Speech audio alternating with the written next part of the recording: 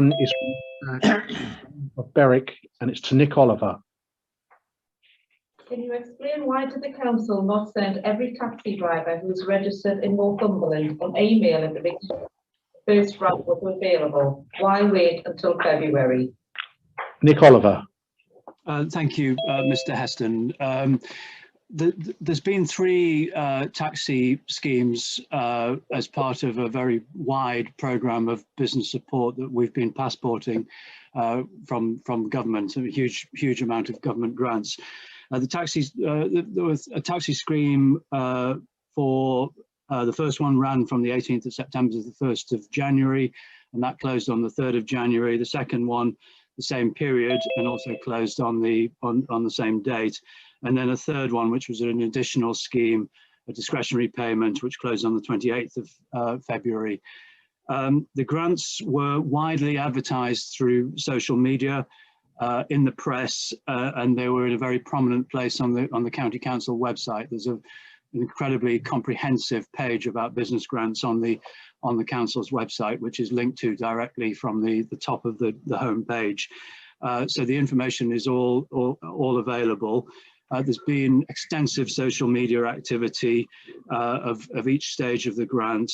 And there's been £40 million paid out to over 20,000 payments in since November and that lockdown. So every effort is made to promote the schemes as widely as possible. And it's a continuously evolving process. It's very complicated, and I'd just like to put on record my thanks to all of the officers that have been involved. There's been people working from IT, Rebs and Bens, policy and finance, all working together to get these much needed grants out to business. So it's been a phenomenal effort. And when we've been in regular contact with Mr. Heston, I myself have had regular emails and a couple of telephone calls with him, and I know that other officers have been speaking to him regularly. So I'm confident that taxi drivers have been kept well informed and have been well supported. Okay, thank you. Question 2, which is again Mr. Heston from Berwick to Nick Oliver. Why did it take so long for a social media post about the grants 3 days before it closed? Councillor Oliver.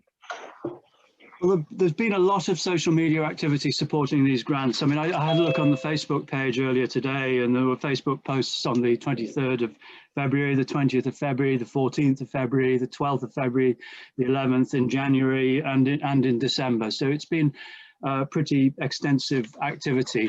But the main point I would say is that there's been a lot of direct contact as well. So promotion of the scheme with direct contact with licensed taxi drivers, and as well as information being on the website, as I've just said in answer to the previous question.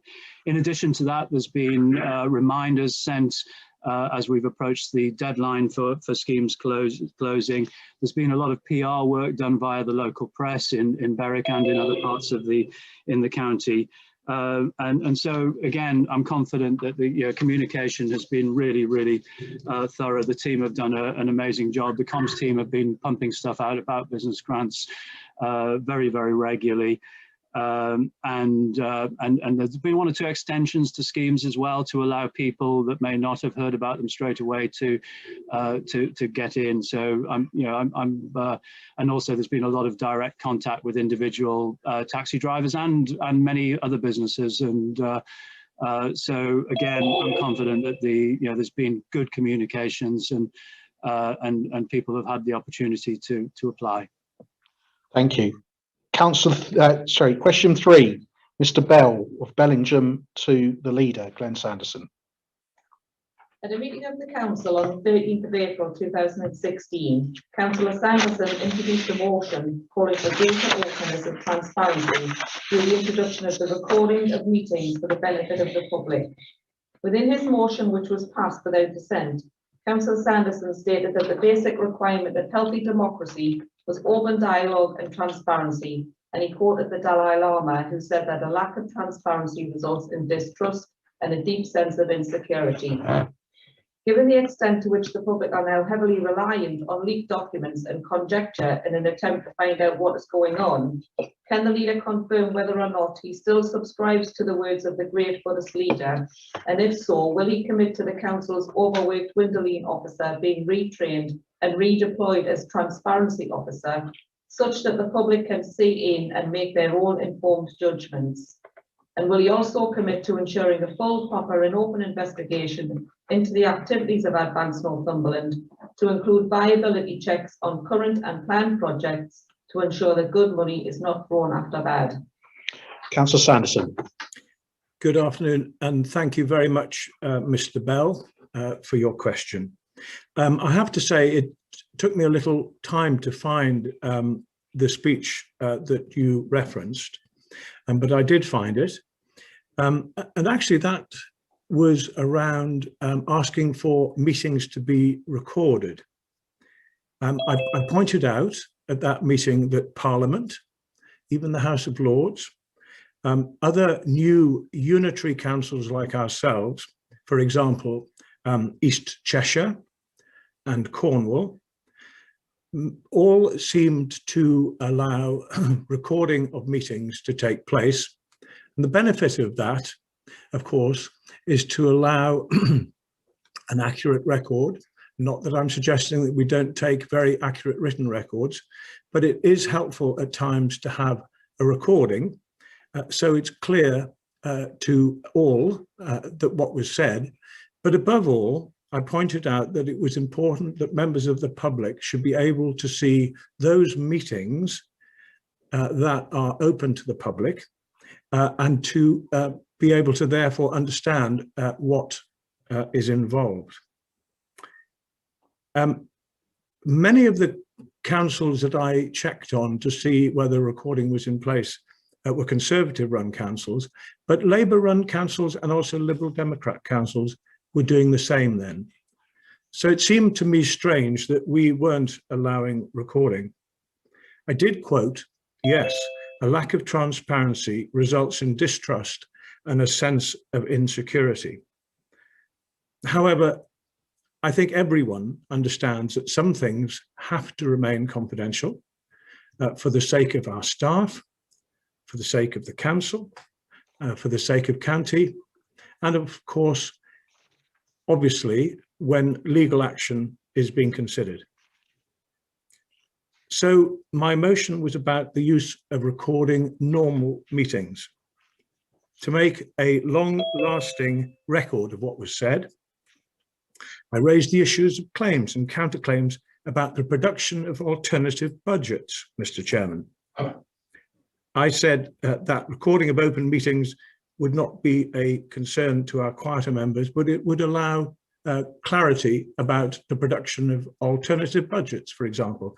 Now, I'm not actually sure whether there is an alternative budget from the opposition party today, but we'll see.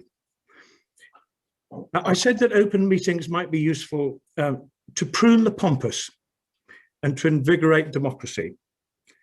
And for those who speak with disrespect, better to not interrupt, but more to improve the argument. I'm very pleased that my motion was accepted, and soon after, recording of meetings began. Now, so far as today is concerned, transparency and openness is very important to this administration, and always has been. Recent interactive sessions, for example, were planned and were undertaken on climate change. Many open consultations took place with members of the public and the schools on climate change. And actually, the last one went so well, we're doing another one in March. For the first time, we had an interactive question and answer session on the budget with the public, thus allowing residents to have their say about what was important to them and where they felt we should open up more in terms of spending. In addition to that, Mr. Chairman, this year, for the first time, we had a Have Your Say online consultation. This was looked upon with some disdain by some. I was sorry about that, but we know that it was picked up by hundreds of people, and what they said to us was really important, and it helped us with the budget. I meet along with my deputy leader, the leader and deputy leader of Labour on a regular basis. We have regular visits around the county where we go and travel up to larger numbers when we could, larger numbers of parish and town councils, and to actually attend their meetings to be able to answer questions and identify issues that were of interest or importance to them. And I always found going to parish and town councils when we were able to hugely important and very key in terms of understanding how people on the ground were feeling towards county council events. I think in addition to this, we introduced what are called local area councils, Mr. Bell, and there is actually one in your area, and it's called the Tynedale Local Area Council.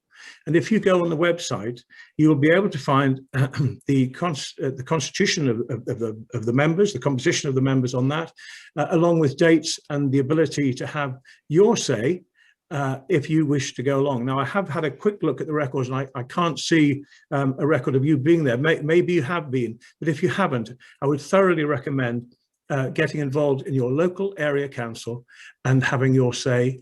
And you can always ask any questions that you have at that point, and anything that isn't confidential, and most things aren't, but anything that isn't confidential will be shared and discussed with you. I hope you found that helpful. Thank you. Thank you. Question 4 is from Miss V. Oakley to Councillor Renner Thompson. Can it be guaranteed that the review of home to school travel will not result in children spending more time in a car or bus due to increased collection of children? Thank you, Chair. The review of transport services relates to the operational and procurement efficiencies. This is a saving that relates to adjusting the budget to take account of efficiencies that have already been made through route reviews that have been implemented and reduced costs through tenders received for services. And therefore the saving is not being made without changing the arrangements for home to school transport that are currently in place. The network does change slightly every year in September due to the change in people numbers that come through the school system, and no doubt this will happen this September. But the saving in the budget proposals is not related to children spending more time in a car or bus due to increased collection of children on a route. Okay. Thank you, Councillor Renner Thompson. I'll go to question 6, which is Mr. G. Thomas of Lowick to Councillor Oliver.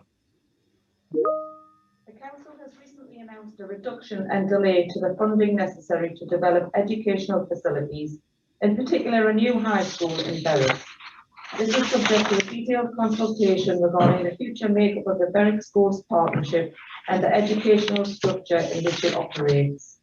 Bearing in mind the ongoing concerns associated with Berwick Academy, which has been deemed inadequate and has been in special measures for 3 years and in need of improvement for the previous 5 years, is the Council doing enough, especially considering your knowledge of the reasons for the concerns at the school and the representations that the County Council have made to the school's various leadership teams and Right, and sorry for the deliberate error there. That was, of course, question 5 to Councillor Renner Thompson. So I go to Councillor Renner Thompson.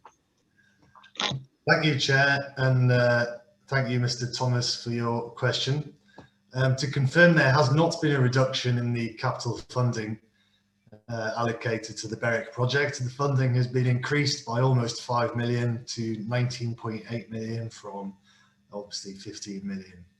The Council remains committed to working with the Berwick community and educational professionals locally, the Regional Schools Commissioner and National Government to find a suitable solution to address the challenges we face in the Berwick Partnership.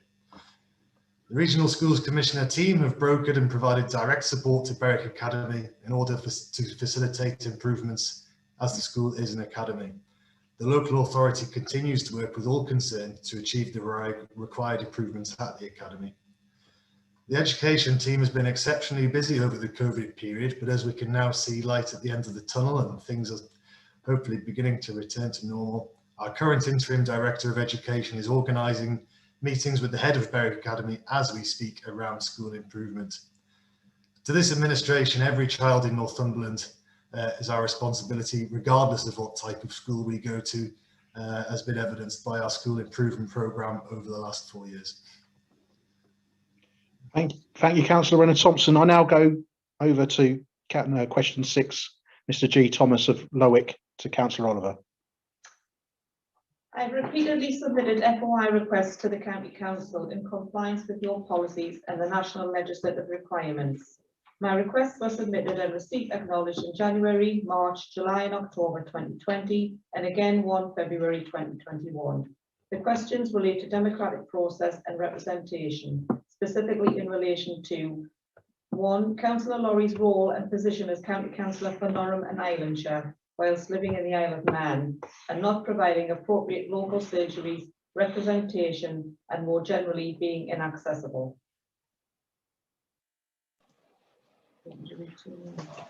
Yes, please. Yeah. And part 3, the Council's concerns and representations made to Berwick Academy head teachers, school leaders and trustees arising from ongoing concerns about the school's performance, falling roles, results and culture which is continuing to fail Berwick's young people during the formal stages of their education. When can I expect full responses to the questions I have asked, and is this a reflection of the contempt the Council holds for democratic processes and the young people and families in Berwick? Councillor Oliver. Thank you, Chair. So in response to the first part of the question, this is substantially the same question as was submitted in November 2020, and therefore within the last 6 months. And a response was provided at that meeting by Councillor Dodd. So a copy of that response can be provided in writing. And in response to the second part of the question, the Council wishes to apologise for the delay in responding to the applicant's freedom of information request. It's been a complex matter and unfortunately has taken a substantial amount of time to examine all the documentation relevant to the case related to the past 10 years. The information is being finalised and a response will be provided to the applicant by the end of next week, i.e. the close of play on the 5th of March 2021.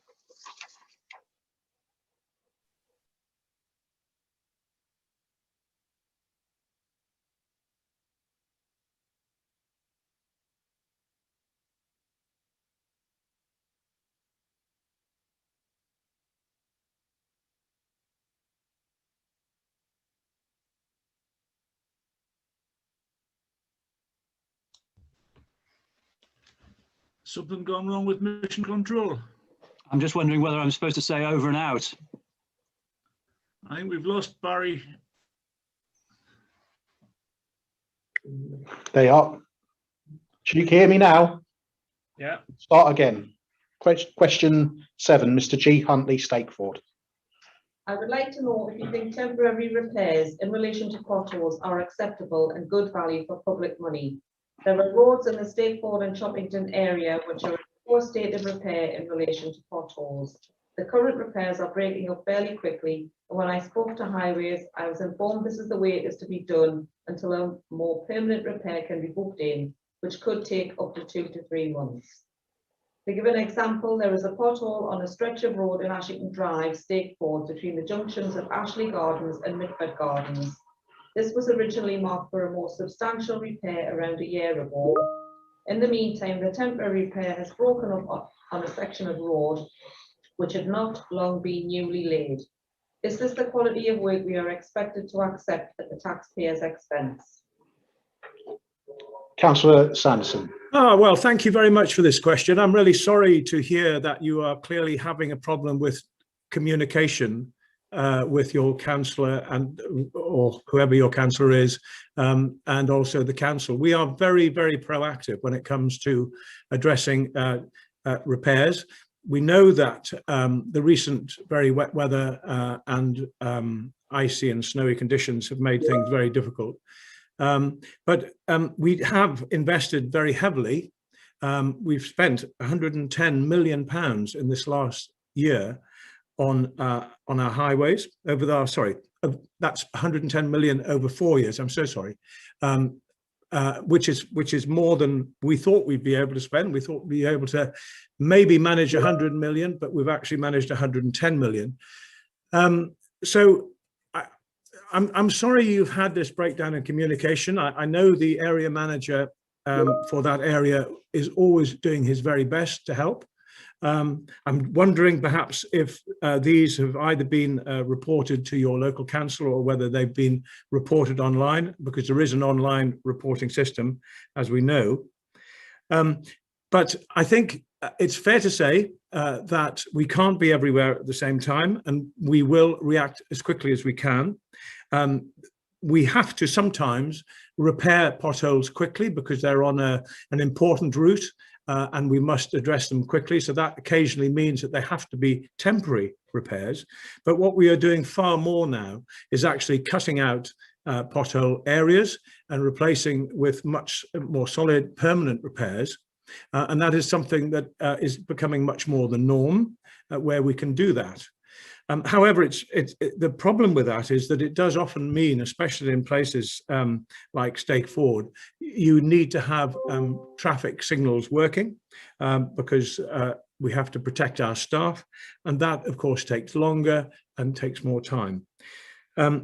So all I can say is we are looking at new ways of dealing with potholes.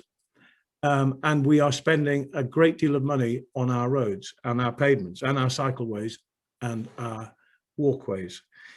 But where there are issues such as this, you must please try and contact your local councillor. And if you can't contact your local councillor, put the complaint online and it will be responded to very quickly, I'm sure.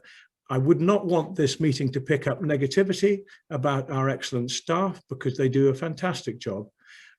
Remember, we've just been through a period of unheard of because of COVID.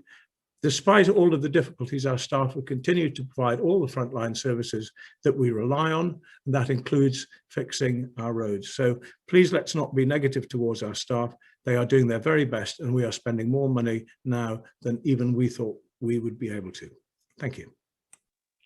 Thank you, Leader, and thank you everyone for those questions.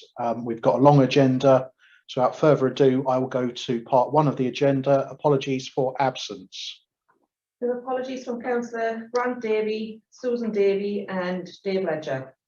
Thank you very much. I go over to part two of the agenda, which is minutes. Minutes of the meeting of the County Council held on the 6th of January, as circulated to confirm as a true record, signed by the business chair and sealed with the common seal of the council. I can see Councillor Hill, you have your hand up. Thank you, Chair. I've always been aware that you can't include, an entire conversation or debate in the minutes, but it should be an accurate reflection of what was said. I refer you to page 10 and 11. This refers to when I raised the point about directors of advance confirming that they hadn't declared an interest in the meeting. And I had an exchange with Councillor Wearmouth. And on page 11, it says that Councillor Wearmouth advised that his was a standing declaration for directors of advance, which was well known. I always think might sound pernickety, but I do think you have to be careful about using the word advised in minutes. It gives a value judgment to what's been said. It should only be used when, X advised that the meeting had been cancelled, or the monitoring officer advised that declaration of interest wasn't needed. So if advised, we changed to said. And also, the point that I raised is there's an inconsistency here because directors of advance have previously declared an interest at meetings, and in fact directors of advance declared a interest at Tuesday's cabinet meeting. So I really think that there needs to be that recorded just to make the minutes accurate, but I really do think people need to be consistent in the declaration of interests. Any other comment? Yes. Councillor Wearmouth? I think I was clear at the last meeting. And I was clear in the cabinet meeting, which has just gone as well. So I think that was an unnecessary comment from Councillor Hill. It wasn't. I was pointing out that Excuse me. directors of advance have previously declared interest and they didn't at that last meeting, and that is an inconsistency. We need to be consistent. If you've got a permanent declaration, it's clear. Directors of advance, they've declared it. They don't need to declare it in meetings, but some meetings they have and some meetings they haven't. And I think that just needs to be Right. clear on this. Excuse me. Can I remind members to please speak through the chair? I'm chairing this meeting and I'd like the common courtesy, if you're going to say something, to speak via the chair. Thank you very much, everyone. I'm sure we'll take heed of that. Councillor Grimshaw. Thank you, Chair. Yes, it's on page 17. It's the very bottom paragraph where Councillor Oliver said he would furnish the the councillors with a breakdown of what the costs were at County Hall, because at that point to date, at that last meeting, it was apparently 6.5 million, I believe. So it was just that, you know, I've asked him on several occasions for various updates and breakdowns, etc. And I noticed today's the only one we've actually got with regard to the response of the survey that they sent out. But I still would like an update of what the breakdown is and what's been spent at County Hall thus far, please. Thank you, Chair. Councillor May wishes to speak. Yep. Yes, thank you, Chair. So on the point around the survey, the consultation I think you're referring to, I did say that that would be provided before the next meeting, and that's part of the papers that were circulated today before the next meeting. So I think that has been addressed. My apologies for this. It completely, I missed this entirely. We will get it resolved in the next couple of days, and we'll get a breakdown of what's been spent out to all councillors, and my sincerest apologies.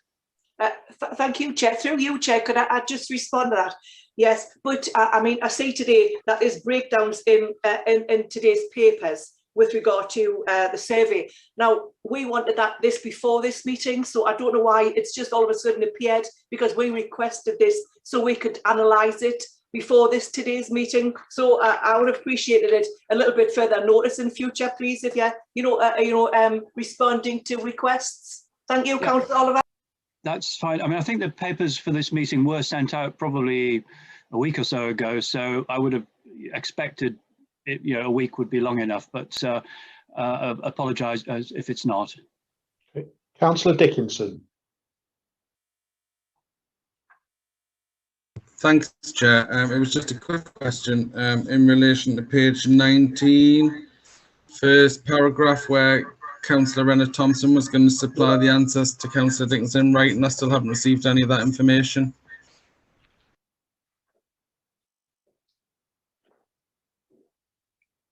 Okay, does Councillor Renner Thompson say anything? Hang on, let me check.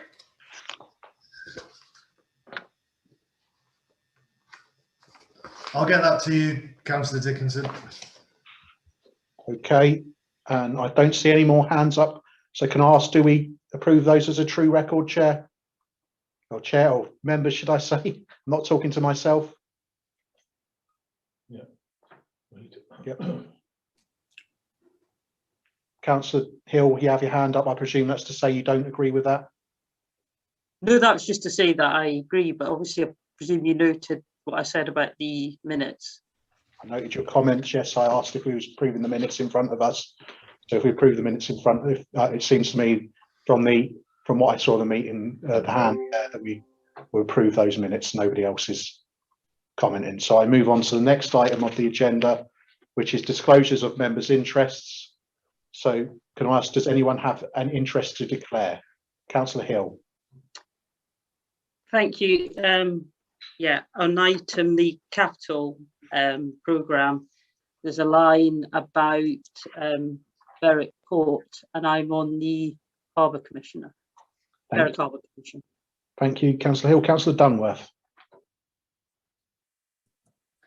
Thank you, Chair. I just want to record my interest in the Seaton Valley Federation of Schools, where I'm Chair of Governors. Thank you, Councillor Dunworth. I do not see any other hand. Oh, sorry, Councillor Dickinson. Sorry, Chair, just a quick one. It is on my declarations, but I work for Northumbria Healthcare, and there's a number of loan arrangements in the financial paperwork that relate to them. Thank you very much, Councillor Dickinson. I can see no more hands, so I will move on to the next item on the agenda, which is announcements. I just have one now. Sorry, I beg your pardon, Councillor Hill. Thank you, Chair. Just moving on to the point about consistency of declaration of interests. I don't see that on the It's a agenda. point of order. It's a point of order. My Okay. point of order is that Councillor Oliver declared an interest in a scrutiny committee when there was a debt write-off report. And he didn't in future meetings, we didn't get any clarity about what that was about, but obviously that affects the whole budget. And there are references to debt write-offs. We've got to be really careful about the legality of the budget. Can we ask, has Councillor Oliver got a declaration to make? Is he presenting the budget? Can we take legal advice on this? Well, Chair, I'm happy to answer that question. I think there are no debt write-offs that I'm aware of proposed in the budget that I have an interest in. Okay, thank you. I go over to point 4. Sorry, Chair. Can I ask a legal opinion if we have any concerns about Councillor Oliver presenting the budget, given a previous declaration regarding debt write-offs? Because we've got to. There's legal issues on this. Chair, I don't think there are any legal issues. I think and I think if they were, they would be for me to deal with. But normally it would be, but something like a budget, there's sort of legal rules. Can we just get a legal opinion on if it's an order for Councillor Oliver to present the budget? I think, Chair, there's only a legal problem if Councillor Oliver does have an interest in the matters in the matters concerning those write-offs. So I would agree with what Councillor Oliver has stated. Councillor Oliver hasn't got any interest, and I just don't understand why he declared an interest before debt write-offs, and that affects the whole budget. It's a matter for Councillor Oliver. Yeah, it's a matter for Councillor Oliver. So he's presenting the budget. I'll let Lydia come in. Sorry, I'm going to carry on. Next part of the agenda. Excuse me, Chair. Sorry, I beg your pardon. Sorry, Chair, but yes, I was at a particular meeting when Councillor Oliver declared an interest in a particular area and he withdrew from the meeting. So as Councillor Hill rightly states, that perhaps there should be, pursued further legally, because we don't want to get into, legal implications. Please, just for clarification, because I was at that particular meeting. I think all I can do is refer to the previous comments by the legal officer. I think the previous comments by both myself and the legal officer still stand, Chair, so thank you. Okay, I go to part 4 of the agenda, announcements. I have one announcement to make, and that's the sad news that former Councillor Scullion died on the 31st of January 2021. He was a member of the council for Wansbeck-Bothell ward between 1997 until 2005, and was a member of the council's executive. So we pass on our condolences to his friends and family. I go over to part 5 of the agenda, is correspondence. I don't have any correspondence. Now I'm going to make a change to the running order of the agenda now. I'm going to go to part 10 and part of 11, 1, 2 and 3, which I propose we move forward. I see I've got 2 hands up. Councillor Dickinson. Chair, I'm just wondering the justification for that, and usually the business chair would seek council agreement to change running order. I mean, I haven't had any discussions, haven't heard any reasons why. Well, I don't really think it's within the gift of you to just alter the agenda as you see fit. I believe it is within my gifts, but I'll go to the legal officer. Actually, Chair, in accordance with the procedure rules, it's stated within procedure rule 11 that to change the order of the business is something that can be done with a motion without notice. Normally it's done by a proposal and everyone's in agreement, but if there is disagreement with it, I think I would. Okay, well, I can move to a vote on that if we want to move that up the agenda. Then I propose that we move item 10 and item 11 to the next part of the agenda, and I go to a vote on it. I'd like to move a vote on that, Can I have a seconder on that, please? Yeah, Councillor Stewart is seconding me. Can I ask for a show of hands that we propose moving the? Sorry. Do we not debate the proposal, Chair? No. Excuse me. I'm just waiting for some legal advice on that, but so I'll give you a couple of seconds. I'll give us a couple of seconds for that. I propose that we move straight to the vote, Chair.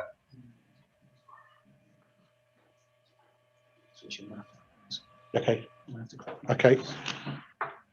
I believe that the legal officer is about to correct himself, so I'll let him speak. Sorry about this, Chair. Whilst advising, it's just a confidence in accordance with procedure, you have discretion to change the order. Sorry, Chair, I cannot hear. Okay. I'll let the officer move over to the microphone. I think I'm a bit closer now. Can members hear me now? Just. Sorry. Sorry, Chair, we've only got one microphone in the room. Just to correct myself, in accordance with Procedure Rule 2, it does actually, sorry, just spotted, it does actually give the business chair of the meeting power to change the order of business on the meeting. That's in Procedure Rule 2. I do apologise, Chair. Thank you. No problem. There is precedent of this happening. It has happened at previous meetings. So I'm proposing that we will move to item 10 on the agenda, which is budget consultation, and item 11 as well, point 1 and point 2 and point 3. And I will go over to Councillor. Chair, I've had my hand raised. I beg your pardon. I do beg your pardon, Susan. It's the hue of your background does merge with it. I can't see it. So I do beg your pardon. Thanks. I do appreciate it's difficult chairing these meetings with so many people. I do appreciate that. But I was trying to behave properly and just put my hand up. I just want it noted that I am extremely unhappy at the changing of the agenda, and you might have the right to do it, but I'm unhappy about that. There is precedence, but that precedence has been set by this administration. This is the second time that you've done it. We, as you know, I am constantly raising the frustration about business of this council not being conducted, with councillors involved, with backbench councillors having an opportunity to ask questions. And on one of the very few occasions, council, when we can do that, you're actually pushing this to the back of the agenda in the hope that everybody has lost the will to live by that point. And it's a low trick, and I thought better of you actually as chair of this council. I'm sorry you're unhappy. Like that recorded, please, because it is not a satisfactory way to conduct business again. Chair, thank you. I'll go to point 10 on the agenda and point 11.1, 11.2 and 11.3. Councillor Sanderson. Thank you very much, Mr. Chairman. I want to introduce the budget and the consultation that we introduced this year for the first time, and then pass over to Councillor Oliver to take any questions. Councillors, budgets include plans and priorities, people and places, but nothing can be delivered without the quality of staff that we have, whether they're answering phones, driving gritters, caring for our vulnerable, helping our young people to get the best education. So thank you to each and every one. We have wanted to ensure in this budget that we protected staff as much as possible. So there will be no compulsory redundancies. We see our budget as having the second smallest council tax increase in the LA7. It has a huge and ambitious programme which encourages jobs and projects and helps those who need our help most. Now this year we have consulted on our budget much more widely than in previous years. Normally we go through the local area councils and through this normal council procedure. But for the first time this year we had a virtual question and answer with the public about the budget. And for the first time, an online Have Your Say event, which ran from the 10th of December to the 21st of January. And thank you to the hundreds of people who took time to participate. The results underlined our key aims: to see spending levels in adults, children, and local services increase or stay the same. We have increased the gross budgets in those services because the gross budget of the council has risen from 780 million to 801 million. 5.4 more on adult social care, 8.5 on children's services, and 3.1 more on local services.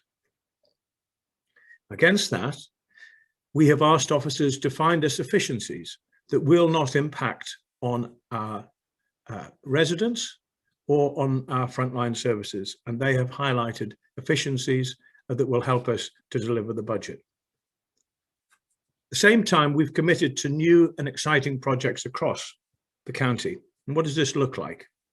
New schools in Hexham and Ponteland, £80 million identified for other school projects, not least Berwick, Seaton Sluice and Amble.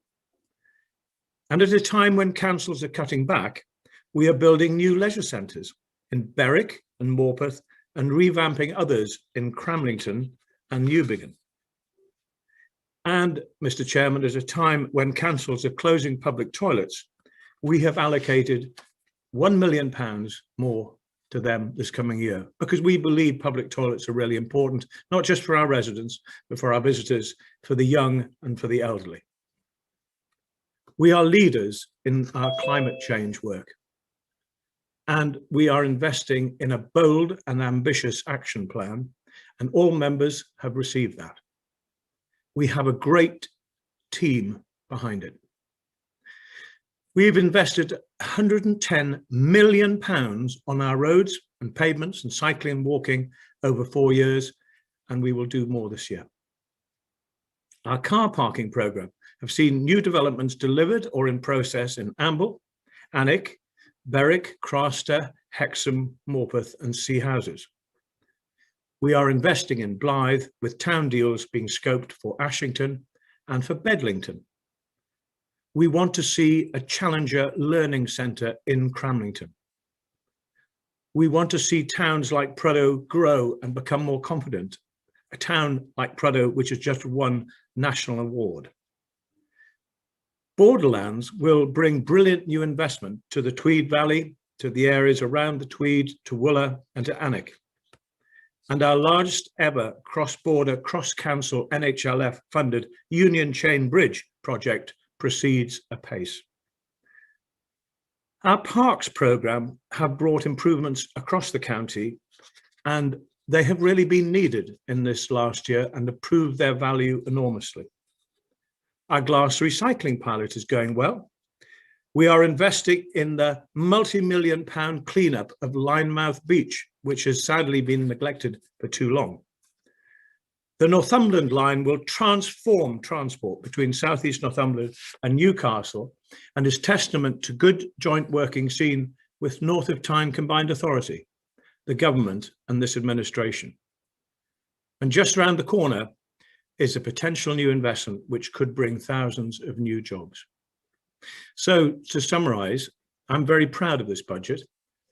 This budget is about involving the public, protecting the public, making sure that our public get the best deal they can. Above all, it's about supporting our staff, investing in our county from border to border. And as this COVID virus moves on and our lives become more steady and more certain, being more confident in the future for all our people. Thank you. Councillor Oliver. Thank you, Chair. Thank you, Leader. I'm not going to say much because the Leader, I think, has summed it up very well. It's an incredibly positive and sort of equitable budget. We're investing in all areas of the county. We're developing and we're helping all parts of our community. I think just a couple of points I'd like to make. First of all, I'd just like to thank everybody that's been involved in putting this budget together. It is a a complex process and involves all departments across the council, and there's been a lot of work put into this and a lot of debate. And in particular, I'd like to thank the finance team and everybody that's been involved in pulling it together. Just a quick word about the efficiency savings. We are determined to offer the best value for money as possible for Northumberland residents, and that's about modernising services, about investing in services, giving services the tools and equipment they need to be able to deliver best possible service for our residents. So we're very proud of the work we're doing there, and we're very proud of the fact that the impact of modernisation on frontline services will be to improve those frontline services. It's also worth saying a little bit about council borrowing. I think in 2017, the budget that was passed just before the elections in May would have seen council borrowing skyrocket. There was £150 million a year allocated for something that wasn't even really described, and I think by now we would have been approaching sort of double the levels of borrowing that we have now. So we've managed to invest in all areas of our council, but we've also been prudent and sensible. So that's really important, and this budget continues with that approach. It's also really important that we protect and the most vulnerable areas of our communities, and with that in mind, we're doubling the council tax support for residents who receive council tax support, so that 15,600 households will be taken out of paying council tax altogether next year, and that's really important. And then the leader has touched upon the other thing we're doing really, which is about giving people opportunity, and we're investing in the economy. And COVID has been a tough year for us all, and many of our communities have struggled and businesses have had to close. And when we reopen, we must make sure that we rebuild the economy very successfully and bring jobs and investment to all areas of our council. So I would recommend this budget. It is a fantastically optimistic and equitable budget, and we'd be happy to take any questions. Okay, I've got Councillor Dunworth with her hand up. Thank you, Chair. This is exactly what it says on the tin. This is an election year budget. This is lots of promises of jam tomorrow, lots of budget lines that hint at things that will happen. But if we are to follow the pattern of this administration, we know that they won't actually materialise into bricks, mortar or improve services. You can talk a good talk, but actually what have you delivered? Over half of the things you've just reeled off there were things that started under the last administration. The schools in Hexham and Ponteland started under the last administration, and you happen to be in power when they've been seen to fruition. What you haven't done is deliver for schools in Seaton Valley, in Amble, or in Berwick. What you haven't done is deliver regeneration to Bedlington or Ashington. What you haven't done is significantly change people's lives in the poorest communities within Northumberland. You've filled in lots of potholes, yeah, done that. Drive up to Kielder and you could eat your dinner off those roads. But actually, in terms of what you've delivered that have made a difference to the vast majority of the population in Northumberland, you haven't. And what this is a promise to do exactly the same for the next 4 years. So if you look at what's happened to local government finance over the last decade of Tory government and 4 years of Tory administration at County Hall, there has been a £47.88 million reduction in our funding. That equates to £421 per household that has been lost to those households. And if you want to put that in terms of services, that would have funded 2,829 care workers going into people's homes and enable them to live full, happy lives longer within those homes. it would have equated, Glenn, and I know you get dead excited about potholes. So for you, it would have equated to 903,343 potholes that would have been filled. That's what that money would have done. And let's not ever get away from the fact that this has been a systematic cut to local services that you have supported. You've talked about your consultation. We've done consultation for years with residents. Residents said very clearly what they were interested in was children and adult care. They didn't really talk about potholes, to be fair. They talked about children and adults. And if your government hadn't cut that money, more services could be provided for those people. And the other elephant in the room in this budget is nowhere does it make reference to outstanding liabilities that we've got. And we all know, and I'm not going to talk figures because I'm not allowed to do that, but we all know that this council is facing substantial financial liabilities through Advanced Northumberland. And every penny that we have to pay to keep that company afloat or to bail it out is money that we cannot spend on residents. And that's something you need to be a bit clearer with people about, to be fair. So no, we haven't done an alternative budget any more than you ever did an alternative budget. Alternative budgets, a bit like this one, should go through the risk appraisal panel, should go through that process. I'm not aware your budget's done that, but we weren't prepared to put something forward that didn't have the time to do that, and it wouldn't have had the time. There are bits of this budget that obviously are good for our communities, so we're not going to ditch it whole scale, but actually it is a jam tomorrow. But I don't even think we're going to get bread, let alone the jam to put on it. So stop gloating about what you've done and actually start delivering, really delivering for those communities that need it most in Northumberland. Thank you, Councillor Dungworth. I go to the next speaker. Chair, can we just, are we allowed to respond to some of those points? Well, I would suggest doing that at the end because of we've got a lot of speakers. Otherwise, I think we'll extend stuff. To be perfect. No, that's yes, of course. So you might want to make a note of things to come back to. I'll go to Councillor Dickinson. Thank you, Chair. Just for clarity as well, because I'm not entirely sure of what's just happened, but did the leader present the budget or did Councillor Oliver present the budget? So for legal clarification, we need to know that before we can vote on it. As we move on, Councillor Dunn was absolutely correct. This is smoke and mirrors budget, it's an election budget. It levels millions and millions, nearly 30 odd million pounds worth of cuts after an election. This is a budget that lets communities down that have been promised things for the last 4 years and beyond. This is a budget that it just doesn't deliver what it says, actually. What it says is we're going to do that this year, but we're going to do this over the next 4 years after an election where nobody knows who's going to be in charge, where nobody knows what the financial positions are going to be, where majority of the cuts have been levelled after the election for somebody else to deal with. And we see communities like Seaton Valley, Amble, Bedlington, Ashington, parts of Blythe, all promised things that haven't been delivered over the last 4 years.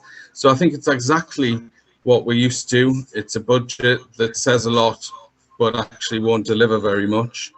And I just think, again, the abuse of power today, moving the agenda around, stopping people from asking questions before the budget started, just shows to the public how this administration have operated over the last 4 years. Thanks, Chair. Yeah, I'm going to cut back in that point. I think it's just right we've moved the budget to the top of the agenda. It's a really important thing. I think it's actually the most important thing of this meeting. I'll be perfectly blunt on that one. That's my view. I'll go to the next speaker, Councillor Hill. Oops. Thank you, Chair. I always make this point every year about the budget because it involves hundreds and hundreds of different propositions, and some of them are good Clearly, there's investment in my area and elsewhere, investment lines, which obviously I support. There are problems within the budget as well. We're in a situation where there's one budget on the table. We need a budget, and you need to take an overall view. But there's one critical aspect that I have to pick up on, and I am so disappointed, and that is an understatement, angry at what's happened with the investment in Berwick schools. And I'm not surprised, though, because this is an administration which, after initial promise, has lost its way in so many ways. And there seems to be as well as an ongoing increasing remoteness at the top, there seems to be a move away from priorities, both geographically, so in the north, but also on something as critical as education.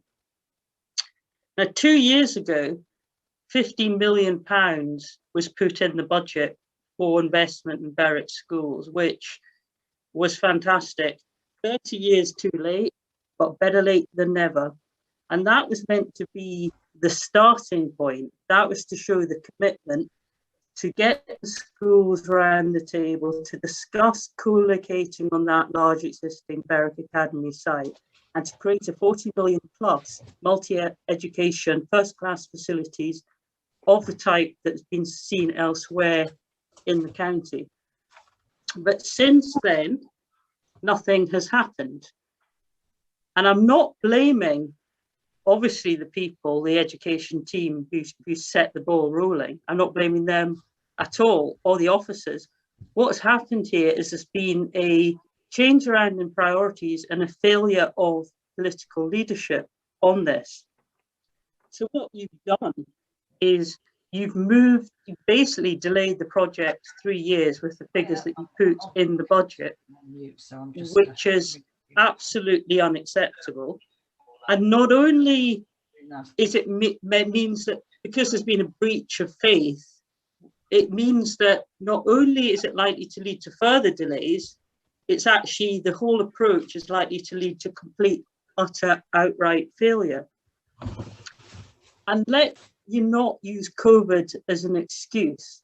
COVID didn't stop the construction industry, didn't stop people being able to put quotes together, didn't stop people picking up the phone, having Zoom meetings. In fact, in certain ways, it's made that process easier. There is no excuse for the delays. And not only has there been a delay, but there's been a cap on the ambition. So to get the headline, Conservative administration, to cover up for all the delays, the breach of faith, the lack of progress, the lack of leadership, chucking a few extra million to say, oh, look, it's 90 million for Berwick schools. And what that's done, and this plan at the moment, we're never going to get there because of the delays. But that is just not what the vision is. The vision was for multi-school co-location on the Berwick Academy site. And the proper investment was the driver for this project. And I have support to challenge the delays and the limits of the budget put in by the Conservative administration. Hundreds of people have signed my petition. I've had cross-party support, so members of the Berwick Labour Party contacted me to offer support. The Conservative MP for Berwick supports me on this. So let's just be clear for anyone, it's a cross-party support. And what I find really upsetting is when people in Berwick say to me, Berwick Academy is in special measures, as Jed mentioned. It is a school that has had no investment since the 50s. It can't fail. There's no other school in the area. I don't think you could find a school anywhere in the country, never mind Northumberland, that you could say there is a stronger case to have proper investment. And investment is the driver for the improvement. And I hate to speak to parents. And one said to me, my son's 4, is he ever going to get to see the proper facilities? And I'm thinking, the way things are going, I can't have any confidence that's going to happen. I'd see somebody picking up a pregnancy test and books, and I might think you might have half a chance when your child comes to sixth form. This is not acceptable at all. And something needs to be done about this. And I think most people would have come to this budget meeting thinking, yes, the budget will go through, it will score a few points, we'll make a few points, ask a few questions, but really there's an opportunity here to do something really, really positive and vote for proper support for Berwick schools. Now, therefore, I have an amendment which I wish to propose. I had to move around the initial figures because I couldn't, with the way that the budget has been done, and I did try to consult and have a negotiation with administration, they weren't interested. So I've had to look at this. I can't upset the prudential indicators. I can't upset the revenue position. I can't change the council tax position, have an unbalanced budget. So this is the proposal. So I'll just be clear what my amendment to the budget is, my proposal. It relates to the capital programme, page 92, Berwick Partnership Schools. To increase the figure from 2021 to 2022 from 0 to 250,000. This money is to be taken from the contingency to support grant-funded projects, 1,405,325, and that's the middle of page 92. And that fund is designed for projects like this, and there is potential for future match funding with the DFE from this. On the basis that Seaton Valley. So number 2, to increase. Sorry to interrupt. Can councillors please go on to mute if you're not speaking, please? Sorry, Councillor Hill, I beg your pardon. Okay. So to increase the additional budget commitment, which is on page 38, from 13,403 million to 33,403 million. And therefore the change to the budget is to ensure that the business case and other work can commence straight away and reverses the delays to the project. And it increases the overall budget commitment from 19,740 million to 40 million. Do I have a seconder? Seconded. Okay, I'm going to go over to Councillor Renner Thompson and to Councillor Oliver because that was a very specific into education question there. So I'm going to go to, or point of debate. So I'm going to go to Councillor Renner Thompson. Thank you, Mr. Chairman. There's been a lot of talk about the Berwick Schools project lately, and Councillor Hill and I have had a lot of conversations about it. I've been to the academy and spoken to the head teacher and the the chair and the vice chair of the trustees there. We all agree on spending money on the Berwick Partnership.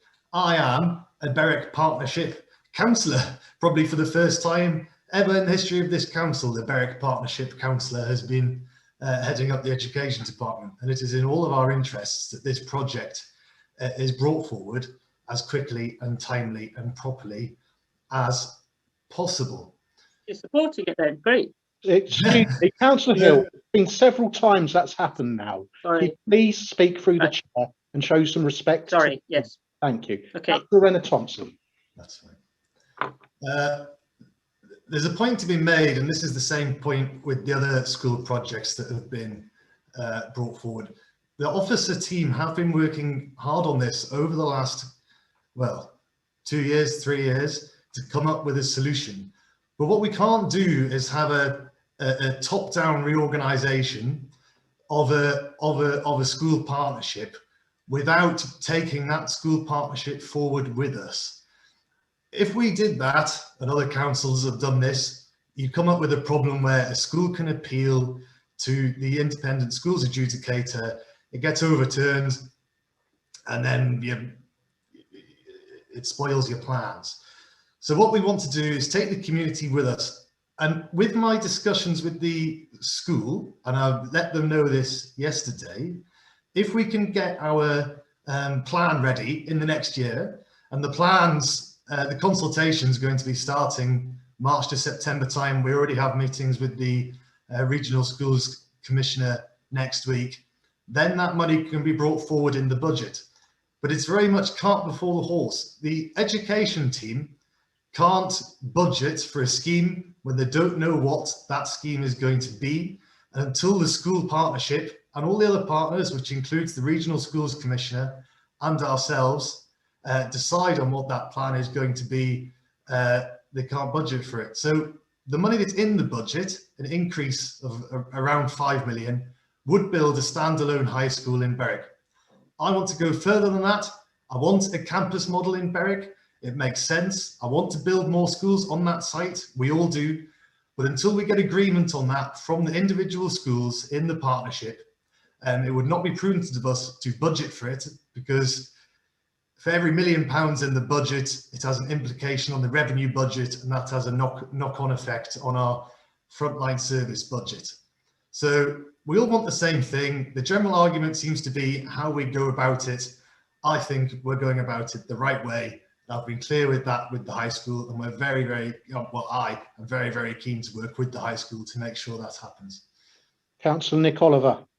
Thank you, Chair. I'll just pick up on a couple of the points. I mean, I just support what Councillor Renner-Thompson says, and I think I'll note that the member in Berwick was very supportive of this same proposal this year, and it's probably no coincidence that it's an election year and she suddenly wants twice as much money as previously. But we are. I wanted progress. There's been a bit of talk about sort of jam tomorrow. And I think we've delivered a lot of jam already, and we're continuing to deliver jam. I think what we saw with the previous administration was no jam at all for much of the county. You know, if you're a resident in Berwick, in Bedlington, in Prudhoe, in Hexham, in Haltwhistle, I could go on many places across the county. There was just nothing for you under the previous administration, and I think what we're doing is we're delivering. Point of order, Chair. Are we talking about Councillor Hill's amendment, or are we just doing another budget speech here? No, I'm just responding to some of the points that have been made, as I think, as is my right. So if I could continue. So we you know, this administration has been about delivery, and I think we'll see that on the 6th of May. We are delivering. We've delivered on roads. We've delivered on schools. We've delivered improving education standards. There's been mention of cuts in government funding. I've just looked back. I think in 2013, the total funding gross budget of this council was 712 million. It's gone up to 801 million. That isn't a 47% cut. It's a rise of well over 10%, probably approaching 15%. We've delivered. There was also talk of the Hexham schools investment being delivered by the previous administration. I just, you know, the consultation started under this administration, so I just don't see that that's true. There's also a lot of projects that the previous administration talked about. We have delivered. The Northumberland line has been talked about. Yeah, I'm sorry, I really have to come in again here. Councillor Oliver has sort of delivered his budget at the beginning. That was his turn to speak. It is now the time of backbench councillors to speak on this, not Councillor Oliver. We have a motion and in front of this council that has been proposed and seconded, and that is what we should be dealing with, not listening to Councillor Oliver repeat himself. Chair, I'm addressing specific points that have been raised. I totally agree with you, Councillor Oliver. That would be summing up at the end. That would not be at the end, Councillor Oliver. Chair, I think this is the 4th budget I've been involved in, and on every other occasion I've been allowed to respond to points as they've been raised. Right. And I've got really just one more little area, and then I'll be quiet and for the moment. So we have, I think we need to focus on what the people are interested in, and that's what this budget does. It focuses on jobs. It focuses on town centre investment. It focuses on improving education. It focuses on delivering excellent local services, and it also, it focuses on protecting the most vulnerable. So, I think the description of the budget is just not something I recognise. Thank you. Chair, a point of order, Chair. Point of order. Please, can I just ask? Excuse me. Can all councillors please be quiet? The first point of order I had was from Councillor Webb, and then I've got a point of order from Councillor Dale. I've then got 10 members of council with their hands up, I propose going to them after these points of orders. Councillor Webb. The point of order, Chair, we're debating a motion there and you allowed it to go somewhere else. That speech should have been made later on after we went through the motion. That's what we're debating, nothing else. You can't jump from one thing to another, Chair. I think that from what I heard, Councillor Oliver was responding to points from Councillor Hill, which were part of her motion. That's the way I read that, and I'll look to legal opinion on this. Can I just say that? One second, Councillor Dale, please. Sorry. I think it's worth just reminding members to keep their responses and debate to the question of the amendment, Chair. Okay, that's the advice. Did people hear that? No, sorry. Right, the advice was to keep debate to the point of the amendment. Thank you very much. And that was, I was asking, was exactly what Councillor Webb said, but there was a motion put forward and I thought that we were to discuss that motion, not meander across the... My interpretation of that was Councillor Oliver responding to Councillor Hill. Others may have different interpretations of that, and I have no problem with you having that viewpoint in yourself. I've now got 10 hands up. I'm going to go to those 10 hands in order, and it is as per the advice we got from legal. If you don't wish to speak because of that, fine. But I'll go to Councillor Jackson. Yeah, thank you, Mr. Chairman. I'll make a few comments about the amendment and reserve my right to talk about the main motion on the budget later on. I think the amendment is obviously full of political opportunism, and from doing these budgets and actually being involved intimately in some of the major school projects over the last few years, I've got quite a lot of experience about how these projects evolve, and in particular the issues in the Berwick area. And I think it's only reasonable to say that, you know, I've been really proud of the investment in schools right across the county over the last 4 years, and I think we all have been who've been involved over that time. 101.2 million pounds has been invested in 63 schools right across the county. Some of them obviously headline projects, but others are smaller projects to smaller schools, but have had a real impact in improving the school estate. The type of investment that's actually never ever even been thought of before in Northumberland, because we used to have this attitude that we had a cap in hand to government and government had to pay for everything. Well, now we have a different attitude. We are rebuilding our school estate slowly, and we can only do that responsibly if there's a clear plan, and if the clear plan is supported by the local community. So, for example, in the Hayden Bridge area, they actually wanted to go. Generally, the consensus was to go to two-tier education. So we invested millions of pounds to make that happen, and that's investment for a whole generation. In the Hexham partnership, it was the opposite. They wanted to stay with their middle schools and have three-tier education. Once that was a firm consensus in the community, then we backed it with hard cash, and it would be irresponsible to actually do it any other way. Councillor Hill's trying to pretend that debate hasn't actually come to a consensual conclusion in the Berwick area, and until you get that consensus, you can't build a detailed plan. And yet here she is coming up with a figure of 40 million pounds, and it's just kind of plucked out of the air. And I just can't believe that our council officers would actually think that that was a satisfactory thing to put into any budget that they would have confidence in putting before this council. So I think instead of just sort of coming up with a figure to give herself a political headline, she should have actually been working with the council officers to draw up a plan.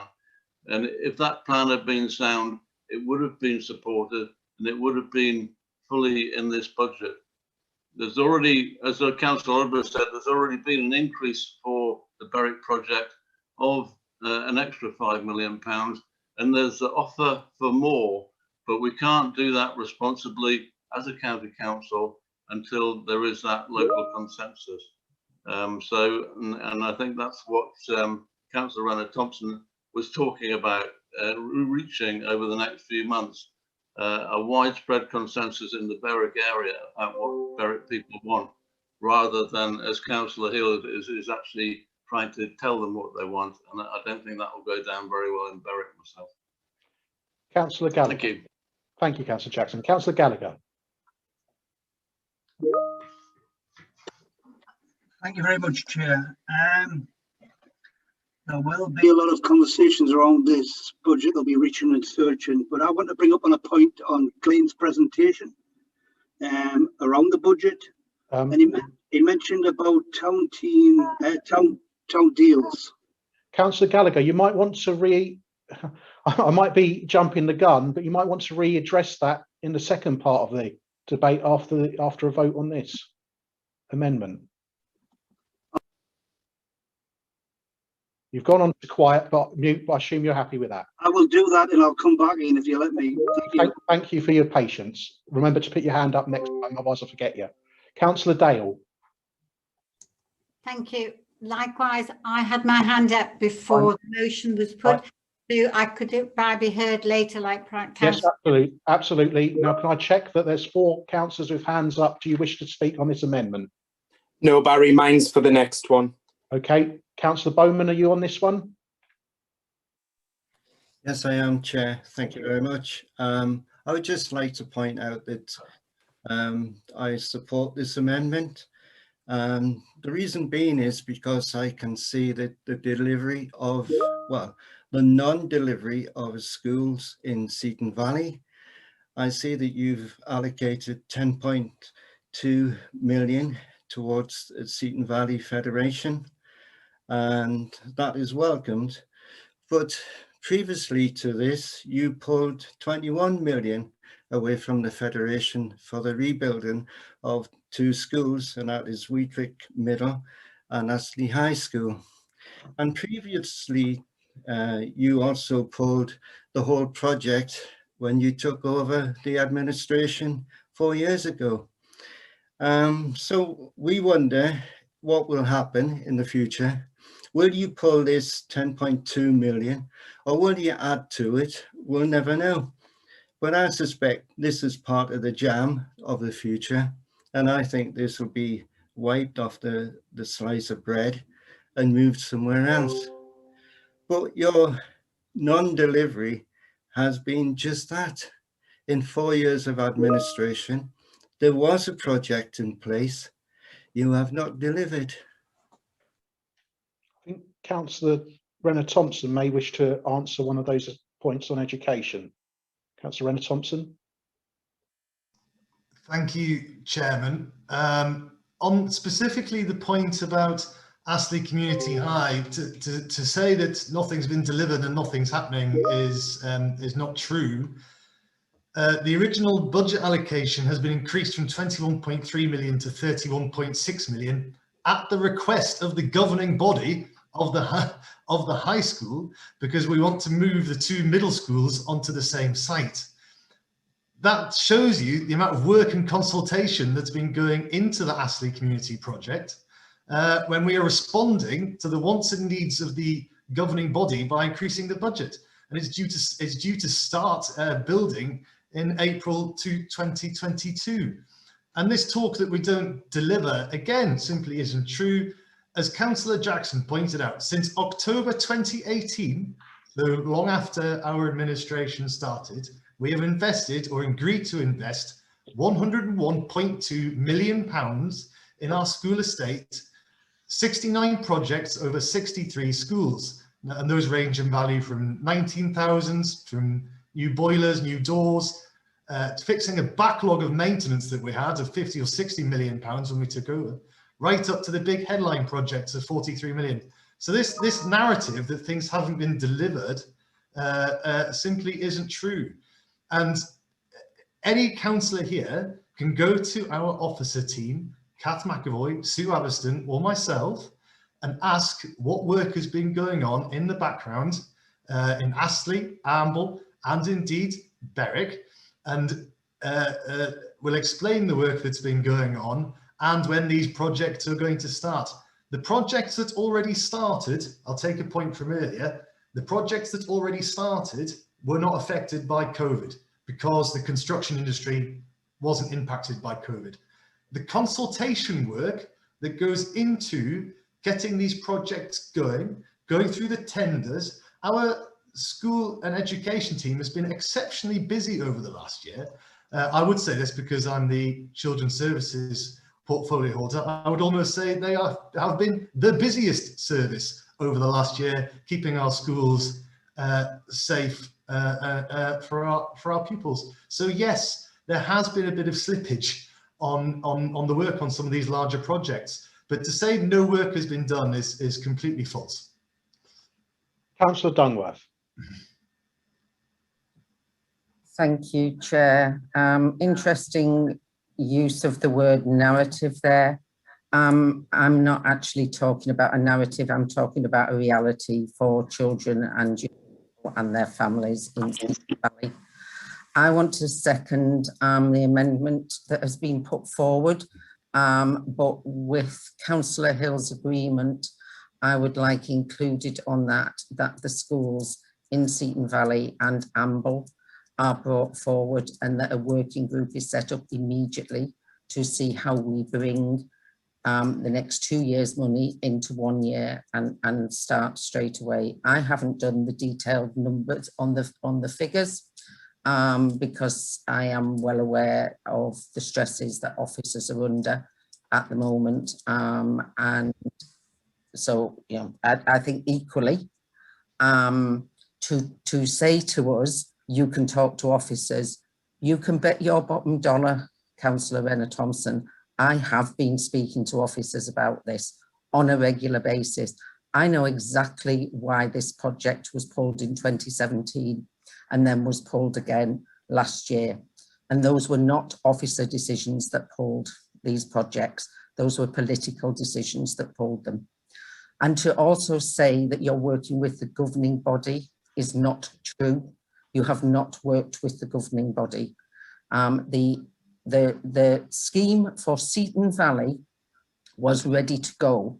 The work was being done when you took control in 2017, and at that stage it was pulled from the budget and didn't have another date. It was then announced with great fanfare with a budget that was absolutely inadequate to deliver the school that is needed for that area, but gave you a lot of publicity as a political party. And then it was pulled again last year. And up until that point, there was a business case produced. And I know that because I know the head teacher was working every week in the groups that were developing that business case. I also know that your predecessor was shocked when that was pulled last year. So again, don't put this at the door of officers. Don't put this at the door of COVID. Twice this has had a budget line, twice it has been pulled out. So you will excuse our scepticism back in Seaton Valley. So I support this motion because we are very, very clear as a political party, we support the new builds of schools in Amble, in Seaton Valley and in Berwick, because they have been long overlooked. They've been promised and promised and promised. And what has happened is it's been stop, stop, start, stop, stop, start. And we always seem to start again from further back than where we were when the project was stopped. So don't pass the blame on this one.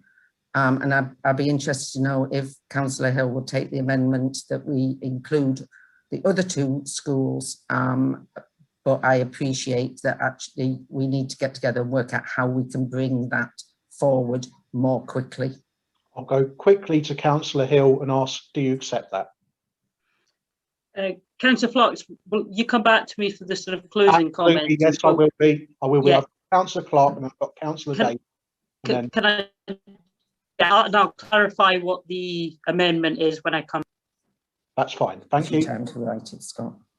Thank you. Susan, remember your mute button, Susan. Yeah. Councillor Clark. I certainly support this motion. We need more investment for all our schools, especially Amble's GCSE, which has been pushed back again and again. We do require and need more improvements. We need investment for facilities we deserve for our pupils in all our schools in Northumberland. Thank you, Councillor Clark. Very succinct. Councillor Daly. Thank you, Chair. Thank you for bringing me in on this. And I'm going to focus purely on the amendment.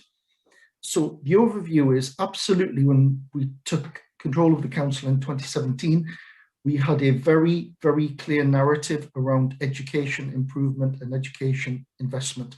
Both of those were achieved, particularly around attainment. And we shouldn't forget the fact that, you know, we were at the bottom of the pile, and 2 years in, we were actually one of the top attainers and rated good by Ofsted from RI. Very proud of that, very proud of the legacy that I left. I have a great degree of sympathy with what Councillor Hill and Councillor Dungworth have said, because I did appear with Susan Dungworth at Seaton Valley when we were together announcing the investment into the school, which I was very keen to have happen, because having been down there, I saw the state of the school, I saw the state of the windows, the state of the electrics. I was shocked.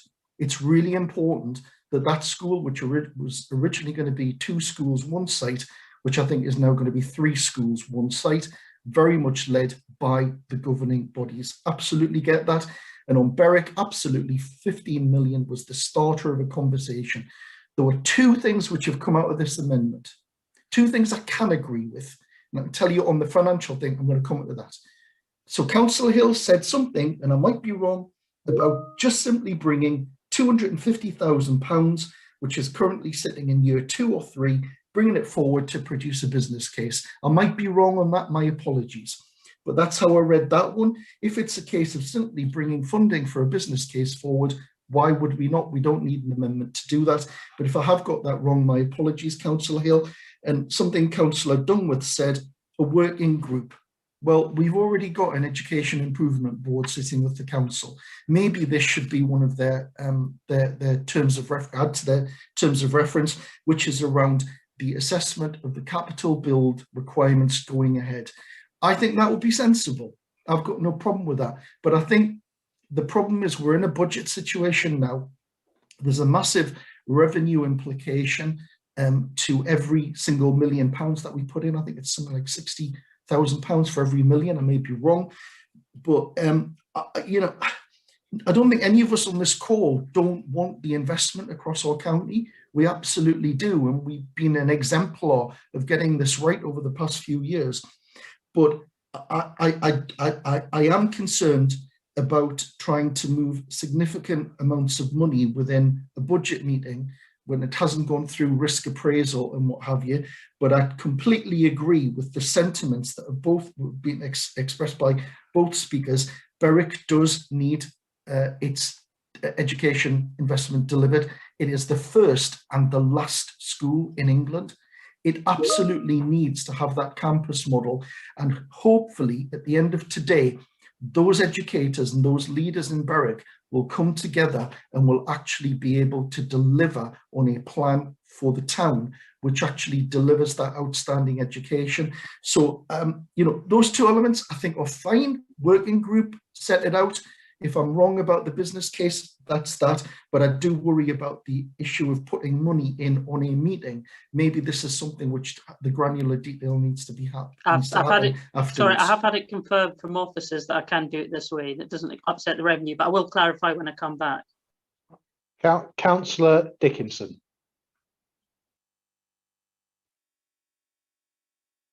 Councillor Dickinson, you're not moving on my screen. That's not a good sign. I'll go to Councillor Oliver. Councillor Oliver. Thank you, Chair. Could I just ask Councillor Hill whether she accepts the proposal that Councillor Dungworth was making to add the Seaton Valley schools into her motion?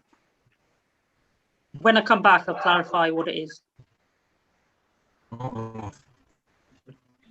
That sort of leaves us in a little bit of a catch-22 situation in terms of No, it doesn't, progressing things. Councillor Oliver, because I know exactly what you're going to do, because you're desperately trying to say that it's not permissible. So I've got a form of words that could be used to, in principle, support Councillor Dungworth, which I will clarify when I come Okay, back. well, I'll sort of sum up then in terms of the technicalities once we've got that agreed. I'll just hang fire for the moment. Thank you. Councillor Dickinson, are you with us? Sorry for your. Moving, unfortunately, Chair, now for some maybe I don't know. Thanks for bringing me back anyway. I do appreciate it. You know, this is quite simple. This adds 2 schools into a amendment that have had. Councillor Dickinson, your audio is absolutely awful. It really is difficult. I don't know if you can turn on or turn off at all. If I turn the camera off, does it help? Not particularly. I'll give you a couple of. I'll give you a little bit. But I might have to, unfortunately, let you go. But do you want to try again, Scott? I'm doing my best for you.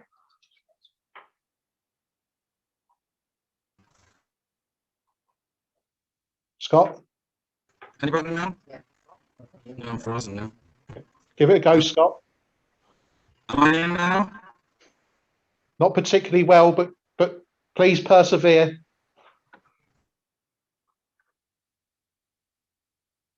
We've lost you, Scott. I am very sorry about that. Do you mind?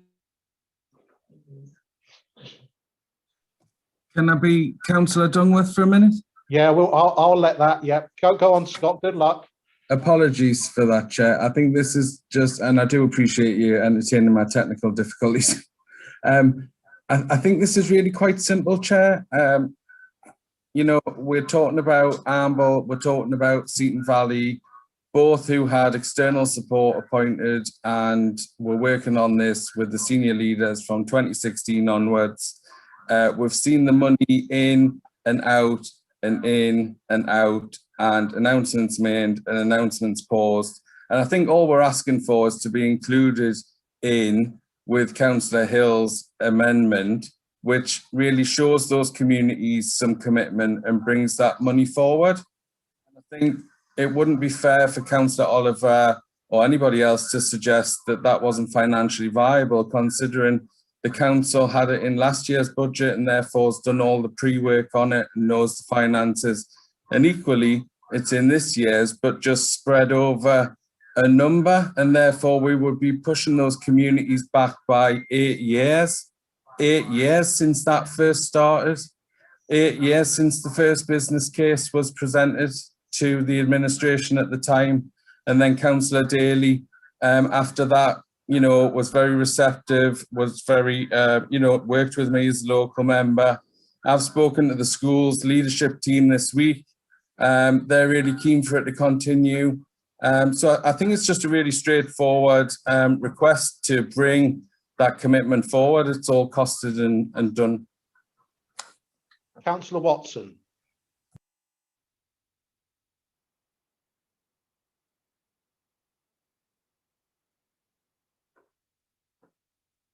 You're on mute, Jeff. Yeah, sorry, it took me a while to find it there. Thank you. Just on talking about Amble, we have already got money in the budget for the consultation to take place next year. I think this is an unnecessary request. I'm very happy with what we've got in there. The headmaster of the school himself on a local magazine said that COVID had pushed things back. He couldn't progress the consultation about what we wanted to have in the COCAD partnership. And until he gets a plan, until he knows what he wants, how on earth can we build anything? So the consultation is there. I'm sure it'll go ahead, and the money has actually been increased. So I won't be supporting this motion at all. Thank you, Chair. Councillor Roughhead. Thanks, Chair. Just on a technicality, if the first part of Councillor Hill's proposal is bringing money that's already in the pipeline, bringing it forward, I'm happy with that. But in terms of the substantive motion itself, to say, you know, let's put this funding for Berwick School and other schools at 40 million. I'm thinking, is that ambitious enough? Because in the north of the county, we've got a lack of, post-18 provision. And there's like a generation of young people who, if you're not fortunate enough to go to university or fortunate enough to get an apprenticeship or go into further training, you're almost, stuck in the catchment area for your life and you're forgotten about.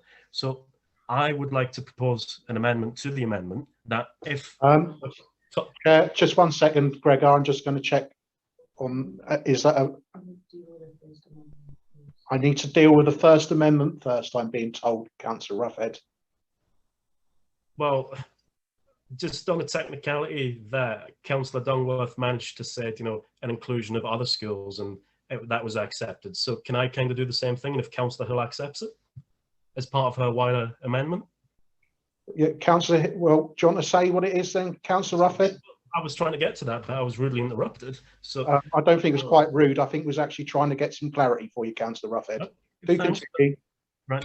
So I would say, if Councillor Hill was agreement, to amend that further, say that as part of, the 40 million for Berwick, that there has to be an inclusion in that of engagement with post-18 providers, speak to the universities, speak to the colleges, if we want an all-campus site, to make sure that there is a provision for post-18, because the world is a completely different picture when the school last had investment in the 50s, that people need to retrain for jobs 3 or 4 times throughout the working career. It's not a case of you go on one job and you stay with that same company and that same role for your life.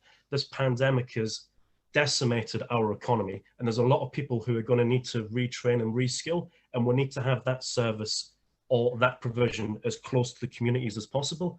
And it gives people in Berwick, in the wider Northumberland area, who might not be able to go to university or might not be able to get a job elsewhere, to be able to have an opportunity at bettering themselves, improving the CV, to be able to maybe better themselves in life.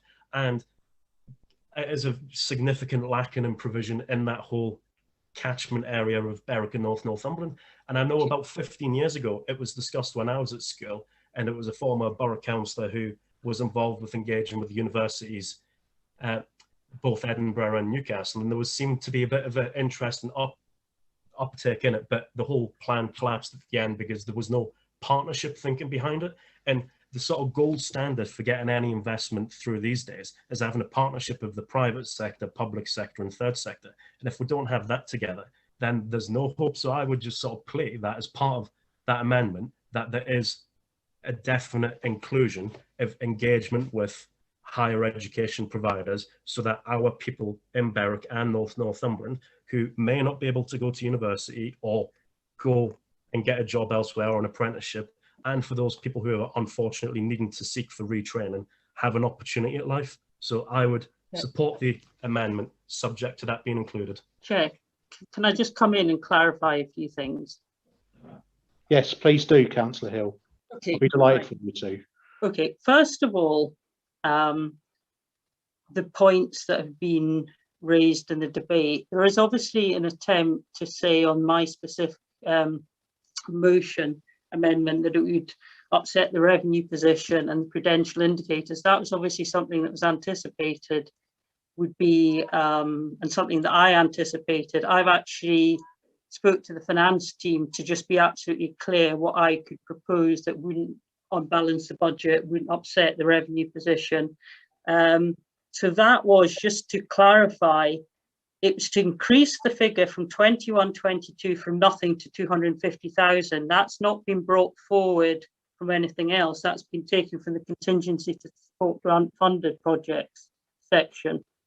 And the second aspect was to increase the additional budget commitment from 13,403 to 33,403. That was the specific proposal, and that has been confirmed that that is feasible and permissible and won't upset or mean the budget's delayed or anything else. And I think that's an important point. Peter Jackson was going on about political opportunism. 2 points in that. First of all, I've got cross-party support from this. So the Labour group, the Conservative Member of Parliament. And let me tell you what political opportunism is. We know there's leaks in this council. What about this leak from the Conservative group? Georgie Hill's not very happy. understandably, because we've delayed and made a nonsense of the budget. If she votes against it, let's say, oh, Georgie's voted against 19 million for Berwick schools and put it on the leaflet around Berwick East. That's the political nonsense that's going on. So just be absolutely clear about that. Somebody's text Councillor Offhead to say, oh, you change it so you can sort of claim ownership of it with just nothing very specific there at all. Let me finish. The 40 million, right? When it comes to the end of it, it might be 54 million, it might be 30 million. The idea of driving this project forward is to show the commitment, and very much the colleges. We know, we had conversations, Borders College, Northumberland College would might want to be part of this campus. There's nothing in what I've said, quite the opposite, that would exclude post 18. It's meant to have a first-class multi-education campus on that site, and to pitch it at a much realistic figure rather than the figure in the budget, which would just involve one high school. It needs to be more than that. So in terms of Councillor Dungworth's proposal, I completely support it in principle, but of course, there isn't a specific that, you know, I've given something very specific about Berwick, and what I would say is the proposal is as I've set it out, but also there's a commitment for the Education Improvement Board to urgently look at the other schools that have also been delayed. And I think you obviously, you know, we are coming to election time, manifesto pledges. It's clearly a manifesto pledge. If I get in and I stand again, then I very much support future proposals early on in a new administration to bring those forward as well. So we have a commitment that the other schools should be brought forward as well. But it's difficult because there isn't a specific financial nuts and bolts on my proposal to bolt those on, if that makes sense. And then obviously the issue about upsetting and unbalancing the budget would come in. So can I just confirm what my proposal is? And then I think we need to move to the vote. Yeah, can you please? Yes. Yeah. So first of all, it is to increase the figure from 2021-22 in the Berwick Partnership Schools from nothing to 250,000. That is to be taken from the contingency to support grant-funded projects, which is a 1.4 million figure, which is on page 92 in the middle. And it's to increase the additional budget commitment on page 38 from 13,403 million to 33,400 million to get a figure of 40 million, which might go north further, which have a realistic point for the budget that we need to drive this forward. And also to be added to the minutes, there's obviously, for those who are supporting this, a commitment that the other schools that be delayed should be considered as a matter of urgency, as urgent priority for this council. But obviously we're not talking about, as I've done there aren't figures to say specifically this amount now, but it is an in principle commitment as well, the support for the other schools, as Councillor Dungworth has mentioned, to be brought forward ASAP. Councillor Hill, through you, Chair, could I just clarify with Councillor Hill, is that okay? Yes, Councillor Dungworth, because I would quite like to get it in black and white what we're voting on. Yeah, my clarification would be, and it's not dissimilar from what you're saying, is that we have the business cases there. So we, in both Amble and Seaton Valley, we were ahead slightly of Berwick, I think. And what we would want is that we pick up those business cases and get cracking on them. Don't spend another year going back over that. So we pick up from where it was dropped last year and crack on with the work. So it's more than take into consideration, because they have solid business cases, those schools. I mean, I agree with you. I entirely agree with you, but I just think in terms of part of the amendment, it's, you know, what the sort of specifics are. I mean, I agree with you, but it's just to be attached to this very specific financial. I would say, and that the business cases already completed in Amble and in Seaton Valley are acted on immediately. So they're just picking up the business cases and starting that process. Now that might lead further down the line to them having to change something, but those business cases were at the point of it moving to delivery. Certainly for Seaton Valley, I can't talk as knowledgeably about Amble as for Seaton Valley. Great. Well, I'm happy with that, unless there's any legal advice or anything that if the Neil, are you happy with that as a proposal? It'll have to be recorded from. Yeah. It's not a matter for me. If there are any other officers on there, then they can comment on their financial. Right. Okay. I don't know if you heard that Councillor Masson said that would be a matter for people here, but there might be other officers on the call who can give advice differently to that. And if they are, I ask them to put their hand up. But if not, is Councillor Oliver, do you have a point of order? Because I've closing speech, I think we just moved to name vote. Just a point of clarification, really. If I could just, two things I'd like to clarify. First of all, what are we actually saying about Councillor Dungworth's proposal? Is that changing anything within the first 3 years, within the 3 years of the budget, and particularly the first year, or are we just making a commitment, which I think we're all committed to in any case, to move things along as quickly as possible in both Seaton Valley and Berwick? So that's the first question. And then the second question is just a point of clarification that the extra 20 million that Councillor Hiller is sort of proposing, which is not based on anything other than kind of doubling the existing budget.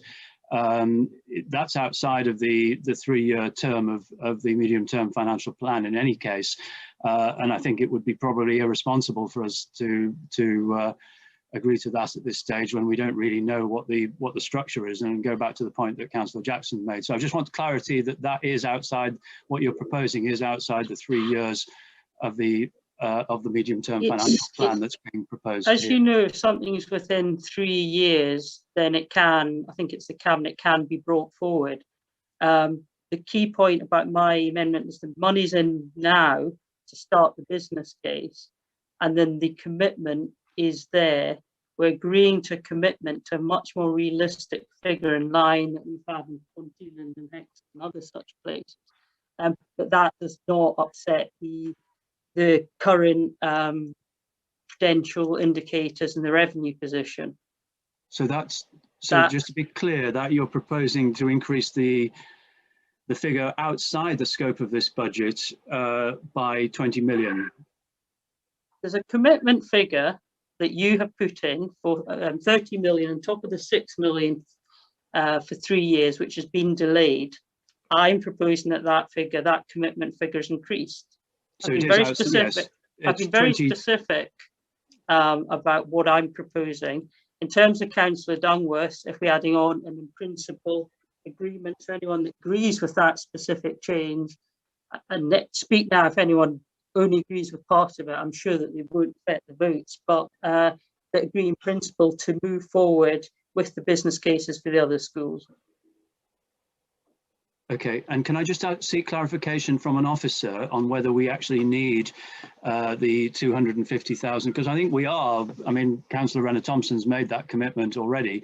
We are committed to doing the business case as quickly as possible. Do we need to be shifting things around in the budget to be able to deliver on that Councillor Oliver, you can vote how you want, but I'm just seeking some clarification so that people I spoke to the finance team. I spoke to Chris Hand last night. I said, obviously not judgment whether you think it's, you agree with it or not, but just what is the way that I can do it to get this project moving forward, to reverse the delays that your administration are putting in for 3 years, to bring it forward and increase the overall commitment.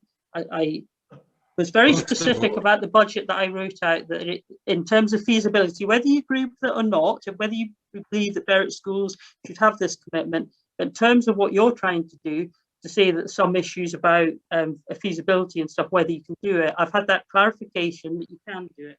And Chair, can I just ask a question then? Chair, point of order. Chair, I'd just Councillor like to... Hill summed up the debate. We move to the vote, Chair. Okay. I have 2 other hands up. I don't know if they were points of order. No, it doesn't. Fine. Okay. Name vote. Mine was a point of order. Can we move to the vote, please? Chris Hand. I wish Chris Hand to speak. Thank you, Chair. Yes, just to clarify some of the discussion. So the budget that's before members today is obviously quite complex on a number of interlinked numbers based on the capital programme outlined in page 13. So if I understand Councillor Hill's proposal correctly, it's a substitution of a capital item from one line to another. So that's not going to have any impact on the overall capital quantum. So that will not flow through into the calculation of the borrowing and investment assumptions, the potential indicators, or the revenue consequences.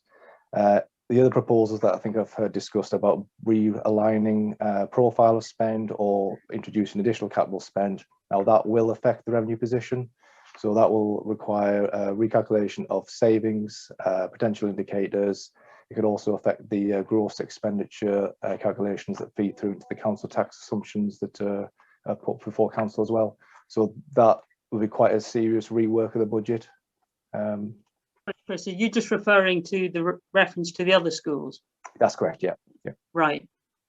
So, but if we're just talking about a verbal reaffirmation of the commitment to move forward without any specific financial, it's a principal commitment rather than saying we're moving X amount to spend on this school. To implement the business cases, as I understood it, will need a budget backing behind it, so it would require a further proposal brought before CSG, Cabinet, and then into Council to approve it. So the Council would be approving today the 1 year revenue budgets put before them, and the first sort of year of the capital programme. Any changes beyond that would require a further vote of Council if it's beyond the delegations to Cabinet. So therefore stick to the nuts and bolts of my amendment, but we're saying also that we need urgently to move forward with the other one. I'm getting quite confused as to what your amendment is, Councillor Hill. It seems to have changed several times. Chair, can I maybe come in and clarify, because what I don't want to do is risk something moving on So I'm not going to confuse the issue and damage those chances for those children. So I am prepared to, if it won't be accepted that we can just talk about in principle, I'm prepared to withdraw mine, Councillor Hill. But I think people should note that I think Chris Hand's statement has been very helpful, because that absolutely clarifies the money is not there this year to start doing anything of any value in Seaton Valley Federation or Amble. But I'd say, I do know more about one of those than the other. So you've clarified what the position of this administration is in terms of moving forward with those schools. But I don't want to jeopardise what we maybe could get, at least for Berwick. So let me just stick to my proposal, but anyone watching and anyone saying that's great for Berwick, but Seaton Valley and everything, I personally am committed to doing everything I can to the other schools in this position who've been let down with investment. But if we just stick to the proposal, do I need to read it out again, or should we just go to the vote? Well, several other councillors with hands up. It's a point of order because I've closed the debate. Right. Move to the vote. Councillor Jones, is it point of order?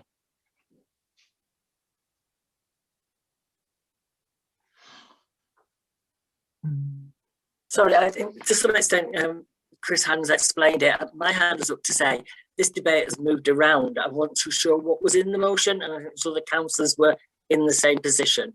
So I think that's just been clarified a little. But I do think, I understand what Councillor Dunn just said, but I do think, Councillor Hill, it would be a good idea just to reiterate your yes, I'd agree with that. I'll read it and then we'll go to the vote, yeah? Okay. Councillor Hill, I've been asked by the legal officer, can you say this a little slower than you did last time? Okay. Sorry to say that, but can you say it a little slower just so I want absolute clarity that we know what we are voting for. There has Okay. been a lot of toing and froing, Yeah. and it needs to be clarified. Councillor Hill, we will move The to budget amendment is in the capital programme, page 92, and it refers to Berwick Partnership Schools. Point 1, to increase the figure from 21 to 22 from nothing to 250,000. And this is to be taken from the contingency to support grant-funded projects, £1,405,325, and that is in the middle of page 92. The second part is to increase the additional budget commitment on page 38 from 13,403,000,000 to 33,403 million. The change to the budget is therefore to ensure that the business case and other work can commence straight away and reverses the delay to the project. It also increases the overall budget commitment from 19.74 million to 40 million. And that is the proposal. I asked for a name vote. And if it has to be a name vote on the budget, Councillor. And if we could just move to that, that'd be great. Okay, and it was seconded by Councillor Dunworth, am I correct? I saw your lips move to say yes, even though he was on silent, so I take those yes. Can I go to the named vote then, please?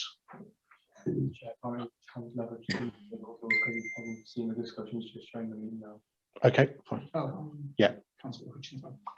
Okay, Councillor Hutchinson's just joined. I've just been suggested to me that he cannot vote because he's missed most of the 99% of the debate, I've been told. Look at him.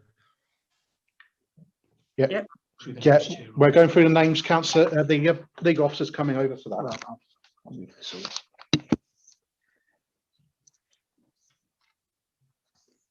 Okay, just to check everyone can hear me. Yes. Thank you. I'll read out everyone's names. If you could indicate whether you are for, against or abstaining from the vote on the amendment. Councillor Armstrong. For. Councillor Bourne. For. Councillor Bainan. Against. Councillor Bowman. For. Councillor Bridget. For. Councillor Campbell. For. Councillor Carty. For. Councillor Castle. For. Councillor Cessford. Against. Councillor Clark. For. Councillor Crosby. For. Councillor Dale. For. Councillor Daly. For. Councillor Great Davey stuff. and Councillor Davey and Davey are not here. Councillor Dickinson. For. Councillor Dodd. Against. Councillor Dunbar. For. Councillor Dungworth. For. Councillor Dunn. For. Councillor Flux. Abstain. Councillor Foster. For. Councillor Gallagher. For. Councillor Gibson. Abstain. Councillor Gobin. For. Councillor Grimshaw. For. Councillor Heppel. For. Councillor Hill. For. Councillor Homer. For. Councillor Horncastle. For. Councillor Hutchinson was late and won't be voting. Councillor Jackson. It makes no difference. I'll vote for. Councillor Jones. Against. Councillor Kennedy.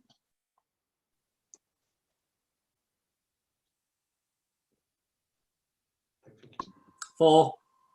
Pardon, Councillor Kennedy. Councillor Kennedy is for. Councillor Lang. For. Councillor Laurie. For. Councillor Ledger isn't present. Councillor Murray. For. Councillor Nisbet. For. Councillor Oliver.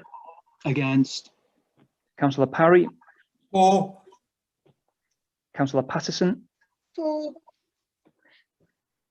Councillor Purvis,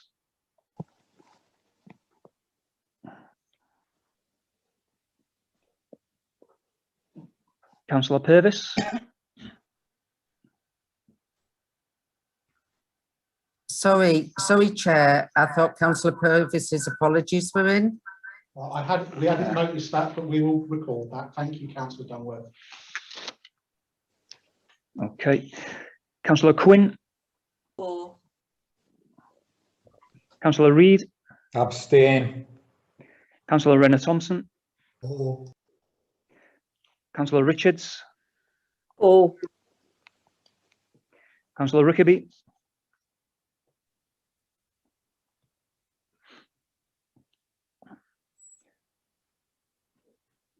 Councillor Rickaby.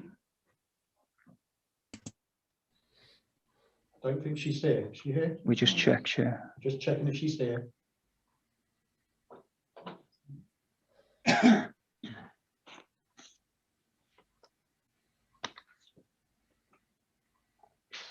She must have dropped off, I'm feeling.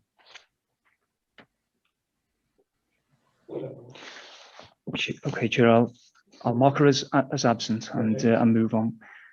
Councillor Riddle, Abstain. Councillor Robinson, 4. Councillor Roughead, 4. Councillor Sanderson, Abstain. Councillor Seymour, 4. Councillor Sharp, 4.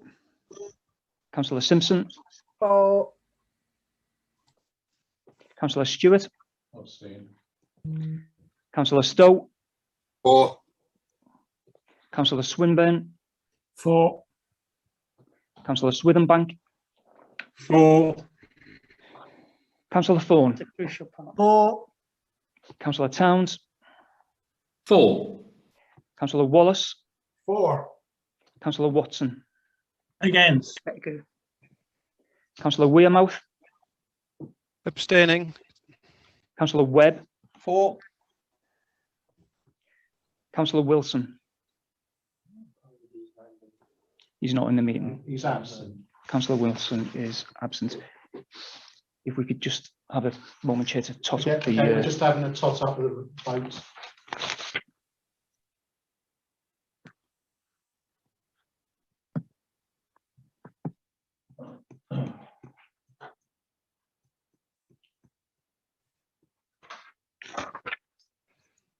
Chair, are we coming up to 2 hours? Do we need to extend beyond?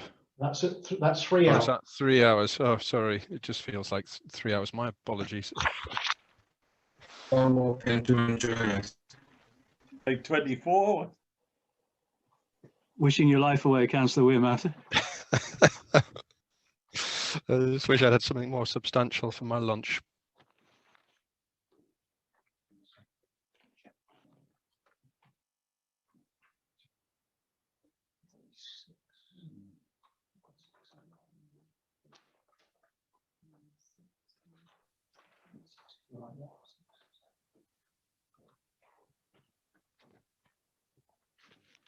Okay, Chair, that's 46 in support of the amendment, 6 against and 7 abstentions, so that's passed. That's passed. Did everyone hear that? Okay, I'll read that again. Do you want to read that again? Will do, Chair. Chair, the result of the vote on the amendment is 46 in support, 6 against and 7 abstentions. Okay, so that has passed. Well done, everyone. Okay, so I'm now looking to what I need to do now. We go back to the substantive motion Right. as amended. Right, we've got the Debate. substantive motion as amended. I can reopen the debate on that. Do I have any hands up? Councillor Dale, you have your hand up. Might be an old hand. I do apologise if it is. I'm sorry, a bit muddled. Are we just going to continue with the discussion on the budget now? It's a debate on the substantive motion that has come forward. Councillor Dale, you're on silent. Right, I think our hands, maybe if we all cleared our hands, we could start again. Okay, I'll go to Councillor Bridget. I presume this is for the budget that we're speaking to now, Barry. This is yes, it is. Yes. Yeah. I wasn't going to speak on the budget today, but there's three quotes that have really kind of piqued my interest. The first was from the leader, where he quoted and said, "New and exciting projects across the county."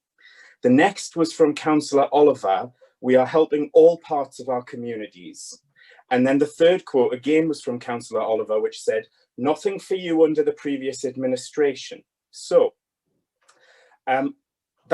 that's what actually piqued my interest, because in the last 4 years, and certainly under this budget, the area I represent has been promised nothing, and the administration has delivered nothing. Aside, I will say, funding half a play park, which was jointly funded by one of the local parish councils, that's it. All this budget, for all its pork barrel politics, delivers nothing for my area except council tax rises. And in an area where we've listed some of the fantastic things that have been listed are happening across the county, the public toilets in Rothbury are disgusting. I've got a school in Whittingham that's having to rob Peter to pay Paul within its own budget to try and fund a new classroom because it's such a popular school. I've got a swimming pool that is currently empty because it's leaking, and the gym attached to it, the roof is leaking and the windows are leaking. And although not in my patch, it is the main road that feeds my area, I've got a road that is disappearing into the Coolgate. And the quote, "Nothing for you under the previous administrations." I'm not one for defending the previous administrations, but what I will say is, under the LTP and under the highways budget for the last 4 years, my area has got nothing more and nothing less than what other areas have got. But what I will say is, where we had a landslip and on one of the main roads, and where we had the bridge that was at risk of collapsing, the previous two administrations invested £14 million into it, which is more than what I can say for the fudge, really, that I continue to hear about the main road between Weldon Bridge and Rothbury, because yet more money is being allocated for more surveys when this has been going on for years and years and years. So for my area, I'm struggling to understand why I would support the budget, because it delivers nothing but tax rises. But what I will say, when we're shouting about how fantastic this county is, and I won't knock it because there are some good things happening across the county, but one of the greatest shames of this county, and it is something that we should all be ashamed of, and I'd like to remind the leader of it as well, because he's reminded us that there is another summit on climate change coming up. When you have homes in your county that are using diesel generators to power and to get electricity, that is a huge shame.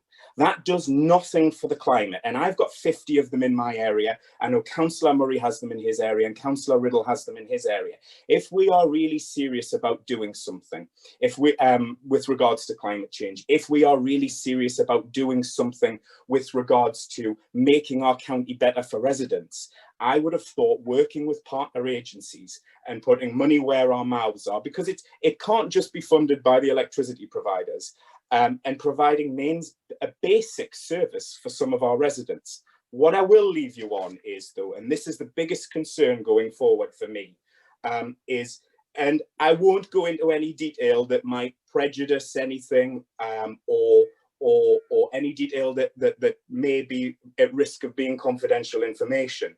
But what I would ask, and I would specifically direct it towards Councillor Oliver, is have we factored into the budget, in the medium-term financial plan, the potential cost to the council as a result of the Farron's claim via Advance Northumberland? Because that has the potential... Chair, sorry, but this is a confidential matter in terms of contracts, and it shouldn't be being I'm not revealing anything that isn't already in the public domain. No, excuse me, can I take legal advice, Councillor Wearmouth and Councillor Bridget? I'm aware it's a confidential matter, Chair, and we shouldn't be discussing. Yeah, I've been told it's a confidential matter and we shouldn't be discussing it. That is a legal advice I've been given. The information's already in the public domain that I'm speaking about. I am merely repeating the legal advice which I have been given, Councillor Bridget. I'm asking if we've been prudent within the budget and factored it in. Why, as a member, can I not ask? Chair, point of order. With due respect to Councillor Bridget, and I do genuinely mean that, he's been given a direction. I'm sure that there's a way that he could phrase his question. Okay, let me rephrase it then. Has the council factored in a potentially big claim should it reach a judicial process and go against this authority? Has the council factored that in to its medium-term financial plan? And will the council, as is quoted by a member of this administration, still vigorously defend the position should it come to a judicial process? Because that has huge implications in terms of millions of pounds for the residents of Northumberland, should we lose it. Councillor Oliver, did you wish to come in there? Yes, and I can also say that 2 weeks ago in the appeal court, we were successful in defending a much larger claim, £42 million, by Leach Homes against Northumberland County Council, and that was and that's been successfully defended. And there have been other claims that we've defended during the course of the administration because of actions that occurred previously to 2017. And of course, any council will vigorously defend any claim against it unless it's a legitimate claim, and if it's a legitimate claim, it'll reach a negotiated settlement. So, yes is the answer to Councillor Bridget's question. Thank you. Councillor Dale. Excuse me. Can I just say, first of all, as far as the budget is concerned, and education, I think all of us believe that every child should have the same opportunity.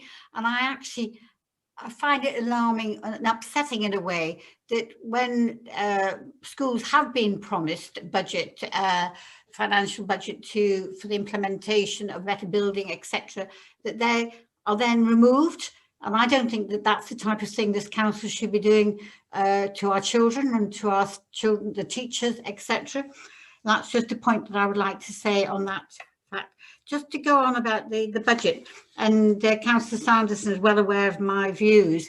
I don't believe in high council tax, and in fact, it's not just this council tax, but all the other taxes that are going up. And I have real concerns about the actual COVID and us finding our way out of COVID for the best for the actual residents of Northumberland. And my main concern is, and I looked in the responses that they had from residents. One of the things was, stop these vanity projects. And what I would like to see, and what I haven't seen, is we've got a lot of capital projects which have come in over the years, and we had one where we, in fact, we had to come to the council because it was vastly overspent. Not only had it vastly overspent, it hadn't even been to the risk appeal panel.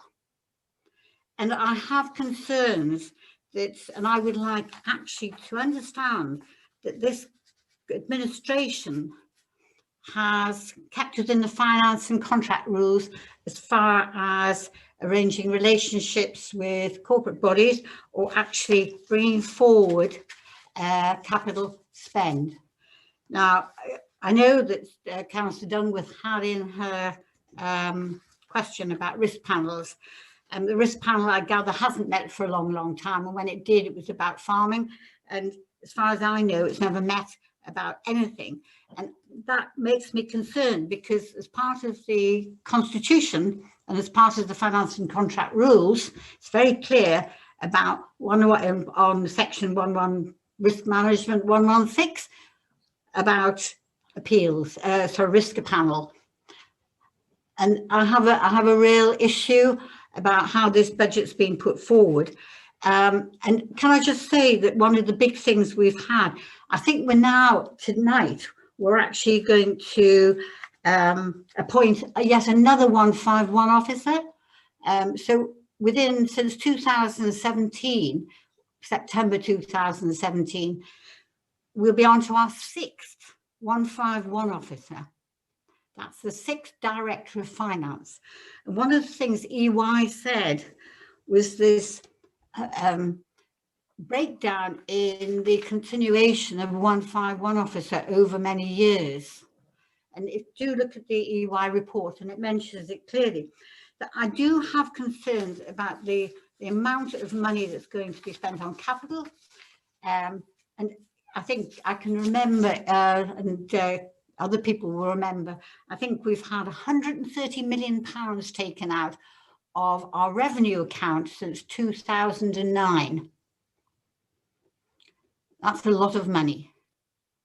And still, and I'm sorry to say to Councillor Sanderson, I can't do anything but applaud our staff. They have been absolutely brilliant, and they're working under very, very difficult conditions. But once again, as I said, as far as the LTP is an example, we've had these wonderful promises of schools, 20 mile an hour. I've listened to all the area committees, and everybody is highlighting the lack of that not happening, this not happening, nothing happening, and everything else. Don't get me wrong, it is not the staff's fault. It's because we have raised the expectations of this administration has raised the expectations of delivering great things now. And the council hasn't met those expectations. So people are still waiting. It's next door, Wittensdoor, Slaley, Hubenshoff. There's one also, Mark Swinburne mentioned one, etc., etc. They're all over the place. And what we need to be doing is actually putting more money into those services so we are meeting those expectations. And if that means taking away some capital part of capital programme, which could be seen as a vanity project, which hasn't gone through a risk appraisal panel, that might be something this council should look at. And Councillor Oliver, actually, I do know about budget setting because I used to do it, and I have yet to see this council going through, which was promised, going down to a base budget and building up from scratch again. Whether that'll ever happen, I don't know. I certainly did that. I did it in 2008, and it took me 4 months to do, but I did it. Now, that was promised at the beginning, and nothing's happened. Anyway, I do have concerns about this budget, and I have concerns about the implication on the people and the council tax. Councillor Reid. Thanks, Chair. I'm just stick my various. I'm sorry, the clock's ringing now. We've been here so long. First of all, I just wanted to congratulate Councillor Hill on a brilliant piece of politicking, and the only reason I didn't vote for it is because I think that if I had voted for it, I would have then had to vote for the substantive motion, which puts everybody's council tax up, which I'm not in favour of. So well done. But a couple of things I just wanted to say. At the very start of this, it seems so long ago now, the leader said that we were the second smallest rise. Well, we're not actually. We're the same as everybody else, 1.99%. That's what the council tax has gone up by. The thing that we haven't taken the advantage of is the adult social care, which is a totally separate thing altogether. So the council tax, if you vote for it, will go 1.99%, and then the adult social care will go 1.75%. And as one of the recommendations, it says the next council will put it up by 1.25%. Whether any of you are here or not, whether I'm here, we're binding the next council to put it up by 1.25%.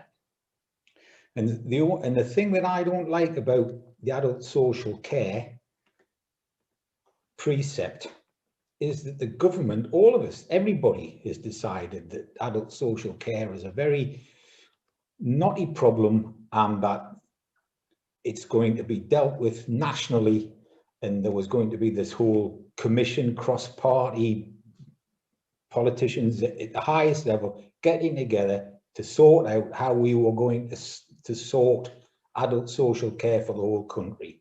And what's happened? The people who pay the council tax are copying for the law. Now, I don't know how you've organised your families or how you pay your council tax, but in our house it comes out of one bank account. If got any, when we had the kids living with us, I didn't say, oh, you're going to have to give me some money for that. It's just they paid towards the keep, basically. So there's a very small amount of people being asked to carry the burden of adult social care. And I don't think that is fair at all. It's a national problem. It should be being dealt with nationally. The Tories should do what they said they were going to do in the first place, which was have this grand commission, have everybody sit down and find a way through this. And what we've ended up with is all of it being put in, being made the responsibility of the people who actually pay the council tax. So I don't think that's fair. So that said, to get back to the actual document, if anybody still has it, Appendix 7 is where all of the savings are.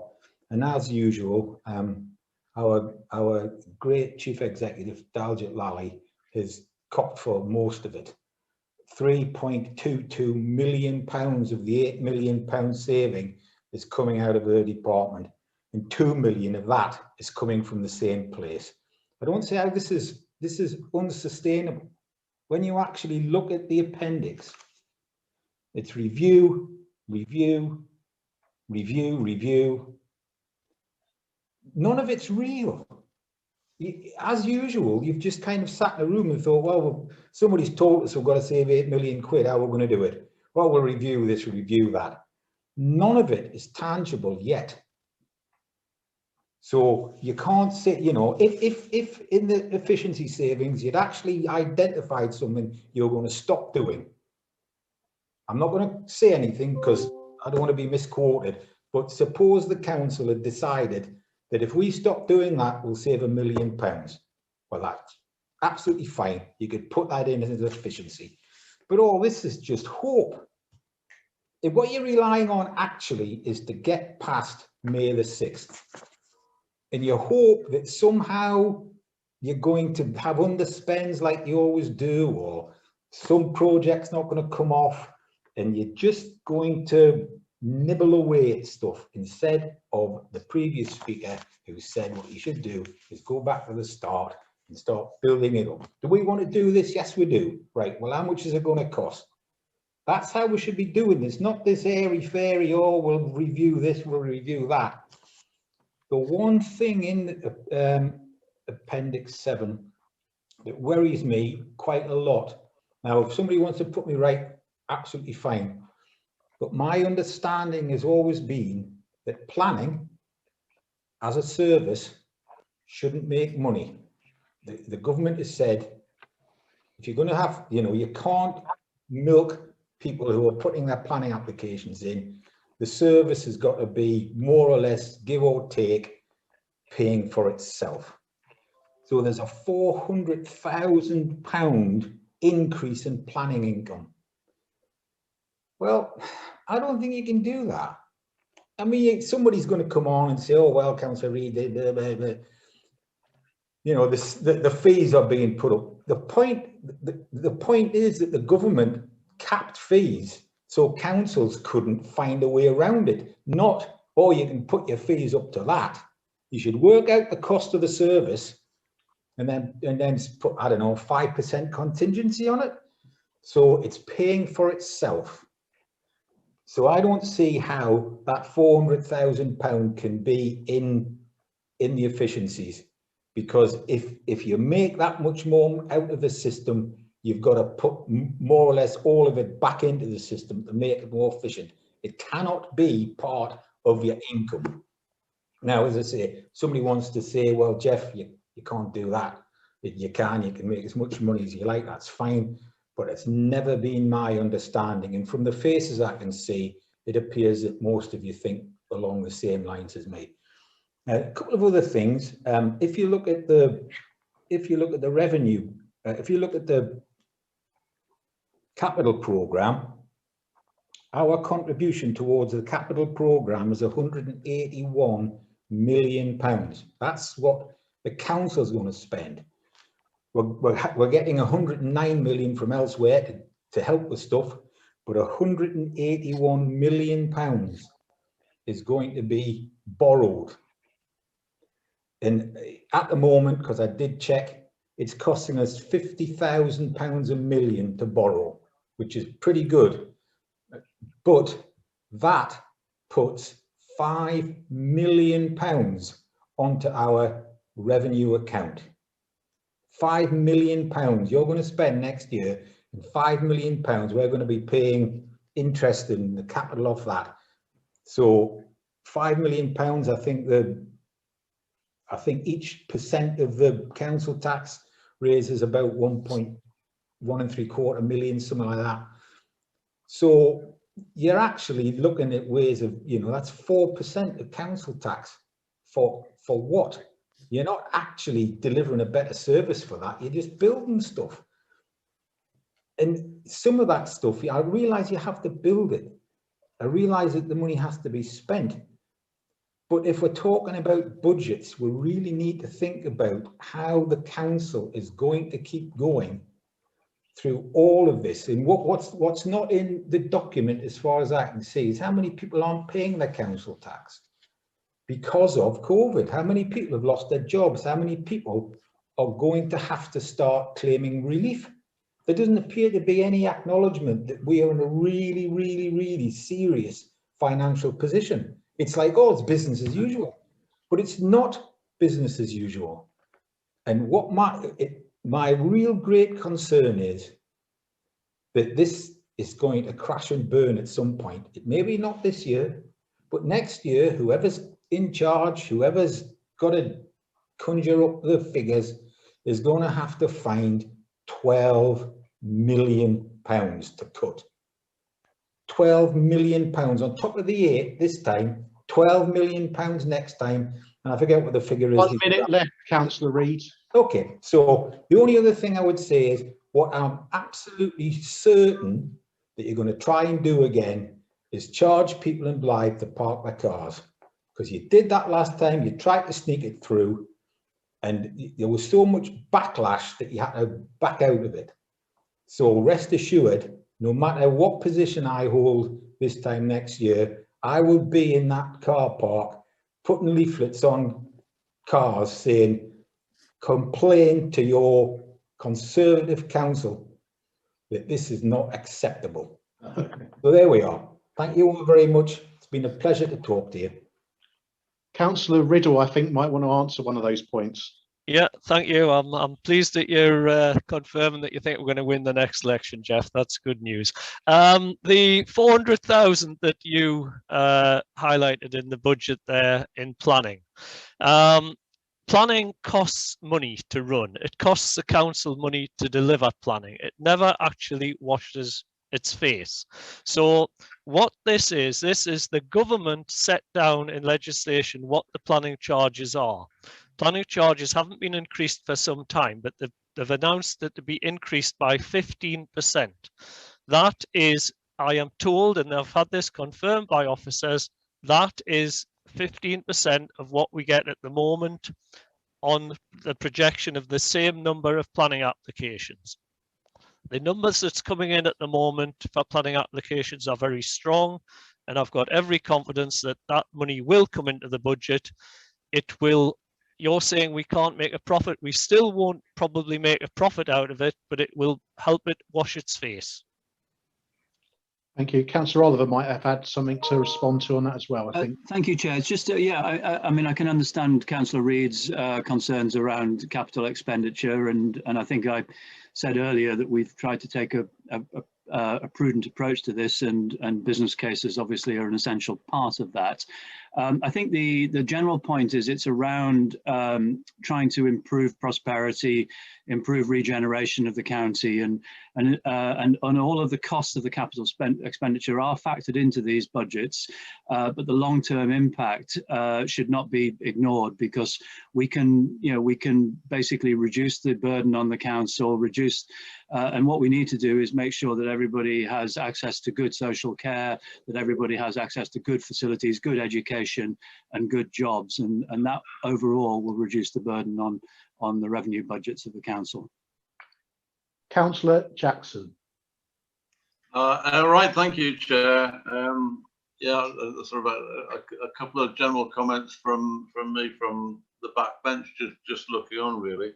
I think no one's actually really mentioned the COVID crisis yet. I know Jeff Reed mentioned it just to try and sort of scare everyone, but I think a vote of congratulations are to be had to the finance officers and to the whole cabinet team for managing the crisis from the council's point of view, but effectively, and not leaving a hangover. And that's actually why we can have this budget that looks forward and that is very ambitious indeed. We had one councillor accusing the Conservative administration of raising expectations too far in the people of Northumberland. I absolutely refute that. I think it's such a narrow way of looking at the great people who live in our great county. Why on earth should they not have the highest expectations? We've raised expectations in education. We've raised expectations of the jobs that people get in this county. We've raised expectations of the general environment of the county quite dramatically. And I just hope that colleagues will continue to do that in the next 4 years. I'll just mention a quick word about the amendment that was just passed before, and I actually did vote for it in the end, because the finance officers explained to us that actually it didn't make any difference to this budget whatsoever, and the extra money was actually either already within the council's finances, or the big capital sum was way beyond the 3 years and is not defined, and then, as I said, the project's not defined or agreed on by consensus of people in Berwick. So I do support the people in Berwick in their ambitions, and I'm very happy to raise their expectations too, because they've been neglected for 30 or 40 years, and it's only now that they're actually getting some real investment from this county council and some real leadership. And then we've had the usual stuff from our Labour colleagues. You know, all they do is actually try and talk down the county, and that's the worst thing. And then they try and mislead the public about so-called reductions in budget, when the reality is that the budgets are going up. And the budget of the council now is actually dramatically bigger than it's ever been, ever. So, you know, just stop this talk of actually trying to dish the council and dish what the council and its staff do.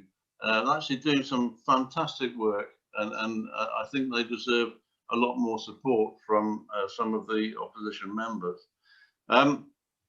We've sort of come to the end of a 4-year administration now, and this is obviously the last budget this administration will put forward, and I just think it's so different to what we used to have. We used to have budgets where we couldn't afford to maintain our roads. We used to not afford to be able to fix the holes in the roofs of our leisure centres. We used to have schools that were literally falling apart, and there was no programme to do anything about that. We used to have huge pockets of deprivation and particularly sort of unemployment in parts of our county, and nothing was done about it apart from the usual whinging.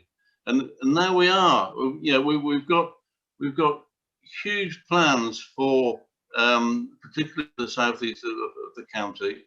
I will mention the Northumberland line.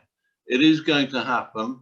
It has got government support, and it's only got government support because this county knocked on the right doors and did the spade work to make it a shovel-ready scheme, which it never had been until about 2 years ago. So that's going to be a dramatic difference to the southeast of the county. The dualling of the A1 is just about to start this next spring. We've got the whole area around Blythe and Energy Central, where already hundreds of jobs, new jobs, really good jobs have been created in the renewables industries just in the last 2 or 3 years. And we've got the promise of the biggest investment ever in the northeast of England coming to Northumberland, the biggest investment ever, and even allowing for inflation, it'll be of the same scale as Nissan has been in Sunderland if it comes off. Dramatically different. And that's what happens when you raise people's expectations, and when you give the county, this great county of Northumberland, actually the ambition to go out and make a difference and make things better for every single person who lives here. And I'll just finish with the government support that we've managed to bring to Northumberland, because that's something that never happened in decades before, because the county council and the administrations have never really had the ambition for the county to go and knock on doors in Whitehall and say, you know, our great county can do so much for the country. Well, we've done that, and we were integral in getting the £600 million for the North of Tyne. We were integral in getting £285 million for the Borderlands Growth Deal. We've been integral in getting £25 million Blythe Towns Fund, and it rolls on and on. We've actually also... Point of order, Chair. Are you actually, are you actually timing this partly been that Councillor Grimshaw. Well, yes,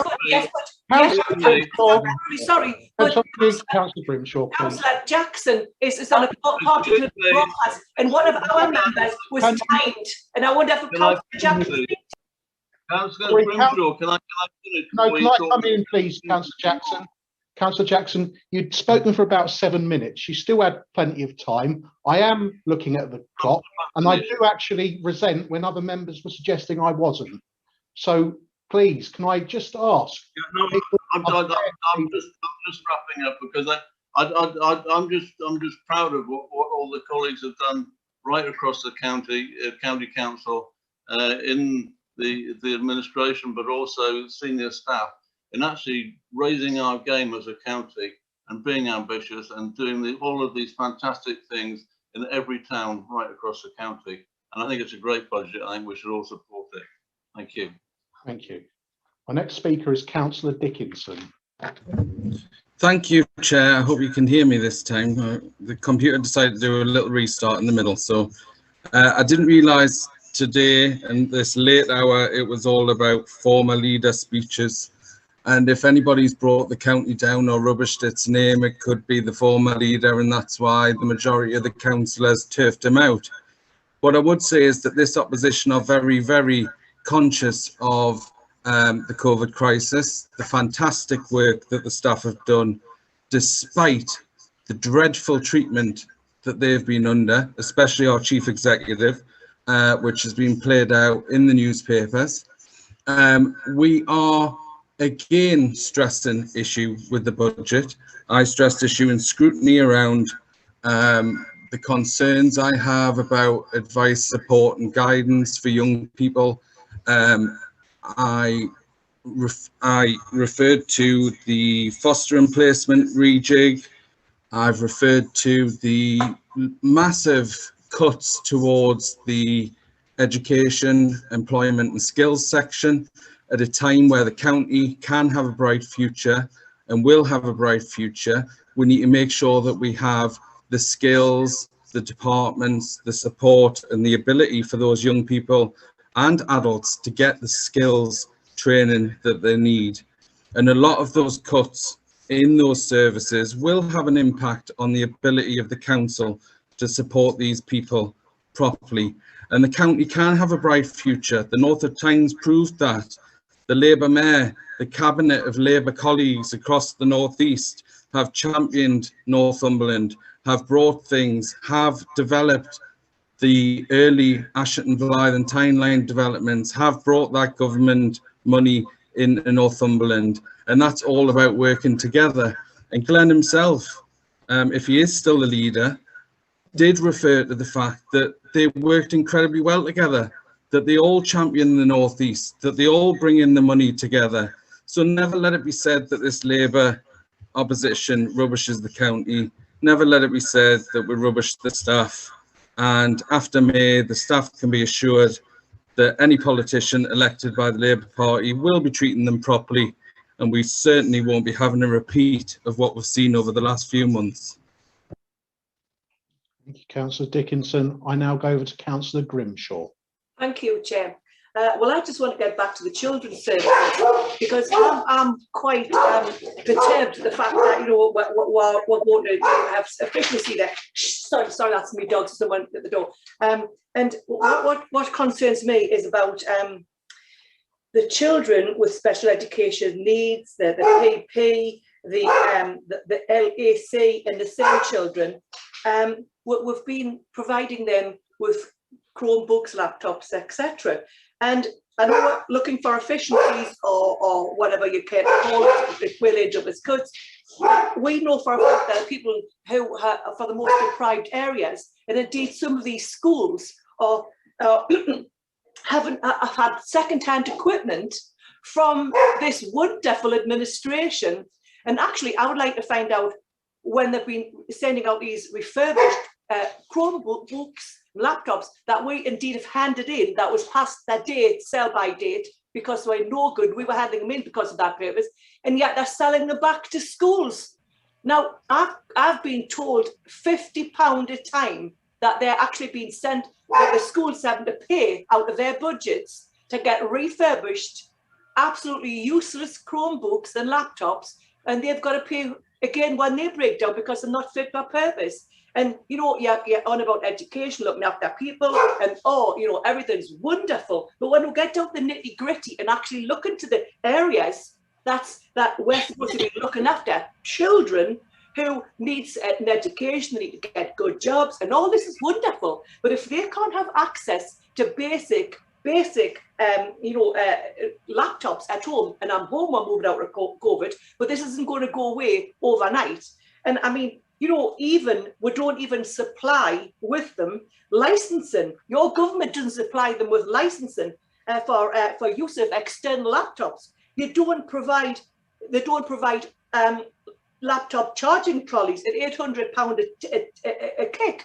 You know, so you're getting on about all this wonderful stuff that you're doing, and yet you're missing some very important points out that our residents do care about children and services. So Councillor Jackson can go on all day how wonderful this administration is. We've had 10 years of austerity with your government, by the way, and Thatcher started it when we closed all industries that we had. So it's all your government's fault. So don't preach to the people who actually care about what goes on in the community, because this administration and you lot couldn't care a monkey's about our people, and especially putting taxes up.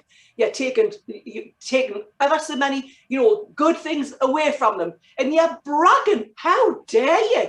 You've got an absolute nerve, and I'm sitting here frustrated listening to Councillor Oliver going on about us. And in fact, you know, we're going to be attacking people who owe us rent, tax, you know, because they can't pay council tax, etc. And that we have some people who has avoided paying something that's written off So, you know, don't preach to us because we're sitting here listening to political broadcasts because you lot on the run because you haven't delivered nothing in 4 years apart from false promises.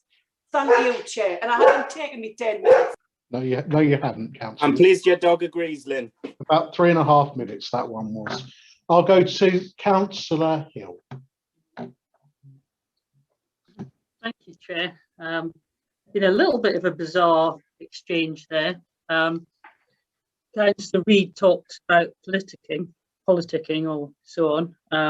We are in politics. It is the business of improving people's lives. He may be cynical and looking at for other agendas, but some of us are in it for the right reasons. And then we had the former leader, one of the Conservatives, who is squirming and the truth is being embarrassed into voting for proper investment in Berwick schools, and then otherwise made a new leadership pitch there.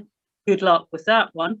The only other thing I want to specifically mention in the budget is there is a line regarding further loans to Advance Northumberland.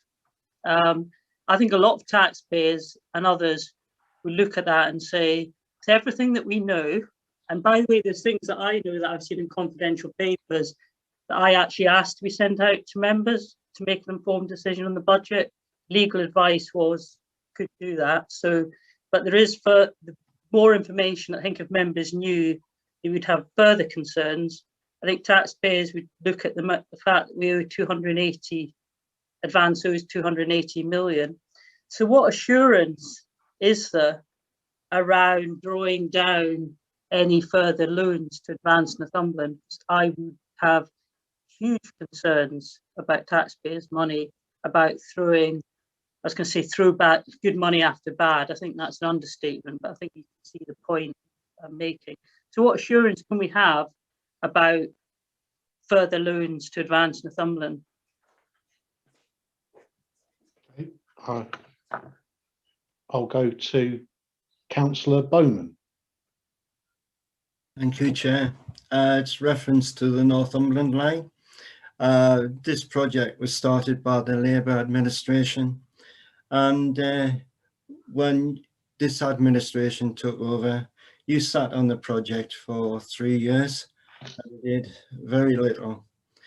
It is thanks to the North Tyne Authority that this project is actually moving again, and they've had a significant input into this.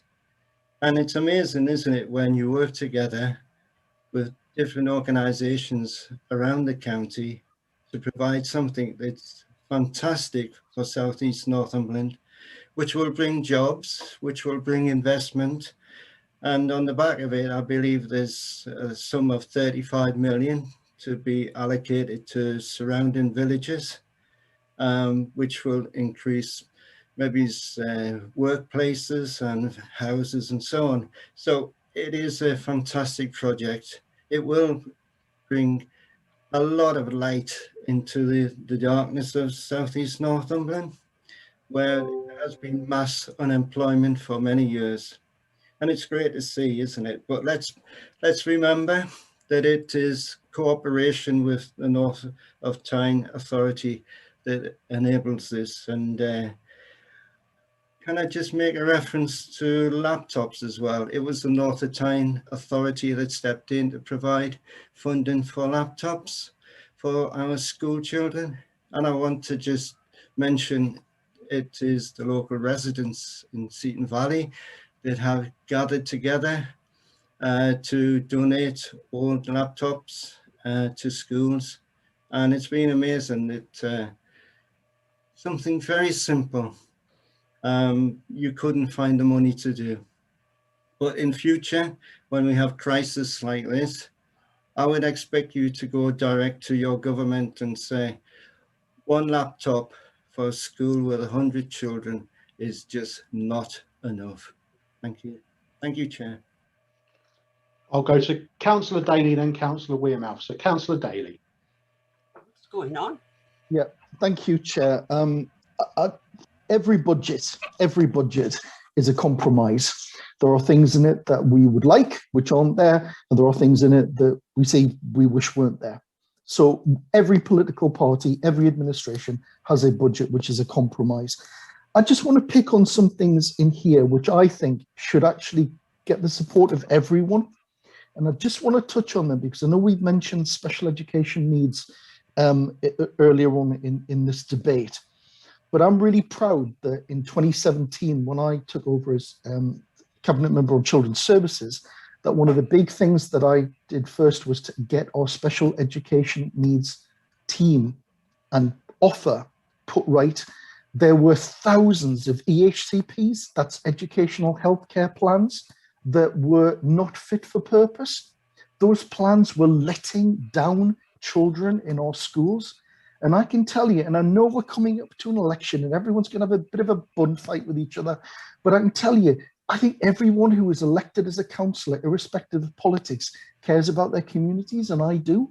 So when I saw that mess that was sitting within the educational healthcare plans, we put the investment in to get the plans right, to make sure that teachers got the training so they could do the evaluation for those young people in order to make sure that they got the best life chances. Don't forget that we put in a multi-million-pound investment into creating special education needs schools. Ashington, in Hexham, extra places in Hexham, a brand new conversion of an old school in Ashington. But we've also announced recently a massive investment into Blythe for a special education needs school, secondary school, which is one of only a few in the country. So I'm really proud of what we have done. Can we do more? Damn right we can do more, and we should be doing more. But we, I think, have actually made a really good start. Just a couple of things I want to pick up, because these are lost in this budget paper, but people should be passionate about this, because I am. A couple of years ago, I remember walking through Blythe Harbour, meeting the Chief Executive of the Harbour Commission, with Andy Johnson, who was then the Director of Education, and other people. And we were told there's a big shortage of welders, MIG and TIG welders.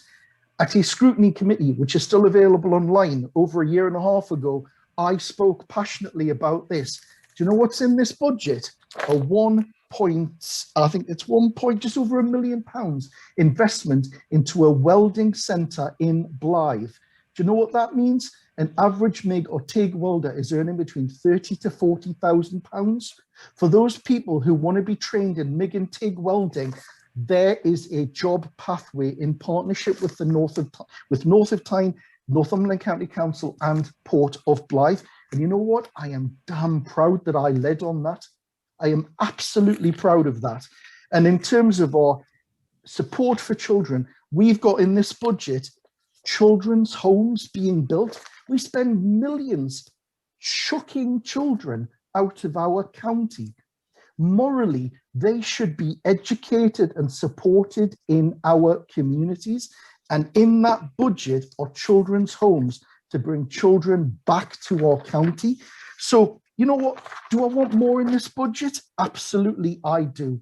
Do I think that we could do more? Yes, I do. But you know what? This is a budget which I think actually sets an agenda for the future of our communities. I want jobs. I want people like me who came from a council house, from a single parent family, who by all measures, my life chances should not have been good. I want people like me to have an opportunity to come to our county to actually get a good education and get a good job. So I appreciate not everyone's going to like it, and I appreciate we're in an election cycle, but please, there are some gems in this budget and we should be supporting them. And particularly that issue of supporting our really, really marginalized families and children, where we have got a social work academy, which we put investment in. Our social workers have been out there during COVID every single day working with our families. We should celebrate that. And on a point which I think we're all going to agree on, 100%, our staff have gone the extra mile during COVID. And I want to put on record my personal thanks to every single one of them, including Daljit Lally, our Chief Executive, who has been exemplary. So on that basis, I will be supporting the budget.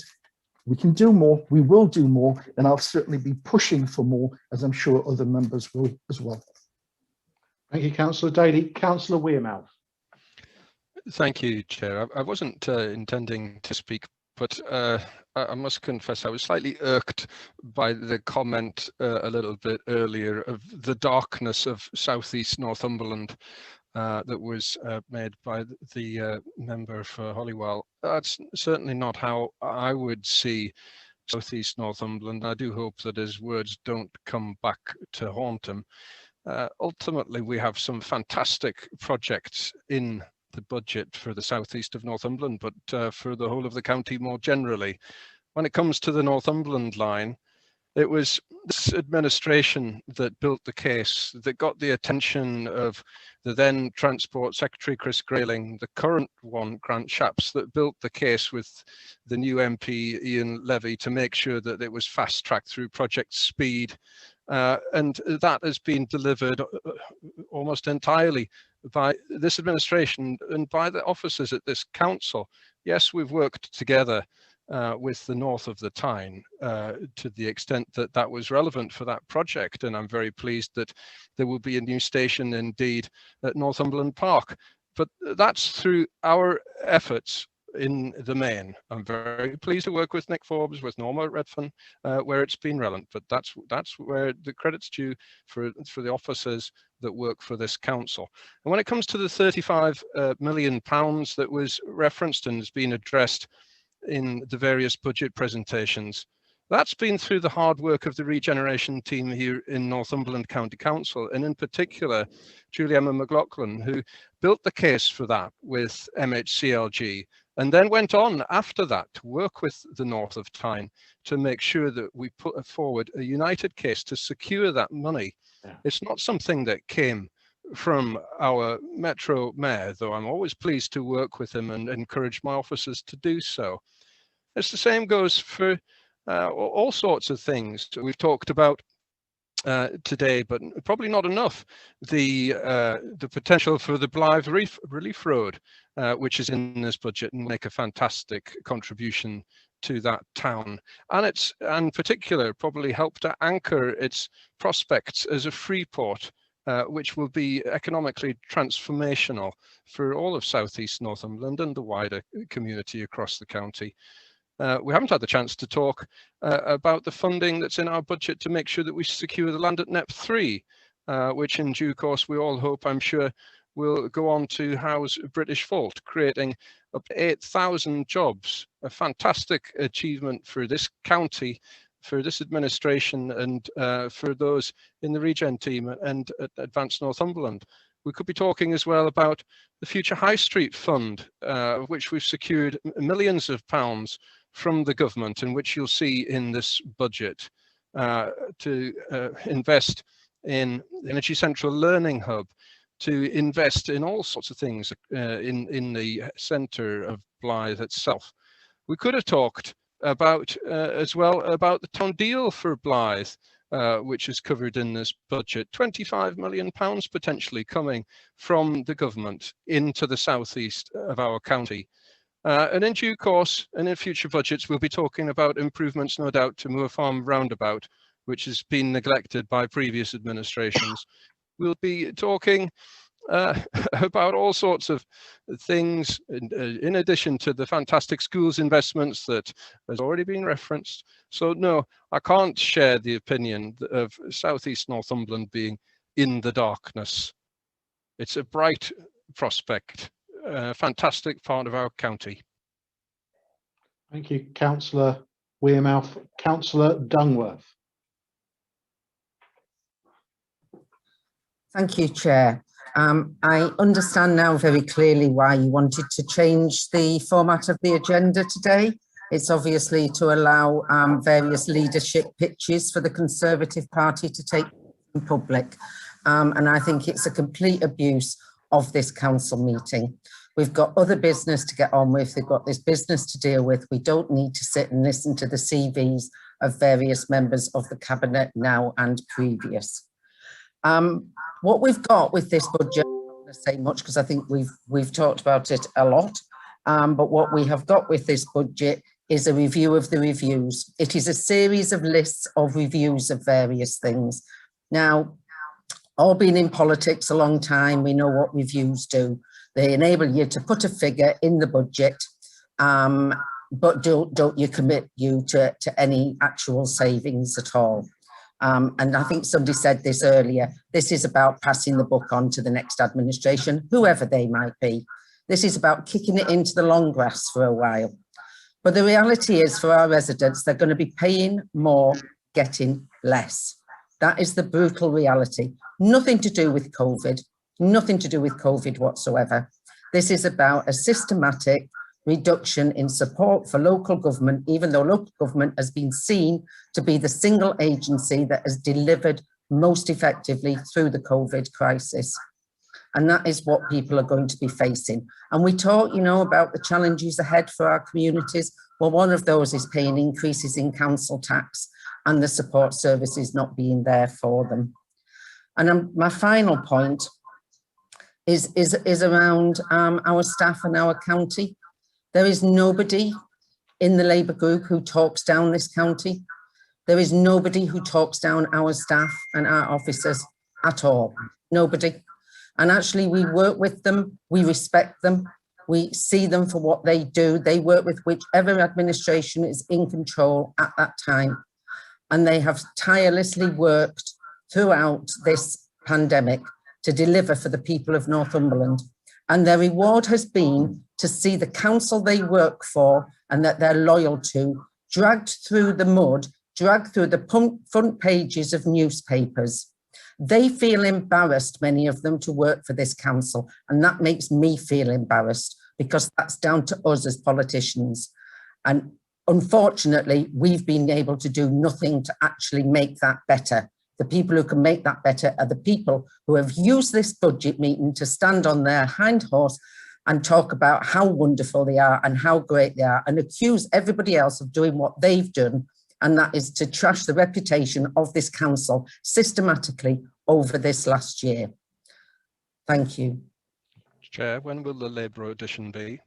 Well, I was just going to say, Chair, that I did not bring this this item up the agenda for any leadership contests. And I think perhaps she might want to look behind her own benches about leadership bids at this meeting, to be perfectly blunt. Councillor Dunn. Thank you, Chair. Yes, I'm going back quite a while now and have to say that I have to agree with, I think it was Councillor Reid that brought this up. I don't think council tax rises, particularly the adult social care precept, aren't the solutions to long-term pressures faced by councils, particularly social care, which is in desperate need of reform. I'm very much aware that these increases come at a time when families can least afford it, and residents in areas of greater deprivation will find very little to cheer about in this budget.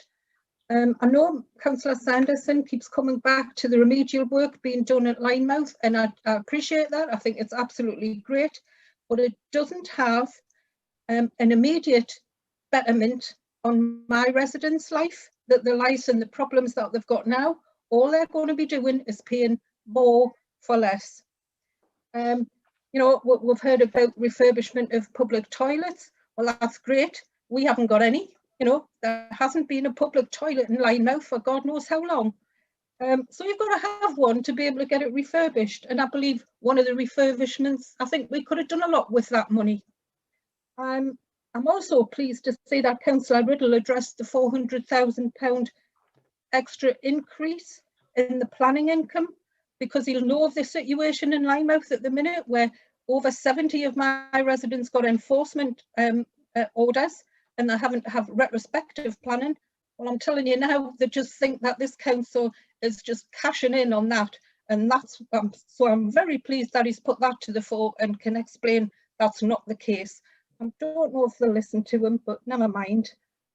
And I'm not convinced that we've had a lot of investment in the South East either. I'm pleased to hear Councillor Sanderson say, you know, there'll be money next year for cycling and leisure and stuff. Well, I've had one thing in the local transport plan, which was thrown out last year. It was residents' priorities. It has been accepted in next year's, but only with a 30k contribution from Sell Big Local. So that tells you something about how important it was. So I don't believe we've seen much investment in my ward. The cycle track, the Sell Big Local, we've had to contribute to everything we get. And I don't think residents will feel any benefit by this budget. Thank you. Okay, I've got Councillor Bowman. You have already spoke. Is this a point of order? No, Chair. I just want to come back to. Well, it's not a point of order, Chair. Councillor Bowman, it's not a point of order. I'm going to go to the next speaker because we really do need to make progress, and you have already had a say. Chair, I just wanted to say, talk about turning my point of darkness of South East Northumberland with reference to poverty here. I just wanted to make that clear that there is poverty in South East Northumberland, and I was actually, in one sense, giving you a compliment, but you didn't want to hear it. So, thank you very much. Thank you, Councillor Bowman. The future's bright. The future's Tory. Thank you. Thank you, everyone. Can we keep to discipline? We really need to make progress. Councillor Gallagher. Thank you very much, Chair. Sat here for a while, nearly 3 lifetimes, listening to various people talking, a lot of disappointment, a little bit of hope through this council, and dare I say, people very passionate about their own wards and shouting for their own wards. I'm going to shout for my ward. I'm going to shout for Ashington. And I've said it before, what have you done for Ashington? In the opening phrase that Glenn Sanderson said, he said about town deals, and he mentioned Ashington and Blythe. Sad to see that the portfolio holder for regeneration can only talk about Blythe. Ashington is struggling, and it has been ever since you guys got in control of this council.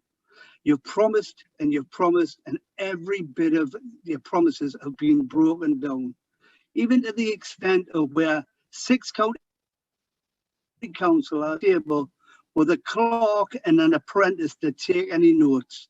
Until 1 year ago, everything just hit the roof and said enough was enough. No, enough is enough now. It's about time the regeneration started in Ashington. Stop talking about it. And if you see it again, I just wanted to... The town deals. It's dragged on now for a year. And same again, we're going to go to the next administration. And those false promises will fall down on that one. You know, my leader said, stop, stop, start. I'm going to say another one. Stop, stop, let's talk about it, because we'll never get anywhere. So the other side of it is, we've had a lot of conversations around the Ashington Blythe tiling. How churlish was it for you to just change the name? That was a political stab in the back anyway. We don't care what it's called as long as it trims. But that's exactly what Joe Public needs to understand, that every time we as politicians step forward to represent our own wards, you chop it down at the knees. And we're trying our best. And nobody knows what it's like to try and work with you. You all smile. You all are very, very gentlemanly or ladylike. But the reality is, what have you provided for my town? And 3 years are coming up. And then what happens is we're going to swallow with it again of a promise. I still don't see anything coming. Councillor, sorry. Wait a minute. No, you all had your stance. There's been people that had comments behind our back. Councillor Gallagher, I beg your pardon. I beg your pardon. We need to start working for our communities. Councillor Gallagher, I beg your pardon. I thought you'd finished. I do apologise. Councillor Campbell. Thank you, Chair. I'm having listened to Councillor Jackson. Yes, the North East Northumberland is a wonderful place to live, but believe me, everybody doesn't live in the rose garden that Councillor Jackson lives in. I mean, when you look at it, the first thing to brag about and continue to brag about is the fact the rail link. Well, I've got a leaflet here that goes back 32 years where we were then arguing to have the rail link reintroduced into Blythe. So it's nothing for the Tories to say that it was their idea. Believe me. Secondly, we have had to set up a food poverty working group. How bad is that? How really bad is that? When we're in a situation of 10, 11 years of a Tory government, and we are now, after 10 or 11 years, having to set up a food poverty working group in Northumberland. Doesn't that tell you how the poor, the number of poor have increased, both especially under this tenure of a Tory government? And we should never forget that. Poverty is, you've got the housing. I mean, look at, I brought the portfolio holder, when he was first made portfolio holder, Councillor Riddle, to my ward to look at the state of the flats that was in it. Nothing's ever happened. 4 years has gone by, never come back.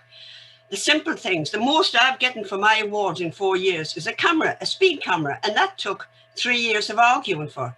I have spent the last 2 years arguing to get a few hard standings and a tree taken out, and everybody's ignoring it.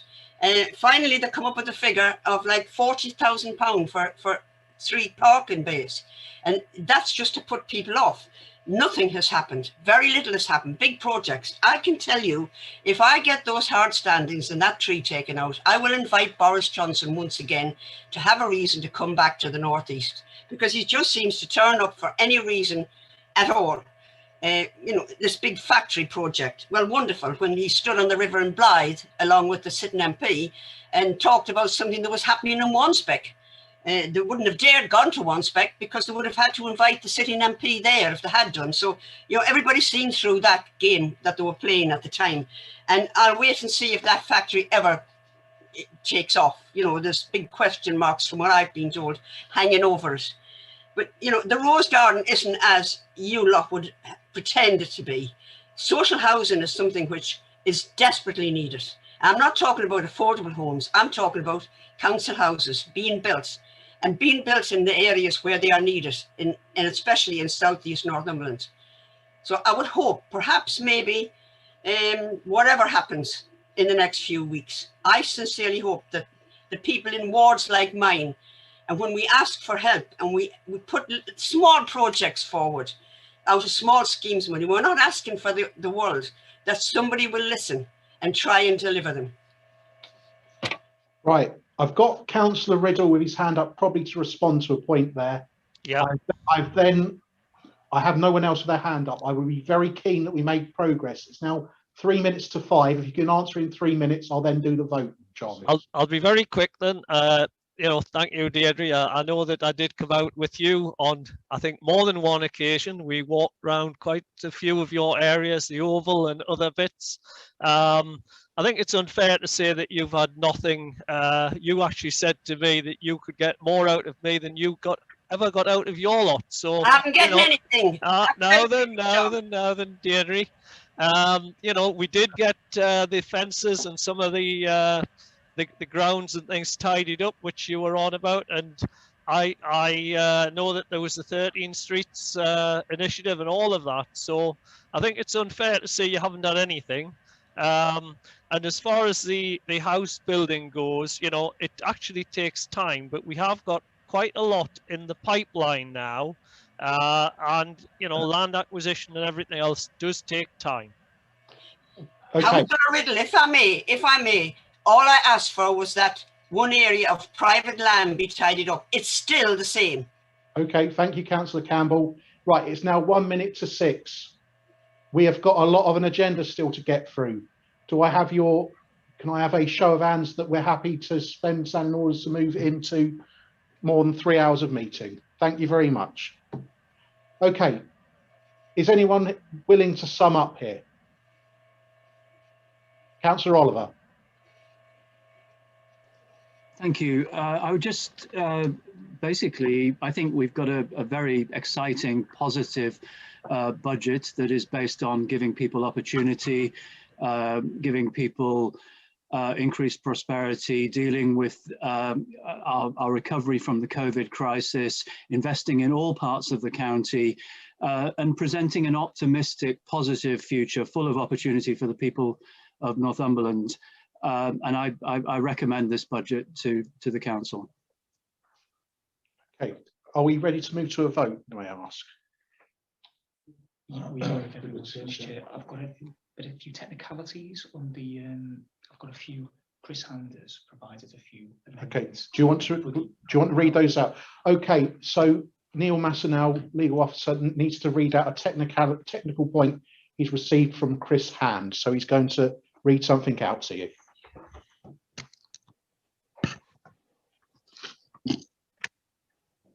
Thank you, Chair.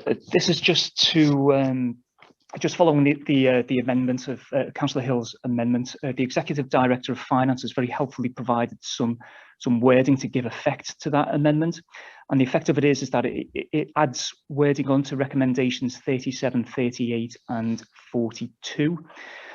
Of course, if Chris Hand wants to speak to any of this, then I'm sure he'll let me know. But what I was proposing to do, Chair, was just read through those recommendations, because they will be amended and they'll need approval from the leader and the seconder, who is Councillor Oliver. Yeah. So this is recommendation 37. I'll read it in full, Chair. Approve the capital strategy 2021 to 22 to 23-24 contained within Appendix 12, with the following amendments to reflect the agreed motion in relation to Berwick Partnership Schools. Then update the capital expenditure in the table on page 89 in Appendix 12. Further bullet point, finance row from 37.264 million to 37.014 million in 2021 to 22. Further bullet point, schools row from 24.566 million to 24.816 million in 2021-22. And that's recommendation 37, Chair. Recommendation 38 in full is approve the revised capital programme as detailed within Appendix 13 and the projects highlighted within the main body of the report, which will complete after 2023-24. With the following amendments to reflect the agreed motion in relation to Berwick Partnership Schools. First bullet point, increase the budget for 21 to 22 for the project Berwick Partnership Schools in Appendix 13 on page 92 by 0.250 million from 0 to 0.250 million.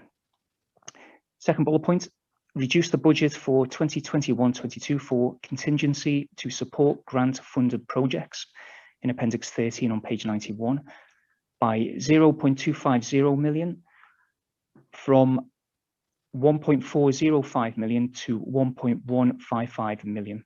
And the third bullet point is to increase the gross budget figure for Berwick Partnership Schools for 2024 to 25 to 25-26 on page 34.134 by 20 million from 13.403 million to 33.403 million. And that's recommendation 38, Chair. Finally, recommendation 42 in full is approve the prudential indicators based on the proposed capital programme detailed within Appendix 14, with the following amendments to reflect the agreed motion in relation to Berwick Partnership Schools. First bullet point, update the capital expenditure in the table on page 95 in Appendix 14. In respect of, firstly, finance row from 37.264 million to 37.014 million in 2021 to 2022. And secondly, schools row from 24.566 million to 24.816 million in 2021 to 2022. So I believe, Chair, that those changes will encompass the amendments which has been approved by members. Okay, so do I need to seek Councillor Oliver and Councillor Sampson's agreement with that? Yes, I've got those written in front of me, and I agree with those changes. I think they're what has been agreed. Right. In that case, Chair, if I could just sum up the motion. The motion as amended by Councillor Hill's amendment is to approve the recommendations within Council agenda items 10, 11.1, 11.2 and 11.3. That's been moved by Councillor Sanderson and seconded by Councillor Oliver. That's my note. Can I just check that that's correct? Yeah, I'm happy with that. I'm sure.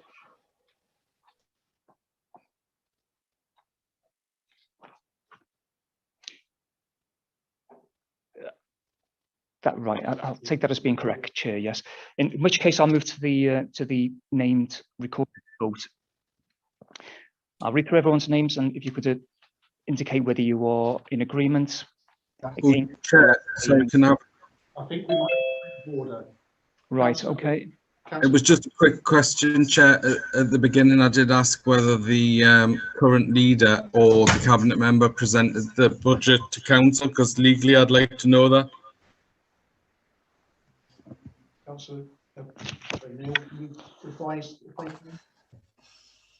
Well, yeah, my record is that the leader has moved the recommendations within the reports, and that has been seconded by Councillor Oliver. That is. So the budget was moved by the leader. That's just all I need to know. Thank you. Yeah, that's a question for the leader, Chair, but that's what I believe to be the case. Yeah. Thank you. Can I just say, Councillor Flex, I was cut out of the meeting and I've had to come back again, so I haven't heard all the recommendations put forward.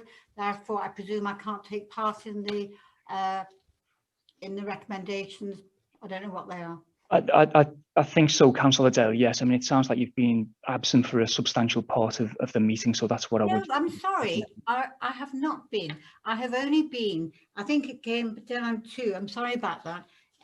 My part actually. I only left when you were going through your recommendations, and I think you got to recommendation. I can't remember what it was, but something like it wasn't 42, it was 45 or whatever with the funds. So it was just the very end, and then I was removed from the thing. I presume I haven't heard all of it, therefore that I've sat through the whole meeting that I can't take part.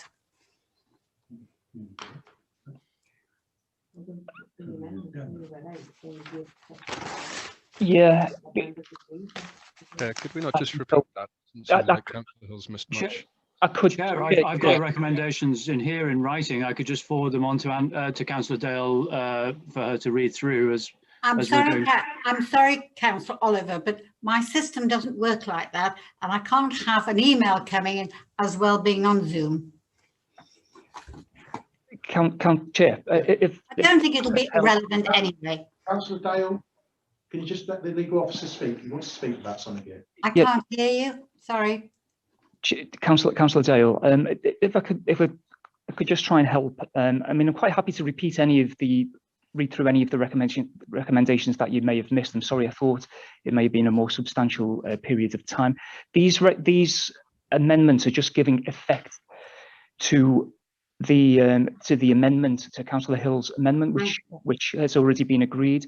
So I don't necessarily think that it should cause you to abstain or remove yourself from the vote. Thank you. You've gone on mute, Councillor Dale. You're on mute, Councillor. Thank you. I wanted to point out, and I wanted clarification from the legal team that I was able to take part. Thank you. Nothing. Okay. Right, are these please points of order? I really do want to make progress. Councillor Hill, Councillor Carty. Thank you. Very quickly, Chairman, I was just going to say that I was happy with the form of wording for the change of amendment, but I just have to say thank you very much to Chris and Neil for the work and just clarifying that for us all. Thank you, Councillor Hill. Councillor Carty's at point of order. Yeah, it's just a quick one. Given the length of time we've sat in this meeting already, it would take all of a matter of 5 minutes to read the recommendations out again, so Councillor Dale could hear them. I think it's been made clear that she can vote, so I don't suppose we need to do that. If Chair, Councillor Adele wants me to read anything out again, then I will do so, but I don't think it causes any problem. I can see her shaking her head. I'm taking that to no. Okay. Okay, turn to the vote. Yes, Chair. Councillor Armstrong. For. Councillor Bourne. For. Councillor Bainan. For. Councillor Bowman. Abstain. Councillor Bridget. Abstain. Councillor Campbell. You're on mute. Sorry. Abstain. Councillor Carty. Abstain. Councillor Castle. For. Councillor Sesford. For. Councillor Clark. Abstain. Councillor Crosby. For. Councillor Dale. You're on mute. Abstain. Councillor Daly. And I have Councillor Davey and Councillor Davey who are not present. Councillor Dickinson. Abstain. Councillor Dodd. For. Councillor Dunbar. For. Councillor Dungworth. Abstain. Councillor Dunn. Abstain. Councillor Flux. For. Councillor Foster. Abstain. Councillor Gallagher. Abstain. Councillor Gibson. For. Councillor Gobin. Abstain. Councillor Grimshaw. Abstain. Councillor Heppel. Abstain. Councillor Hill. For. Councillor Homer. For. Councillor Horncastle. For. And I have Councillor Hutchinson, who was late to the debate, so won't be voting. Councillor Jackson. For. Councillor Jones. For. Councillor Kennedy. For. Councillor Lang. Yeah. Councillor Laurie. For. Councillor Ledger has put his apologies in. Councillor Murray. For. Councillor Nisbet. Abstain. Councillor Oliver. For. Councillor Parry. Abstain.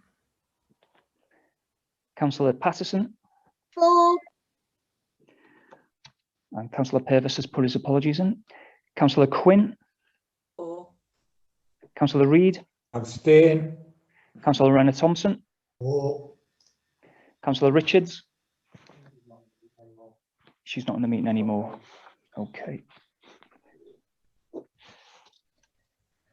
And Councillor Rickaby isn't in the meeting. No. Councillor Riddle. For. Councillor Robinson. For. Councillor Ruffhead. For. Councillor Sanderson. For. Councillor Seymour. For. Councillor Sharp. For. Councillor Simpson. Abstain. Councillor Stewart. For. Councillor Stowe. For. Councillor Swinburne. For. Councillor Swithenbank. Abstain. Councillor Thorne. For. Councillor Towns. For. Councillor Wallace. For. Councillor Watson. For. Councillor Wearmouth. For. Councillor Webb. Abstain. And Councillor Wilson isn't present. I've just got Councillor Hutchinson with his hand up. I think it might be. Can I just go to him before? Sure, Chair, yes, because I did say that he was late. Yes. I admit I was late, but I have heard the debate. I missed Councillor Hill's amendments, but I've went to the scrutiny meeting. I've looked at the papers. My vote, it'll not matter about my vote really in a way. It's just the principle. I think I could vote on this one But as you say, I can't. My vote won't make any difference, really. I would have said I agree with it for. I think, Councillor Hutchinson, to keep us in a safe place, I think we'll disregard your vote, but I do understand your frustration. Yes, Councillor Hutchinson, I said that really because the amendment did come after the presentation of the budget and quite a substantial amount of time into the matter. So I think that's the safest course of action in any event. As I say, my vote wouldn't make any difference whatsoever. It'll still have the same outcome. Okay, I'll let the vote be totted up. So just bear us a second.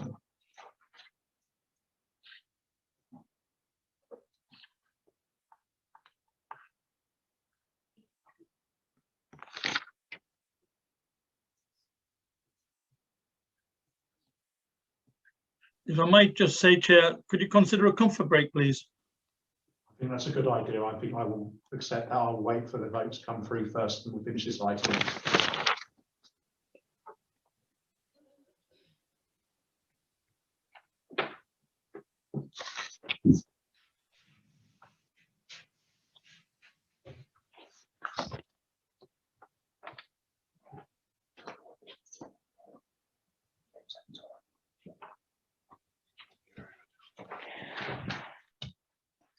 Yes, Chair. The result of the vote was 37 in favour of the motion and 21 abstentions, with none against. Okay, and can I just check if do anything more on the budget from that point?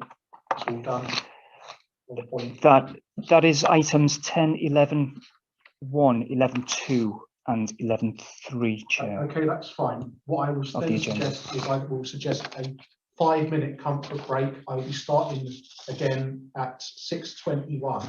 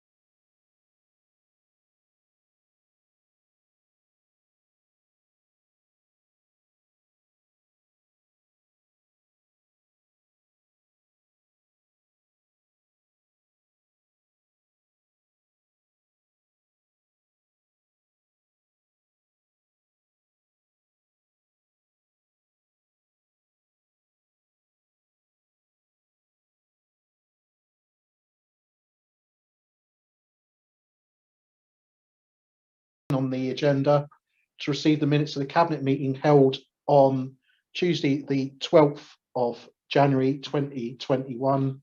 Do I move? Can they be moved as a true record? Yes, I think I've got agreement. I haven't got anyone against that. And on Tuesday, the 9th of February, again, can I be moved as a true record? Thank you very much.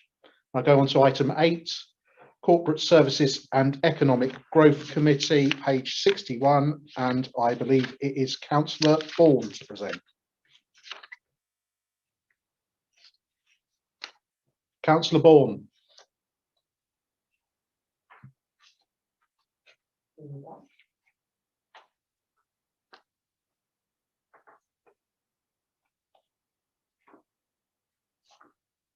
Councillor Bourne, are you there?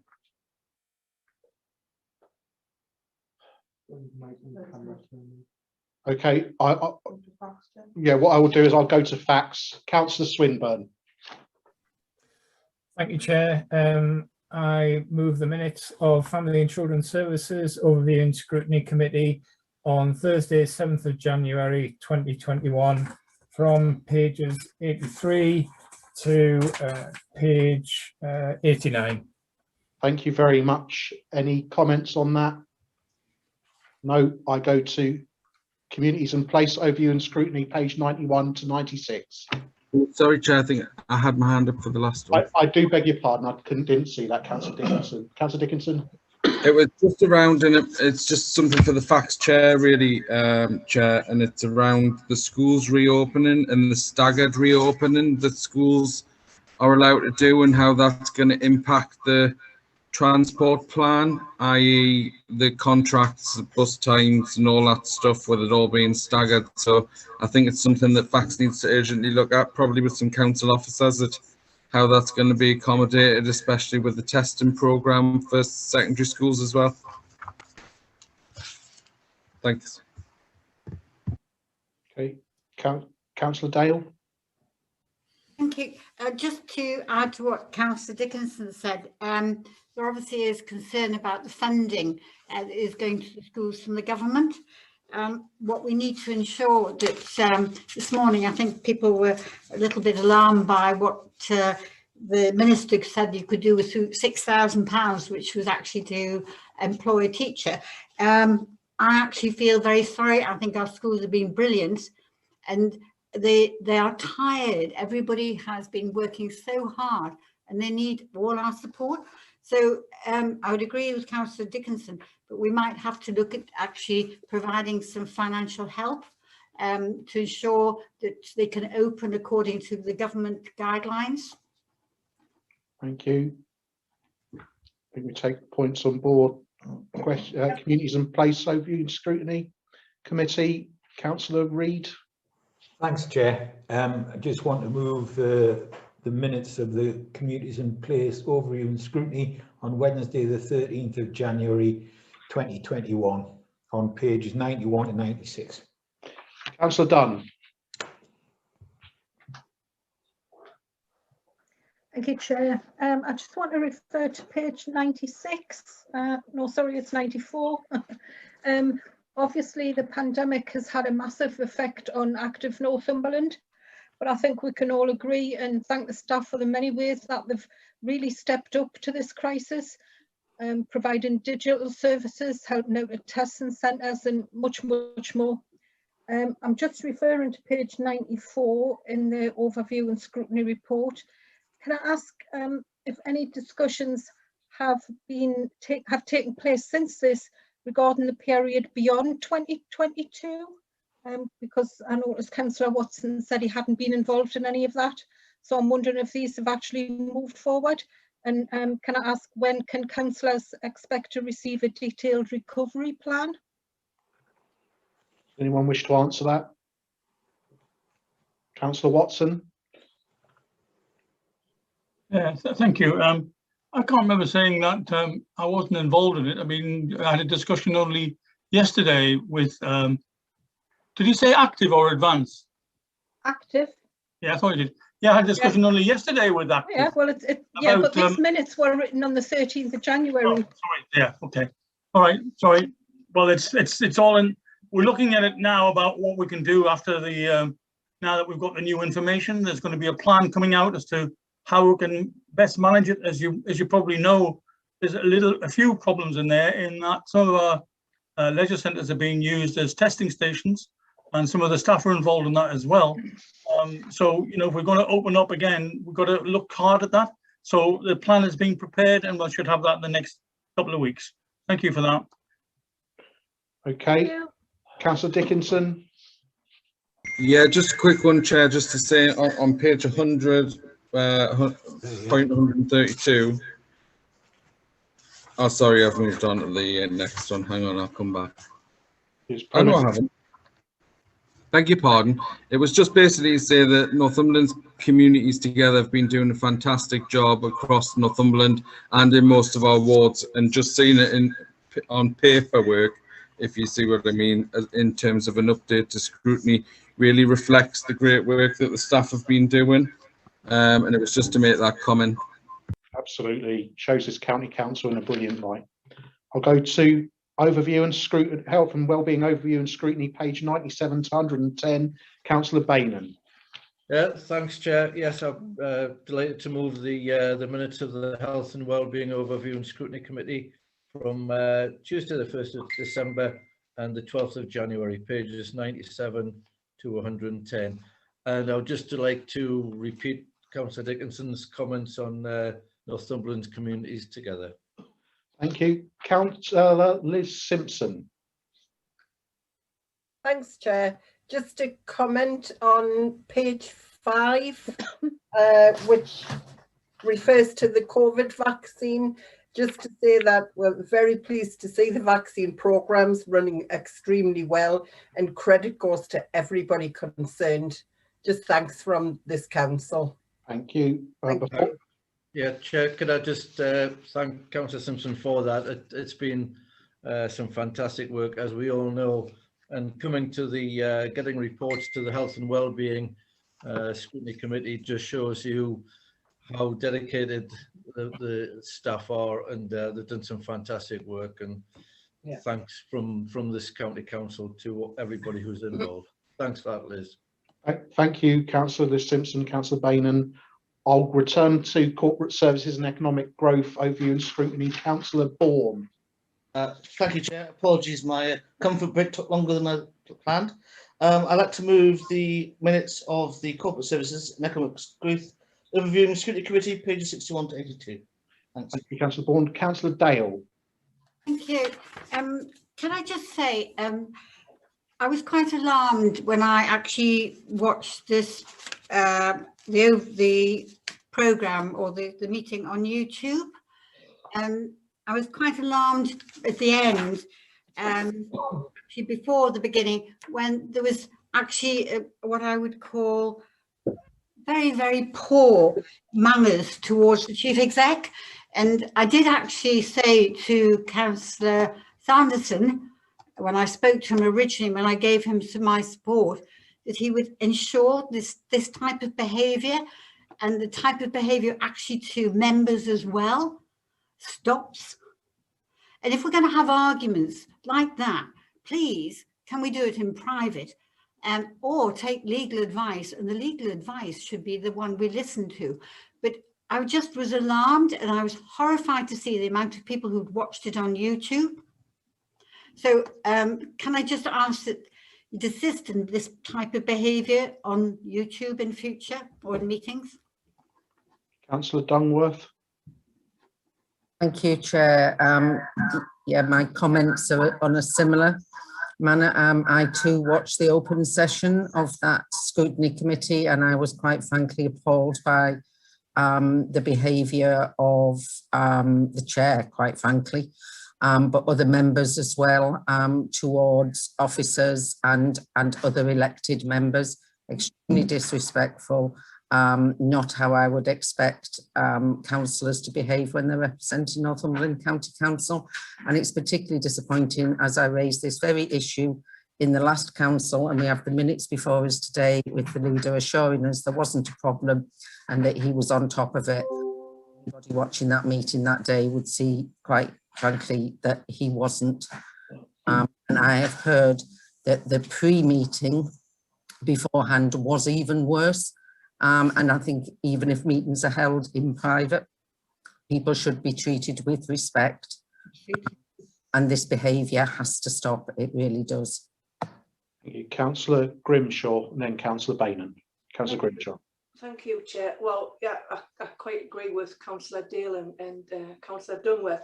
It was absolutely appalling, and I came off and I actually had a few tears because I was so disgusted the way our Chief Executive Officer was treated, and I felt so sorry for her because as a woman being treated disrespectfully, I still think there's an immense amount of bullying still going on. And I remember that the business chair came to one of our audit committee meetings and he stipulated, please show respect and for each other and don't slag each other off and be rude, which we thought, well, that sounds absolutely wonderful, but it seems to be all one-sided. Now, at the pre-scrutiny meeting as well, I mean, you know, the Chief Executive Officer was given a terrible, terrible ride. And for them officers who actually works for her, I can't imagine how they must have felt, because I felt absolutely disgusted and appalled. And, you know, and she only wanted to bring a report across to the committee, which had been requested. And really, it should have been aired there, but there had been various attempts to sabotage that. And unfortunately, it didn't come. And unfortunately, again, it's, you know, there was as papers been leaked, which shouldn't have been. And of course, you know, it's out there in the wider public as to why the Chief Executive wanted to bring this to this particular committee who had been asking for it. But it was pre-planned, scuppered, and absolutely appalling. But I just appeal to the business chair, you know, if it's going to be, he's got to have control of the bullying, especially towards some of the women who point of order, Chair, who try to speak up. And at some of these meetings, and in fact, they're not allowed to do so. I've seen it with women that's actually sitting in here now, who has been, you know, not allowed to speak, that, and they're rudely interrupted. But when the shoe fits on the other foot, they're not. And I've got no doubt that people who are still on this, on YouTube will be watching this, will be fully aware of what's going on. But I, for one, was absolutely appalled. I can stick up for myself, but there's some women who can't, unfortunately, and for whatever reason, but to be, you know, to be treated with disrespect, and especially in front of the officers that were sitting there and trying to put forward reports, it was absolutely atrocious. And I would just like to put an appeal out to the leader. Please do something about it. Thank you, Chair. I'll come to Councillor Homer's point of order in a second, but first I'd like to say, Councillor Grimshaw, well, thank you for referencing the comments I made. I stand by them in that audit committee. I think it was an audit committee I made them. I would welcome, if you have anything to send or discuss with me, to please do contact me, Councillor Grimshaw. Councillor Homer, you had a point of order. Yes, thank you, Chair. I just wanted to pass comment, really. I mean, some of that I've just heard there was speculation, some of that was hearsay, and some of it was, you know, I wasn't there, but I've been told. I don't think that helps the council's reputation at all. And I'd just like to remind everybody that's the very point why we have procedures in place. So if someone does have an issue that they're concerned about, I suggest that they raise them through the appropriate procedures. Thank you, Chair. Councillor Bainan. Thanks, Chair. I am actually raising it through the proper procedures, so I won't mention people's names like Councillor Grimshaw has done and the leader of the Labour group. I was actually disgusted at that meeting, and I think I stated in the meeting that in 20 years of local politics, I've never seen a chair being treated as badly. I won't say who by, because that's for further down the line. But I think that the Labour leader should probably have another look at that and possibly talk to our own members. I know at a full council, the Labour leader asked the Glenn Sanderson as leader about respect. We didn't get to hear that answer from Councillor Sanderson because the Labour leader kept interrupting him and interrupting him all night. So I think the Labour leader should have a look at that video again. But as I say, I was disgusted. I've never ever witnessed a chair being treated in such a disrespectful manner. I'm sure the chair can give his own views, but I am taking sort of further action on it. Yeah, can I respond, Chair, or do you like to speak? I think, David, perhaps if I could take all the hands up and then we'll come to you at the end. Is that okay? Councillor Dickinson. Thanks, Chair. Just a quick comment. It's not the first time that we've had issues in this committee. They're viewable on YouTube. Not sure where Councillor Homer thinks speculation, all this comes from. These are members of the public raising these issues, but also leaders will be raising these issues. And the leader referenced that he met with us regularly, but we haven't had the opportunity to raise them with him for the last 2 leaders meetings because he hasn't been there. But we can't allow our members to continue to be put in this position. Now we can formalise everything that happens and use the processes and clog everything up, as Councillor Bainan referenced, or we can draw a line, make a fresh start, and people behave properly. I mean, you know, it's pretty much as simple as that. Councillor Dale. Can I? Right, thank you. Can I just say, this has gone on for a long time. But I have to say, looking at the last one on YouTube was what I call horrific. But actually, if you are sitting there and you've been bullied over a long period of time in the public view on YouTube, if you recall all those full council meetings and all other meetings where people have been bullied, and then in the main, there are women. I have seen some horrific things. I've gone home crying because of plain nastiness. Now, if you want to be nasty to me, that is one thing. And I've got it all down. I can send it to the lawyer. I can send it to the standards board. But when you start bullying officers, and when I became a councillor, I was told very clearly, and everybody who came from Towndale, you do not intimidate or refer to a councillor, an officer when they can't respond. And actually, this council's got to go back to actually honesty, decency, and treating people fairly. And I think it was horrendous today, but I just feel for all those people who've been through a nightmare because of being bullied. And it's got to stop. And it stops with the chair, the leader of the Conservatives, the leader of the council, Councillor Sanderson. And I've asked you to do it before. Will you go back and make sure that people, whether they be members or officers, that there's no more bullying or intimidation? Thank you, Councillor Dale. Councillor Webb. Yeah, I saw that and I couldn't believe it. But anyhow, one comment I heard there by a male, I think I know who it was, but I can't prove it, was, I'm not sure the exact words, was "shut up, woman," or "woman, shut up." And that was to another councillor, and I couldn't believe that. That's not conduct. If it's standards, that should go as well. Councillor, thank you, Councillor Webb. Councillor Roughhead. Thanks, Chair. Just a point of clarity on the minutes, just on item 91 on page 74-75, talking about Advance Northumberland. I thought we agreed as a committee to invite the Managing Director Advance to attend a future meeting of the Owners Committee. And just a query to the Chair, and this has been a repeated query for the past 18 months, when are we going to actually have our workshop that was agreed in the summer of 2019 on the operation agreement between this council and Advance? If I'll let Councillor Bourne come in a minute, because I've just got one more questioner. Councillor Seymour.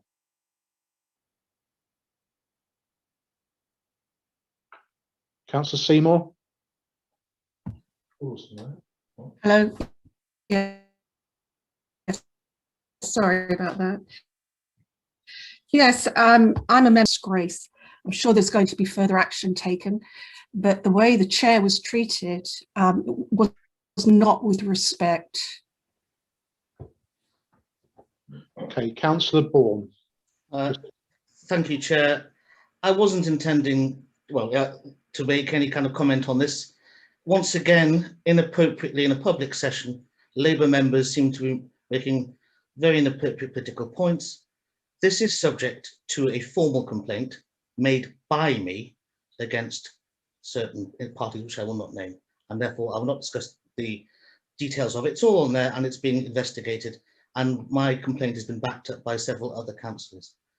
As far as the implication that firstly, Councillor Webb made something about a comment, but certainly I never heard that. It was never made by me. Listen to the tape.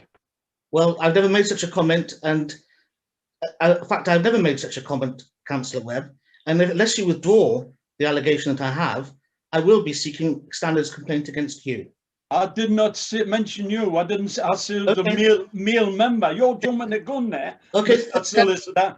Thank you, Councillor Webb, for clarifying that you're not accusing me of that, because that's the implication I've received.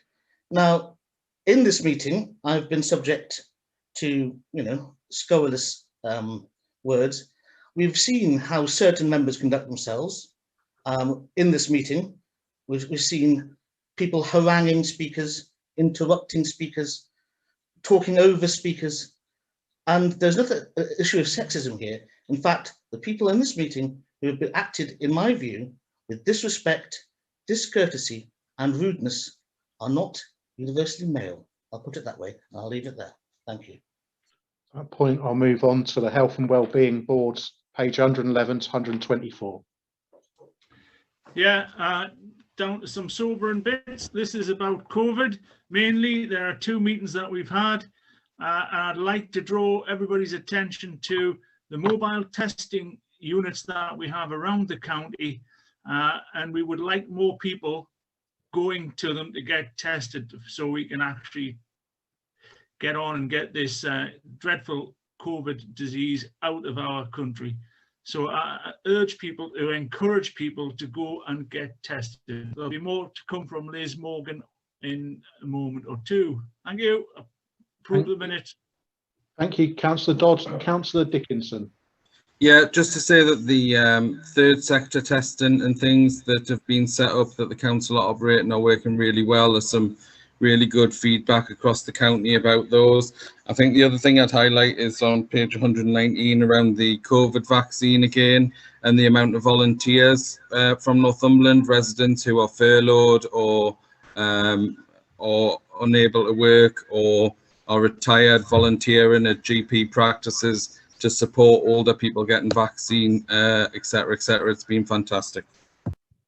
Thank you. I've got Councillor Webb with your hand up. Yeah, I just want to agree with Councillor Dodds. There's a lot of scaremongering out there, and it's essential that everybody gets this vaccine.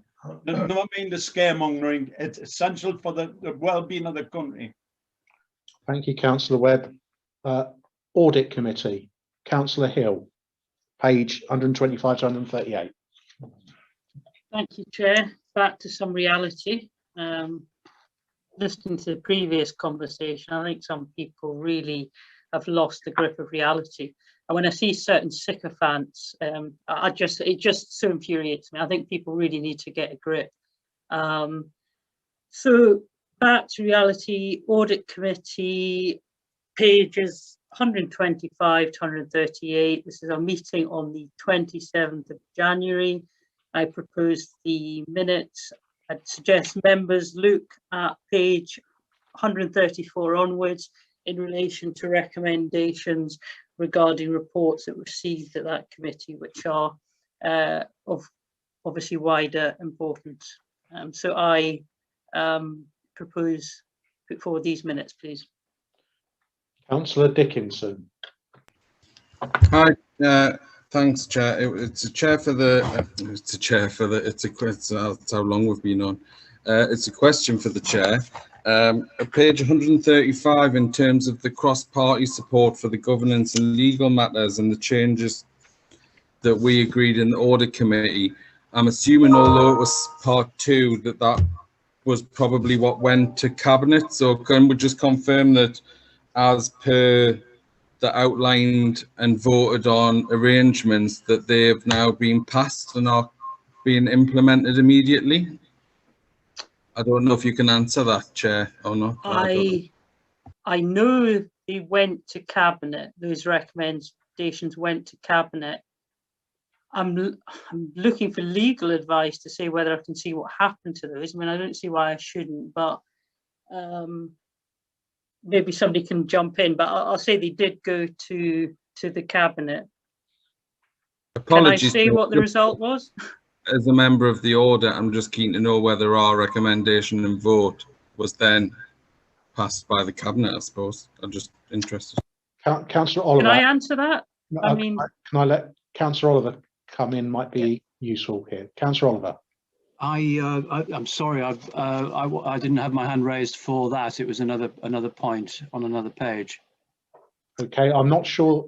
I'm looking at the legal officer. I'm going to go back to the original point. I don't technically know if they were in a confidential. If they were in the confidential part, then I'm told if they're in a confidential. If Chair, I don't know whether they were or not in the confidential. I think they were in a confidential part of the meeting. So I've been advised. No, that's the advice I've been given, Councillor Hill.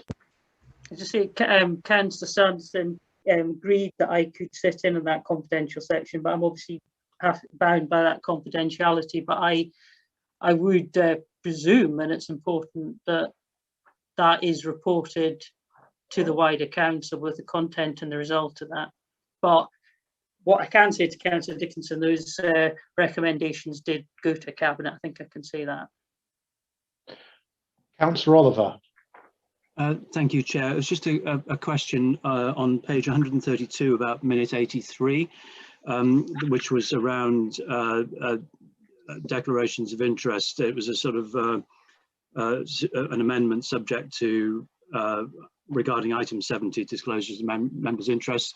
I made a declaration at that meeting, and the chair of this committee is obviously, she's mentioned her desire for consistency on declarations of interest, and she mentioned at that meeting that there was that other people had written to her making the same declaration as me, and I'm just wondering if we could have details of who those other people were and whether she was one of those people. Very bizarre, Councillor Oliver, really bizarre question. You raised in your inconsistent declaration of interest that you had an interest because you were involved in ongoing complaints. I said I know that there's other people, councillors and officers, who have mentioned that, who wouldn't be part of the meeting. I'm not one of those, but I know that that issue had been raised, that anyone who is involved in ongoing complaints regarding senior officers, often the mutual, shouldn't be involved in these discussions. You declared that very correctly. I personally am not involved in any complaints. I didn't, and I did mention that other people have said that they would also declare interest if that was relevant to them. Chair, what you actually said was that other people had emailed you and made the same declaration. So that's inconsistent. It's not. Anyway, I mean, we're happy to pick this up afterwards, but I was talking about the wider point that officers and councillors have made a wider point about if you're involved in complaints, you'd have to declare an interest. I don't think anyone was at the meeting apart from you who fitted into that correct category, although I anticipated that others wouldn't be. So you're the only one who at that meeting, I believe, needed to declare an interest, and that's what you did. That's not my recollection, but we'll pick it up. There was a recording of it. It's just bizarre, Councillor Oliver. Honestly, I don't know what planet you guys are on with your little sort of try to shift, deflect. Order, Chair. There needs to be respect in this meeting. We've mentioned it already, and it doesn't seem that this is being held by everyone. I think we can all agree to remove the minutes of that. We agree the minutes. Yes, I just thank you for declaring your interest correctly, Councillor Oliver, for once. Point 9 of the agenda. Sorry, I beg your pardon, I've still got the Food Poverty Working Group. Councillor Patterson. Thank you, Chair. Good evening, everyone. I'd like to present the Food Poverty Working Group minutes from the 29th of January. That's pages 139 to 146. And if I could just say the Food Poverty Working Group, that we're making great strides. We're working very closely with Northumberland Communities Together, who are fantastic, and also the 5 Northumberland food partnerships. Ultimately, our aim is to ensure that everyone in Northumberland has access to healthy and nutritious food. Thank you. Councillor Bowman. Thank you, Chair. I must say that this is very welcome. This morning I spent about 3 hours working with a food hub, supplying free food that would have been thrown into the bin, which is a waste in many sense, but giving it to people who are in need. It has become very apparent over the last few months, especially because of the pandemic, and especially because there was poverty there in the beginning, and the pandemic has exacerbated the situation, and this is very welcome. Can I just say that in the future, I hope we see the last of food banks and the last of food hubs, and basically this committee will be at the forefront of making sure that food is everybody's right in a sense. It is a human right to have food. But thank you for the opportunity to speak, Chair. Thank you. Thank you, Councillor Bowman. Well said. Councillor Dale. Just to say thank you, and thank you for all the work that's been done. And it does show that the need for food parcels, food banks, certainly, especially in the deprived areas. And I think one has to admire all the people who are doing a tremendous amount of work to ensure that everybody does have something to eat, as you said, something on their plate, and especially children. The only thing I have and can say, I know Councillor Parsonson asked me actually originally to come as a witness.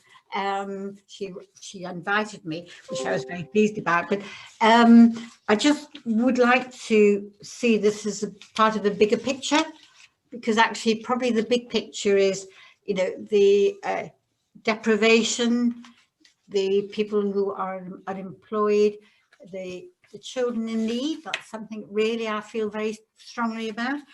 And maybe, as I said before, if you go back and look at the Marmot Review and all the reports that were done over that and all the conversations, I think it would help to draw together a bigger picture, because this obviously is just part of an enormous picture. And unless we can actually get down to the real root problems, this delivery of free food service is just going to get larger and larger, but actually that does undermine people and their ability. It causes all kinds of mental social breakdowns and things like that. So there is a bigger picture, and I think I welcome this, but hopefully over the next 2 years, whoever's in power, whatever, everybody can work together, because everybody has skills, but we need to find and sort out the underlying problems. Councillor Daly. Thank you, Chair. I'd like to commend the Chair and the members of the committee on this working group, rather, because there's a lot of very good stuff in here.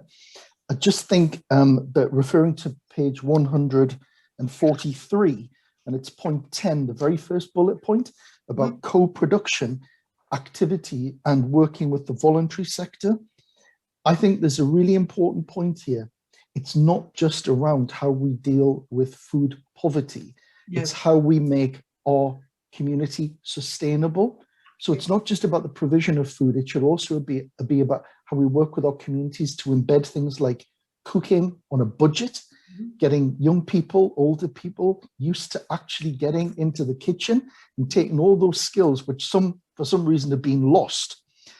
Simply feeding someone is only one part of a much more strategic plan to absolutely ensure that our communities can actually overcome and get through COVID and other issues. So I think there's some really good stuff here. I think we can perhaps do a little bit more with the co-production work. And I'm delighted that Cramlington is referenced as the community hub, which I chair in Cramlington, and I will be absolutely championing, if that's the word, the work in Cramlington. And I hope that we are an exemplar, because certainly there's a really good project in Berwick, which is a pay-as-you-feel cafe. There's so many things that we could do to ensure that food waste is minimized but we maximise it for all of our communities. So well done on this, and I look forward to even more happening. Councillor Campbell. Thank you very much, Councillor Daly. You're on mute, Deirdre.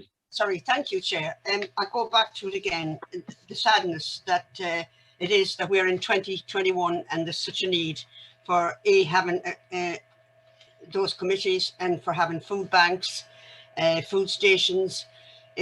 That saddens me greatly, because no child in Britain in particular, you know, we're probably the 5th richest nation in the world, should go to bed hungry, and so many children do. And it's not always down to society's fault or government's fault. There are other reasons why that happens.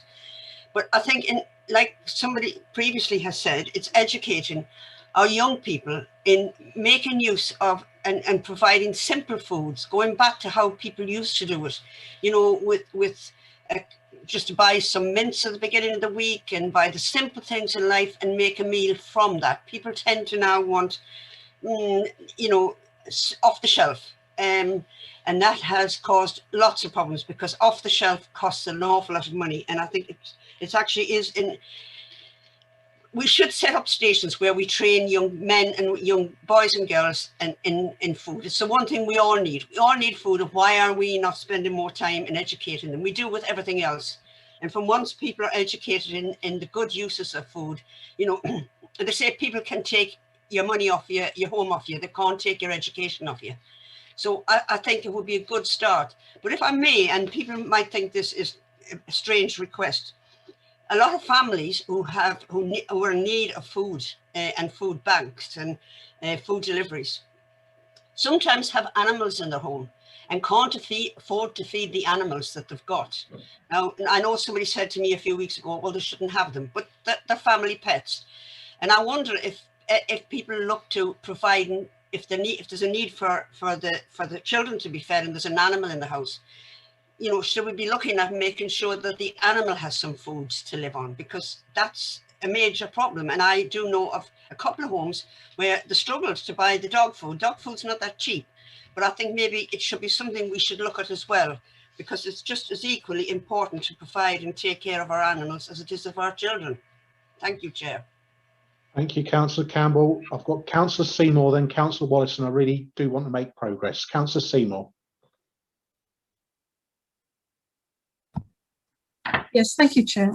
Yeah, just a few comments during this challenging time we found ourselves in the last year. You know, this has it's been so good to see communities together, the food banks, volunteer groups coming together to contribute to food poverty in our towns. And also very pleased that this council allowed county councillors to spend up to £2,000 from their members' small schemes to add to the COVID food crisis that we found ourselves in. So thank you very much for that. Councillor Wallace. Thank you, Chair. Can I reassure Councillor Campbell that certainly the Mathry project, when they donate food to families, actually ask if there are pets in the family and provide pet food as part of their gift to the family. Thank you, Councillor Roberts. Thank you. Well, I've now got Councillor Simpson and Councillor Robinson, and really Councillor Simpson. Thanks, Chair.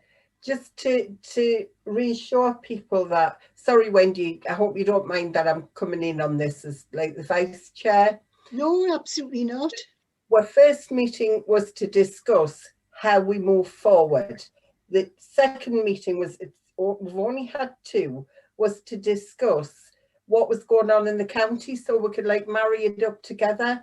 Our next meeting is to move forward to look at employment and regeneration, which is critical to help alleviate poverty in the county.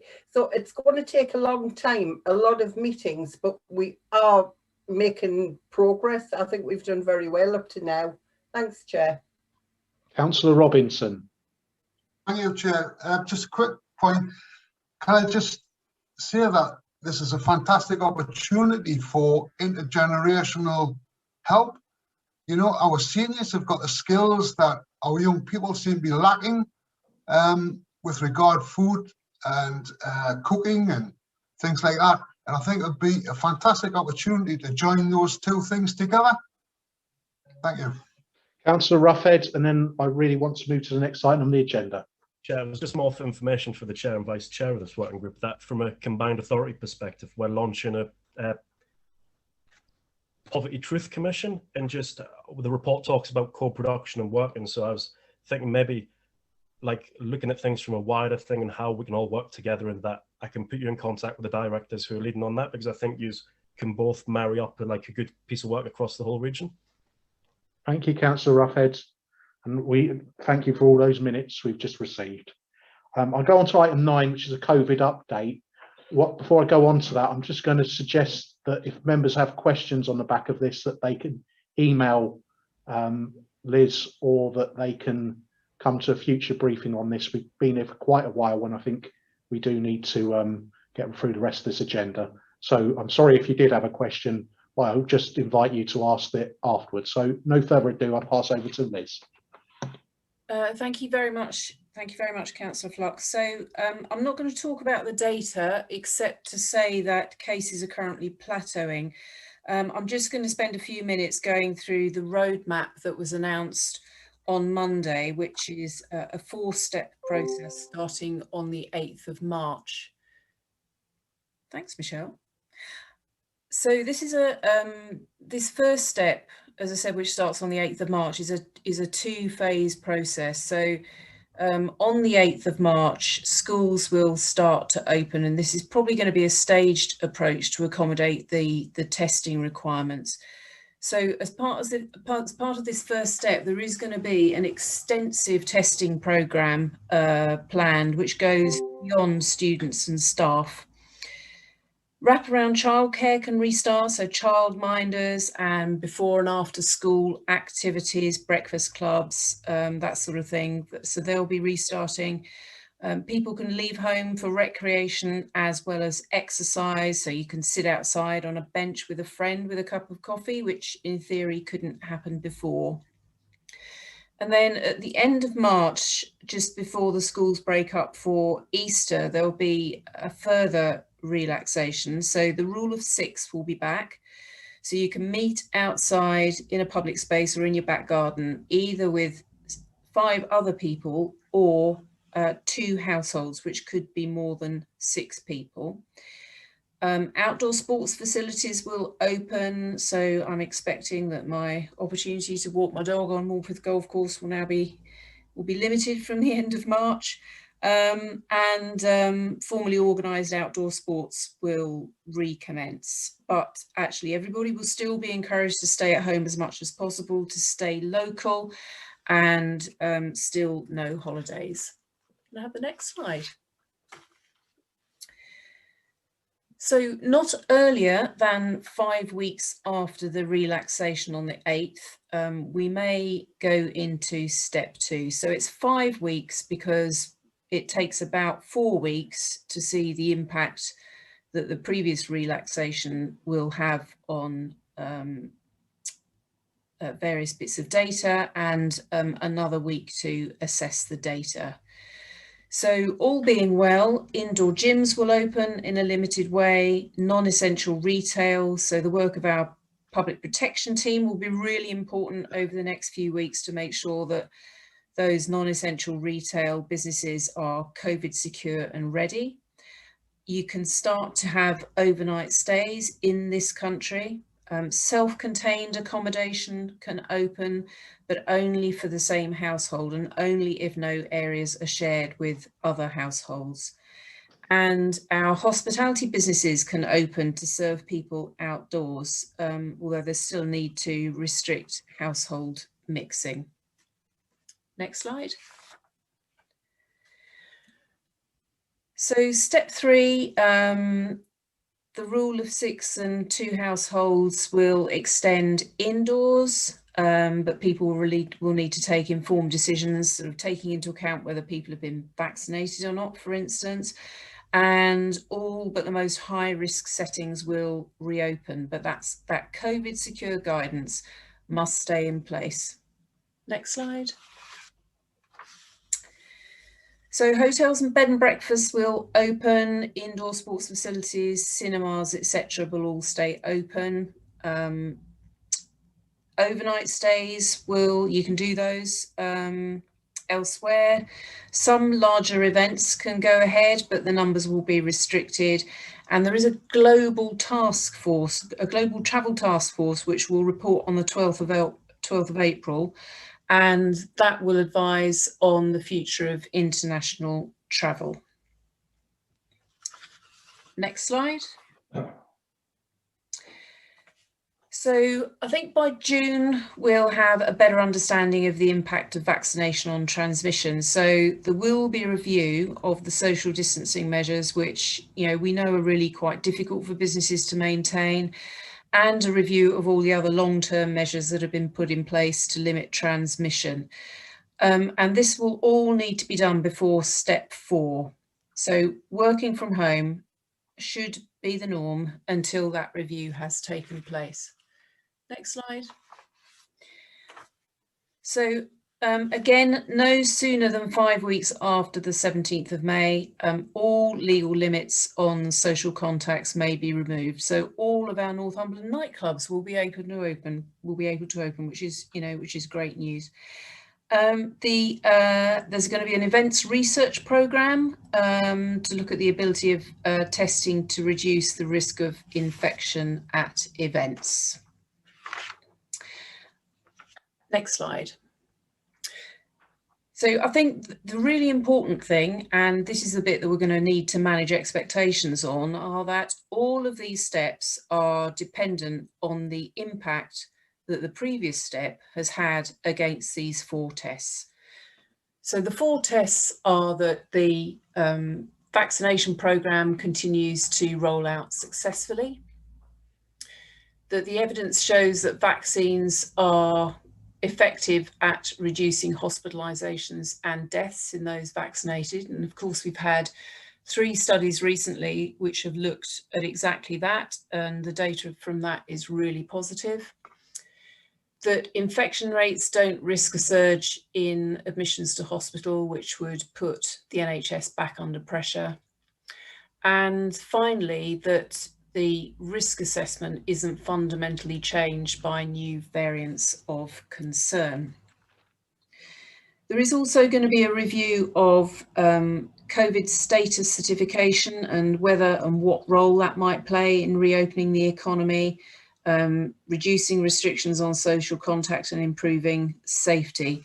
And that will conclude in advance of step 4. Next slide. So I think as we move forward, we need to carry on with the good habits that reduce transmission. That's still going to be absolutely critical. Businesses will need to continue to take all of those precautions which make them COVID secure. There's going to be a continuing review and modification of enforcement powers, but as always, the devil is in the detail.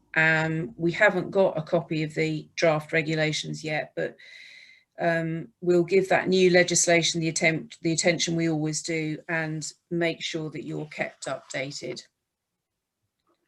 And I think that is it from me. Thank you. Thank you very much, Liz. As I said, I've invited members to ask any any questions they may have on that. Thank you very much for your time and your patience. Thank you.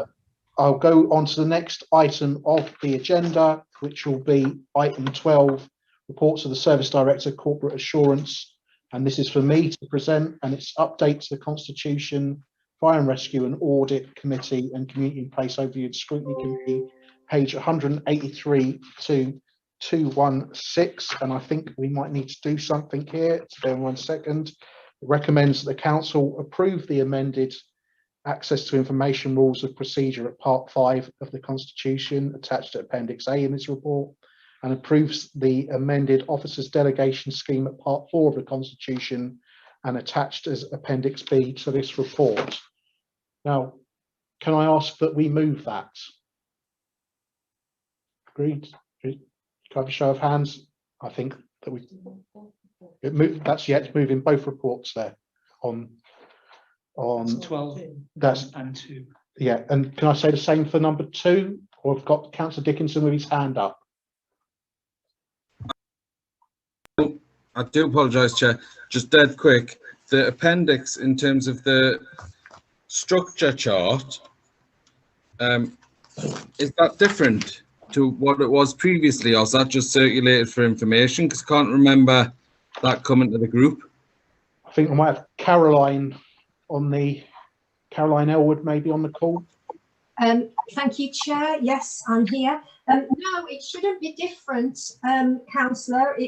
It was in the early report, I believe, but it just reflects your current structure. This is your current management structure. Thanks, Caroline. Can I just is the chief exec on, just to confirm that? I don't want to drag it out. I just want to make sure that what we're thinking, because I was on the committee and I wasn't sure. Dalji, are you? I think it's been addressed to yourself. Hello, yes. This report has been through the executive team, Chair, and we obviously it is at a point in time, and we did feel it was necessary to just update the previous version, but clearly, should there be any further changes, we will take them through staffing committee as usual for permanent changes. Thank you. Thank you. Councillor Dale.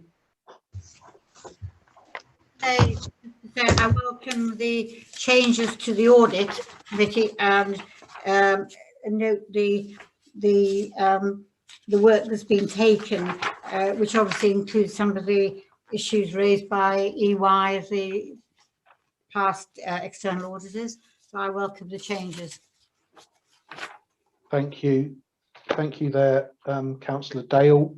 I think I may have read the wrong things out previously, but what I'll do, I needed it proposed and seconded officially. So I'm reading out the recommendations, I believe, from page 183, isn't it? So it's those 3 recommendations there on 183. Can I have them proposed by someone, please? I'll propose them. Proposed by Councillor Dickinson, seconded by Councillor Watson, I can see. Are we in favour of that? Can I show of hands? I think that's showing me that there's general agreement with those. And then I go on to the second report on page 217, and it's been a long meeting, and I believe I read them out previously. It's looking for the recommendations of that committee. Can I ask that someone could propose those for me?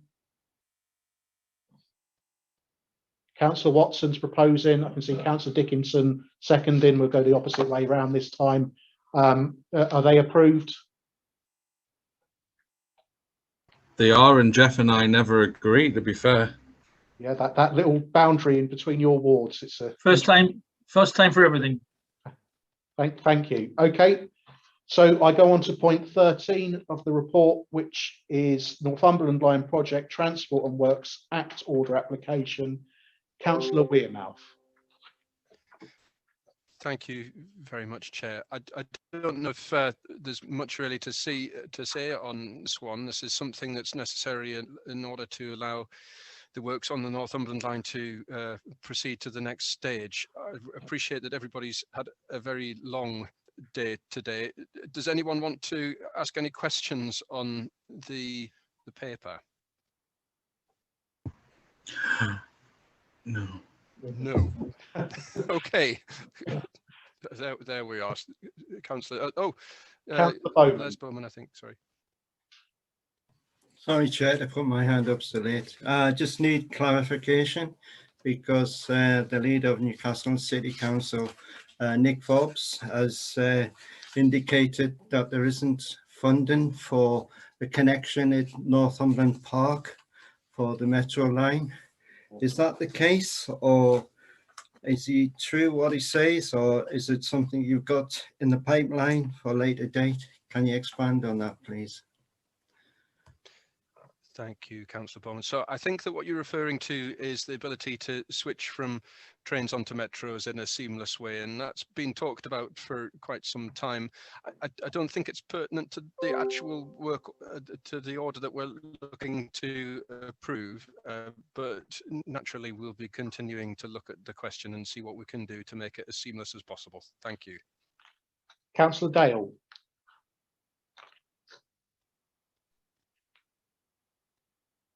You're on mute, Councillor Dale. Right, sorry. Yeah, just to ask about the risk assessment on page 263. And I don't know how that risk has been managed or how high the risk is on the fundamentals of the powers sought by the council. Councillor Wearmouth could answer that maybe. I don't know if I look to my officers to maybe, I don't know if we've got Julia McLaughlin on the call. I see that we do. She may be able to go into a little bit more detail than I would be able to, Councillor Dale, on that. Well, I can't, sorry, I can hardly hear. It's really just about the cost to the council, if there is any, if there's a public inquiry, etc. It doesn't, I'm quite happy to get a response later to it, but the risk assessment is very clear about the implications should there be an inquiry. So maybe you could let me have the information later, or maybe you could let the council. Well, happy to sorry, Councillor Dale. Happy to circulate that round all members if that's what you would like. Very happy indeed. Thank you. Councillor Gallagher. Thank you, Chair. Just speaking of the project in general, it's a comment very much welcomed by the community I represent. And the one request that I have as an elected member for Ashington and my other 5 colleagues, that we are kept up to speed of where we are, especially on site visits towards this project as well. We have to ensure that we've got a little bit tied up between politicians. You know, the last time we had a minister come, all 6 county councillors from Ashton weren't invited, but other councillors from around the area were. It's very, very important to my community. So let we please keep in contact. Thank you. Councillor Webb. Hey, Richard, I'm a little bit concerned about Northumberland Park, because if that connection doesn't go in, this will not be viable. Because if you don't get a connection to the metro, people will not travel into the central station and have to travel back into the city centre or wherever. I mean, I worked on the railways for a long time. Actually met the railway board 30 years ago to try and get this started. They wanted £1 million a year for upkeep then, but but the essential thing is it's got to be a connection to the metros at Northumberland Park, Richard, or this you'll not get bums on seats otherwise. It needs to be. Thank you, Councillor Webb. So just to be clear, there is a station.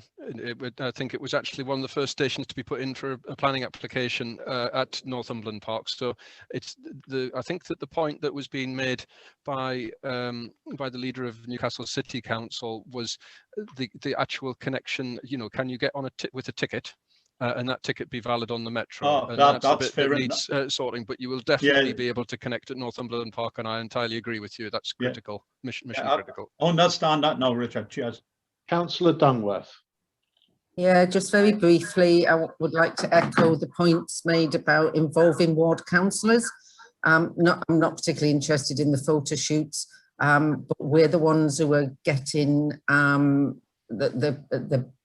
concerns from residents nearby. So we've had people who are quite concerned at the impact for them of the station in Seaton Delaval, for instance. And it would be really good if we were involved more closely where, I mean, I don't have a station very near me, but colleagues do have, so that we can reassure people and work with people to make sure this happens as positively as it needs to happen. Thank you, Councillor Dungworth. What I can do is circulate a contact that you can have within the project team, or two contacts that will help you maintain that. And I'll try to, as we get into the next stages, or indeed any future administration, I think what would be helpful for all concerned would be regular presentations to the LACs. for the Seaton Valley Lac and for the Ashington and Blythe one in particular. Thanks. I think that would be really useful. Thank you. Thank you. I've got a councillor with a station in her ward, Councillor Campbell. Yeah, thank you, Chair. Yes, there's been ministers in my patch, and it's not a photo shoot, but I've never ever been informed about any of it. My concerns are the fact that if you know, by the time you get on the train at Ashington, and it's not going to pick up great speed because it's going to have to stop at stations, and by the time it gets to its destination, if people have to get off and change again, I think you'd probably be in Newcastle faster on horseback. From what I've been told, it's not, to me and to people I'm talking to, it doesn't seem as if it's going to make much of a difference in the time in getting to Newcastle. If maybe it would even be faster to go by bus, and it's not going to deter people from taking their cars, because a question I've been asked is, if people park their cars, will there be parking facilities at those stations, and will they be charged? Because if they are, then, you know, I don't know if they are going to be, but if it would be an added charge, buy a ticket, you pay parking, you get on, you get off, you get on, you get off. It seems, you know, not the best idea in the world at this moment in time. So thank you, Councillor Campbell, on that. On the question of parking, I believe the intention is that it's free to park at the stations, and we're trying to make sure that there's ample parking at that. So I think, if my memory fails me, but it's close to 200 or over 200 even at the majority of the stations. When it comes to the time into Newcastle, it's around about 35 minutes from Ashington, which is obviously the most northerly stop, and I fortunately don't have to make that commute from Morpeth anymore into. I used to work on Scotswood Road, but I certainly know if I left any time around about 8 o'clock, I would be sat in traffic for 45 minutes or so, and so the train will get you into the central station very rapidly indeed by comparison. So I'm sure that there will be a lot of people that will make that change, undoubtedly. I hope so, but it's just people have concerns. Absolutely. Thank you. Councillor Grimshaw. Thank you, Chair. Well, it's just on page 265, the second bottom paragraph, accessibility to public transport. And I do think, Richard, that would be vitally important, because we have got some elderly and disabled people who at this present moment of time wouldn't be able to, because there's no bus routes to big estates, to actually get to the stations. And if they would love to go, you know, have a run out to wherever. So I think it's very important that we have good communications with some of these bus operatives to make sure that you know, they give every opportunity, where obviously it was practically possible, to not exclude some of the people in these estates that would probably, you know, enjoy having a trip out to Newcastle or wherever. Thank you, Chair. Thank you, Councillor Grimshaw. I entirely agree. And whether it's you or me trying to sort it out the other side of an election, or someone else, you know, this is a really important part of what has to happen with the line. And I think that it's beholden onto some of the bus operators to think about how they interconnect with it, because it's a huge opportunity for them. I know that some of them see it as a little bit of a, you know, a potential threat or an obstacle to their business, but actually it will just ultimately, it will be a more mobile population, and that's got to be good for bus operators as well. And the more that they interlink with this, the better. Thank you, Councillor Wearmouth. We've got the recommendations on page 259 and 260. Can I ask that we approve those? Have I got a proposer? I'll propose it. Councillor Wearmouth, Councillor Campbell, I saw, can second them. Are they approved? Yes, thank you. I'll go to item 14, annual timetable of meetings, page 271 to 274. Are we okay to accept that? No, it's not. No. Thank you. Councillor Reid. It's not. Sorry, just a quick question. Somebody told me the other day, a town clerk to be specific, that you had to have your first meeting within 14 days of the election. Can somebody tell me whether that's true or not? Because this is down for the 26th. And if so, that's 20 days after the election, or 19, but it's certainly more than 14. Councillor Reid, I've got people looking now. Thank you.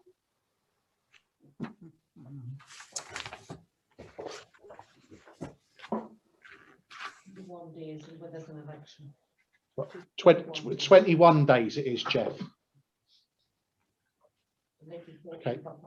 Yeah, you're on mute, but I think it might be different for parishes is the answer there. So I think that. Thank you very much, Chair. I do appreciate that. Don't Thank you you. have to prove anything on that. It's just a note, isn't it? Yeah. Fine. Okay, and then I go back to item 6 on our agenda, which is the questions. Yeah, that's me, Anthony. Yes. Anthony, you might want to turn your microphone off. We've done it for you. Don't worry. Yes. So question 1 is from Councillor Hill to the leader. Councillor Hill. Thank you. It is always interesting to hear what political leaders' top priorities are. Former Prime Minister famously said that his top 3 priorities were all education. The leader of NCC has recently said that his #1 priority above everything else is climate change. Could the leader enlighten us as to what his 2nd and 3rd priorities are, and at what number does education come in at? Lovely, thank you. Well, I'm assuming the member is asking me about what I said at the scrutiny meeting recently, and what I said was climate change is hugely important for all of us and will remain very much a priority. And that, of course, is in addition to our other corporate priorities, which is the work we do on jobs and economy in the county, creation of new schools, leisure centres, roads and pavements, cycling and walking, also are very much priorities, as well as the myriad of joint working that we do. And I just like to pick up on the point that was made in the previous discussion. In Ashington, we have a really proud history of working well with Ashington Town Council on projects such as the environmental services and Hurst Park. So climate change is hugely important, and in fact, this is the action plan that was sent to all members recently. I'm sure will get posted on everyone's Facebook pages. It's as the council probably knows, we didn't wait to be petitioned to declare a climate change emergency. We actually proactively did that ourselves, and we created a steering group of experts who have been hugely helpful to us. And they have helped in all manner of ways, including the production of this fantastic action plan. And I do hope that members will get a chance to read that. We've done this one in hard copy so that people can hang on to this one and follow its progress and be involved over the years. So to summarise, yes, it's very much a priority, along with all the other priorities that are very important for our county. And I look forward to seeing members picking up their responsibilities as we go along with it. Thank you. Supplementary, Councillor Hill. Thank you. I don't think you really answered the question, but I'm taking from what you said that you agree that it's probably not a good idea to pitch something as your #1 priority, because you did say that at another meeting. So it's not your #1 priority. Well, it's just a top priority. I'm really sorry. I don't record or listen to recordings of myself. I'm afraid I don't do that unless I'm absolutely forced to. Same as looking at Facebook. But what I certainly said at the most recent. Sorry. Just carry on, Glenn. I think someone might have said something by mistake. Okay. So I'm assuming you are referring to the budget outline that I gave at the scrutiny committee, and that's what that one is there. It will remain very much a priority. Thank you. Thank you. I go over to question 2, and I just remind members, if you're not speaking, to put yourself on mute so we don't hear what you're having for dinner or what have we. Question 2 is from Councillor Hill to Councillor Riddle. I'm certainly having a glass of champagne tonight, and Tottenham have won as well, so it's been a good night for me. Right, question number 2. Since May 2017, the portfolio holder for community service has been one of the 2 representatives from NCC on the Northumbria Police and Crime Panel. How many Northumbria Police and Crime Panel meetings have there been since then, and how many have you attended? That's to Councillor Riddle. Councillor Riddle. Thank you. You are breaking up a bit there, but I have got it written down, the question, Georgina. There have been 23 meetings and I have attended 15. Supplementary, Councillor Hill. Well, that's quite surprising. I'll need to check that because I've watched many meetings and I can remember seeing you at one. But I'll come back to that. Thank you. I can tell you that those are the figures provided by the clerk and have been verified by Karen as well. Thank you. I'll go to Councillor Robinson, to the leader. Thank you, Chair. We've all just seen the effects the weather's having on various aspects in the county. I want to ask about the disturbing flooding issues we've seen at Westley Cemetery in my ward. I know there are schemes being proposed and looked into, and thanks to the leader and service director for agreeing that. But I want to ask, will the necessary funding be found to finally resolve what is a very emotive situation and one we have known about for many years? It's one thing agreeing to look into something, quite another to make the funding available. So that's what I want to make sure of this time. And Glenn, you know how long we've been battling to get this done. Yeah. Let's get it resolved. You have been battling to get it done, and you are a really hard-working councillor for your area. You've done masses of work around Plessy Country Park, and you've also annoyed me many times by contacting me about things that I've hopefully managed to help you with. Not annoy me, but you know, continue to come back to me. On this particular point, it is a very serious issue.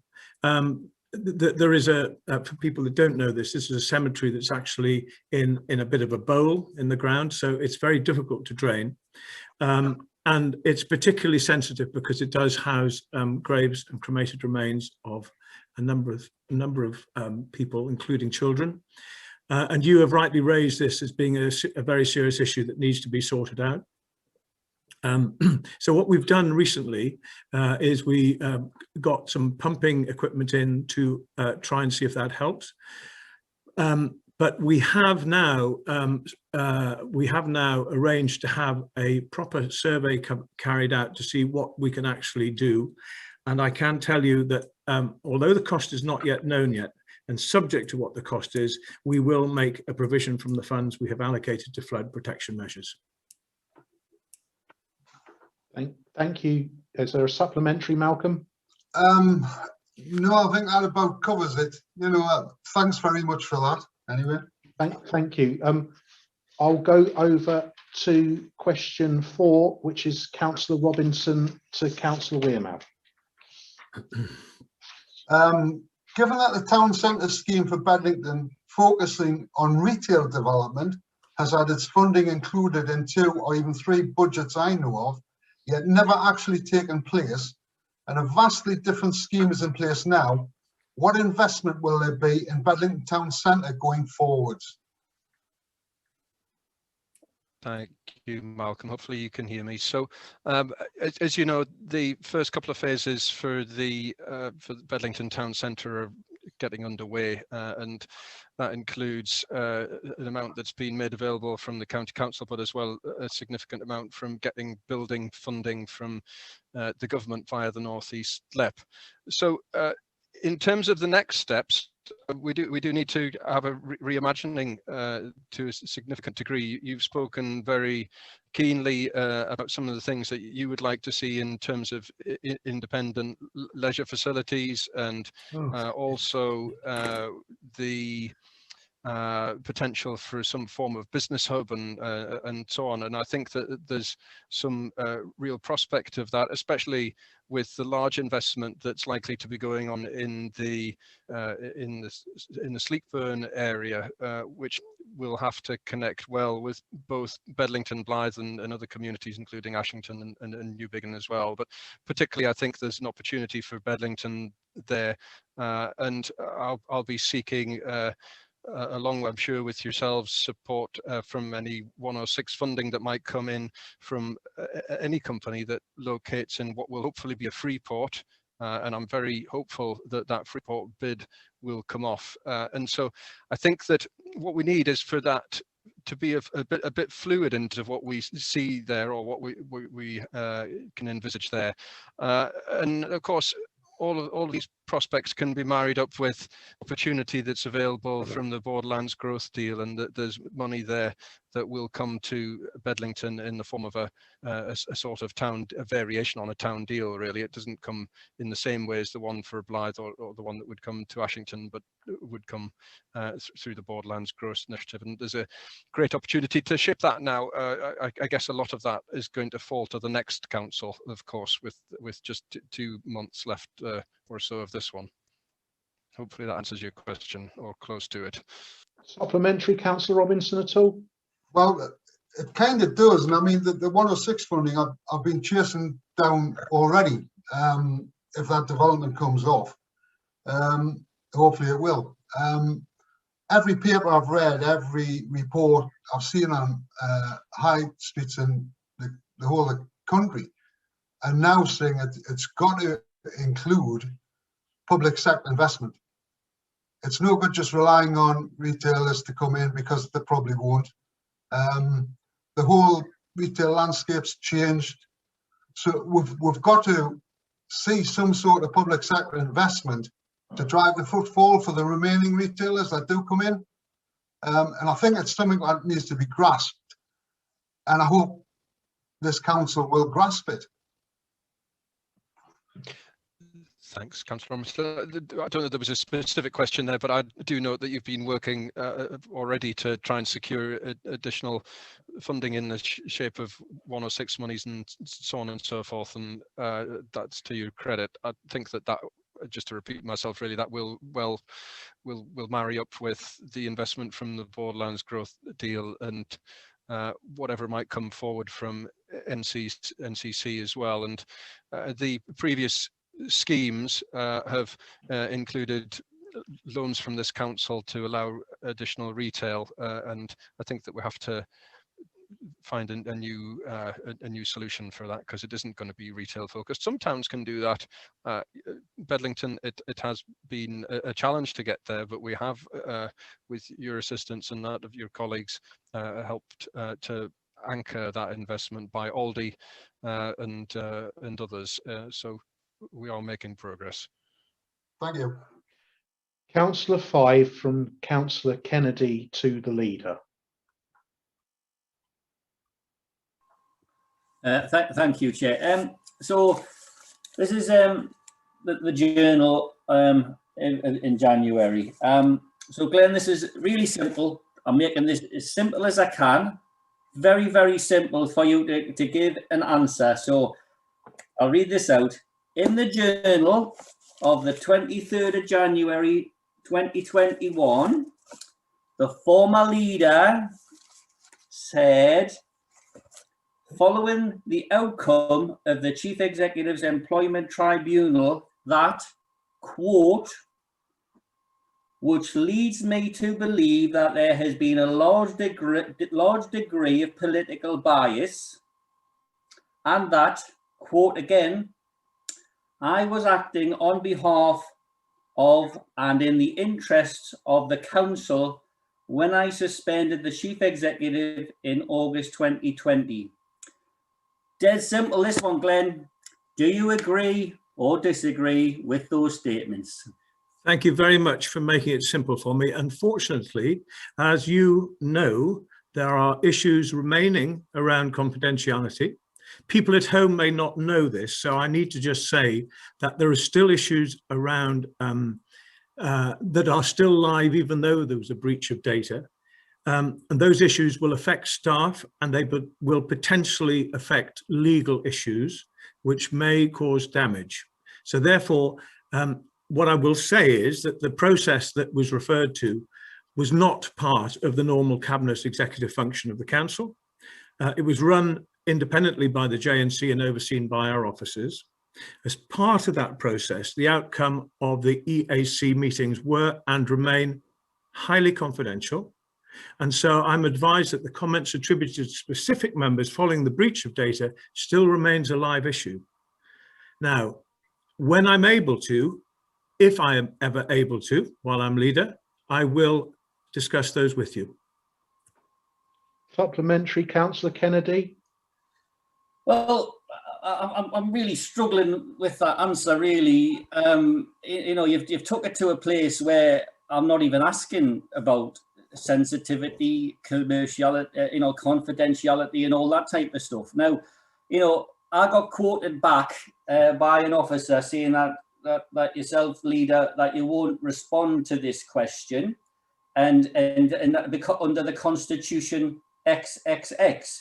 So I went onto the county council's site to have a look at the Constitution, to look at this XXX number that is referred to, and all I can say about the Constitution, it says that the Constitution is to ensure openness and accountability.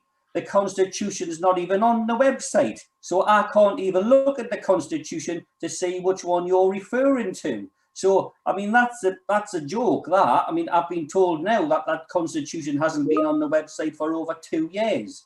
So I was going to look at this element of the Constitution that you've quoted, but I can't see it.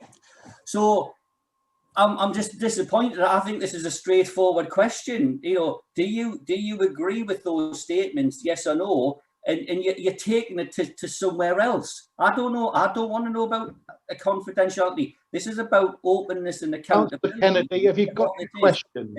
The question is that this is about accountability and openness, and that's what the Nolan principles are. And people are asking me, going and asking about this. The question is, it was about the yes and no, and where's your Constitution? Councillor Sanderson. So if this, I think the supplementary is the same as the first question, if I'm understanding that correctly. Yeah. And as the councillor knows, and people may at home watching this may not know this, there are still live issues involved within this process that I can't discuss because it could have an impact on staff or legal matters. If the councillor would like me to try and explain that more, as soon as I'm able to, if I'm ever able to, then I will be more than happy to do that with him. Questions? What about the Constitution? Why is that not on the website? Can it be put on the website? Well, I'll tell you what, I'll answer that one myself, Derek. I'll look to get it on there and I'll make representations on that point and I'll email you about it. Yeah, question 6 from Councillor Seymour to Councillor Riddle. Councillor Seymour. Thank you, Chair. Yes, our council is moving ahead leaps and bounds with its forward-thinking climate change emergency plan to save energy and reduce carbon emissions. Many residents throughout Berwick and the county are keen to conserve and preserve the environment. What is the council doing to encourage architects, designers and contractors in regards to planning applications and building control consents in the use of green, ecological based materials and energy saving constructions?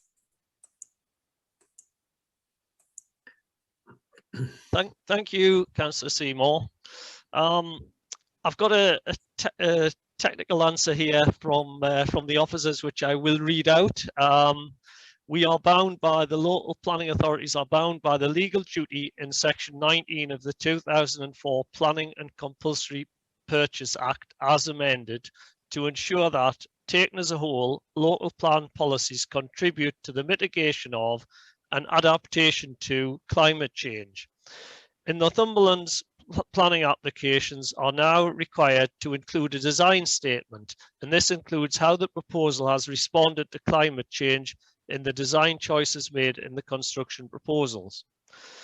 The issue is the subject of detailed negotiations, and we look to secure the best combination of carbon efficient measures.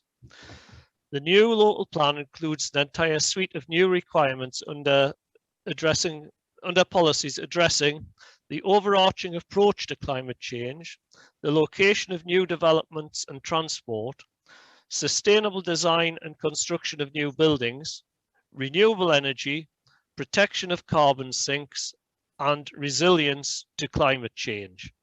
Thank you.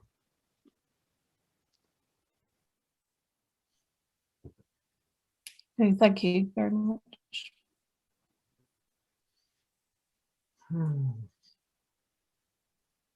Sorry, I'm back on mute. We're having fun with our mute button. Question 7 from Councillor Nisbet to the leader. Councillor Nisbet.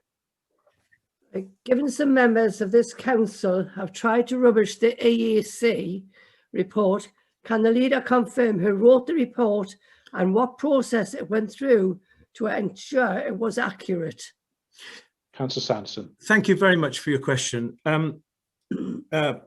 The councillor knows, but people listening to this or watching this at home may not know that this is a very confidential matter still.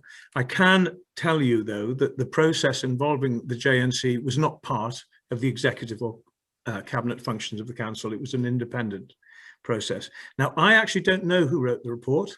I'm sorry, I don't know who wrote it, nor do I know what process it went through, simply because I was not involved in any of this. It was an independent process, as I said, that involved the JNC and our officers were the ones that dealt with it. So perhaps if you want more information about who was the author and who proofread it, may I suggest you talk to them, Councillor Nisbet. Supplementary, Councillor Nisbet. No, sir, no, we just get the same thing. Thank you. Councillor 8 is Councillor 8. Well, it's been a long day. Question 8 from Councillor Alan Heppel to the leader. Thanks, Chair. Straightforward question, really. It's about the essence of this is about the well-being of the Chief Executive. So the question is, what action has the leader taken to support the Chief Executive since this report, and that refers to the EAC report, by the way, was presented on the actions agreed by the committee? Yes, of course. Thank you for the question. There is a formal process of support underway now, which is a matter between her and I.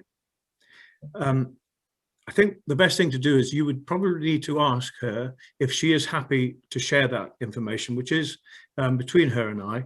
And if she agrees, then I would be more than happy to meet with you, her and myself to go through that in more detail. Supplementary, Councillor Heppel. No, that's fine. Thank you. Thank you, Councillor Sanderson. Thank you. Question 9, Councillor Susan Dungworth to the leader. Sorry about the delay there. It's working two things off one screen.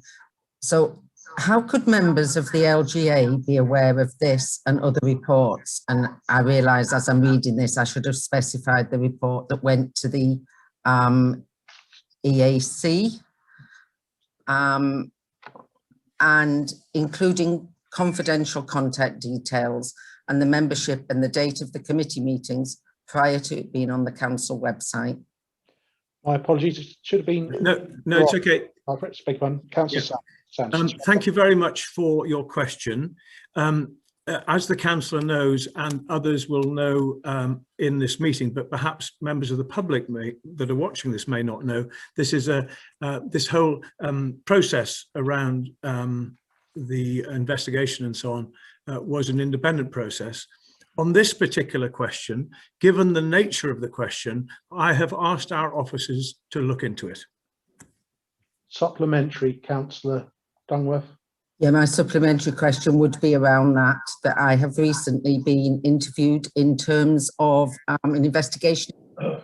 I would like this matter to be considered in that as well, please, because obviously there have been leaks going on from this council since midsummer.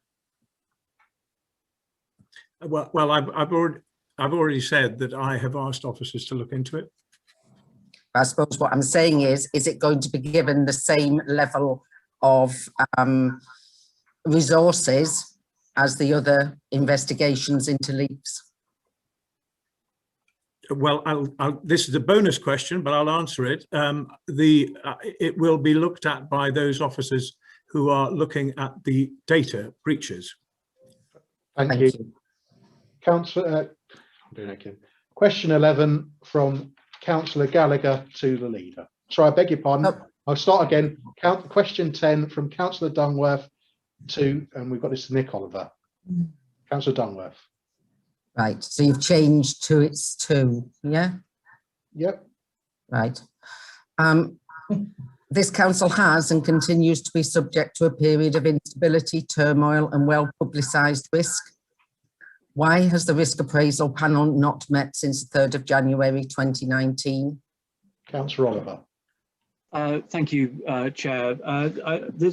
This question has been determined by the council's legal team as a political in nature. So this is forgive me if I give a bit of a political response on this.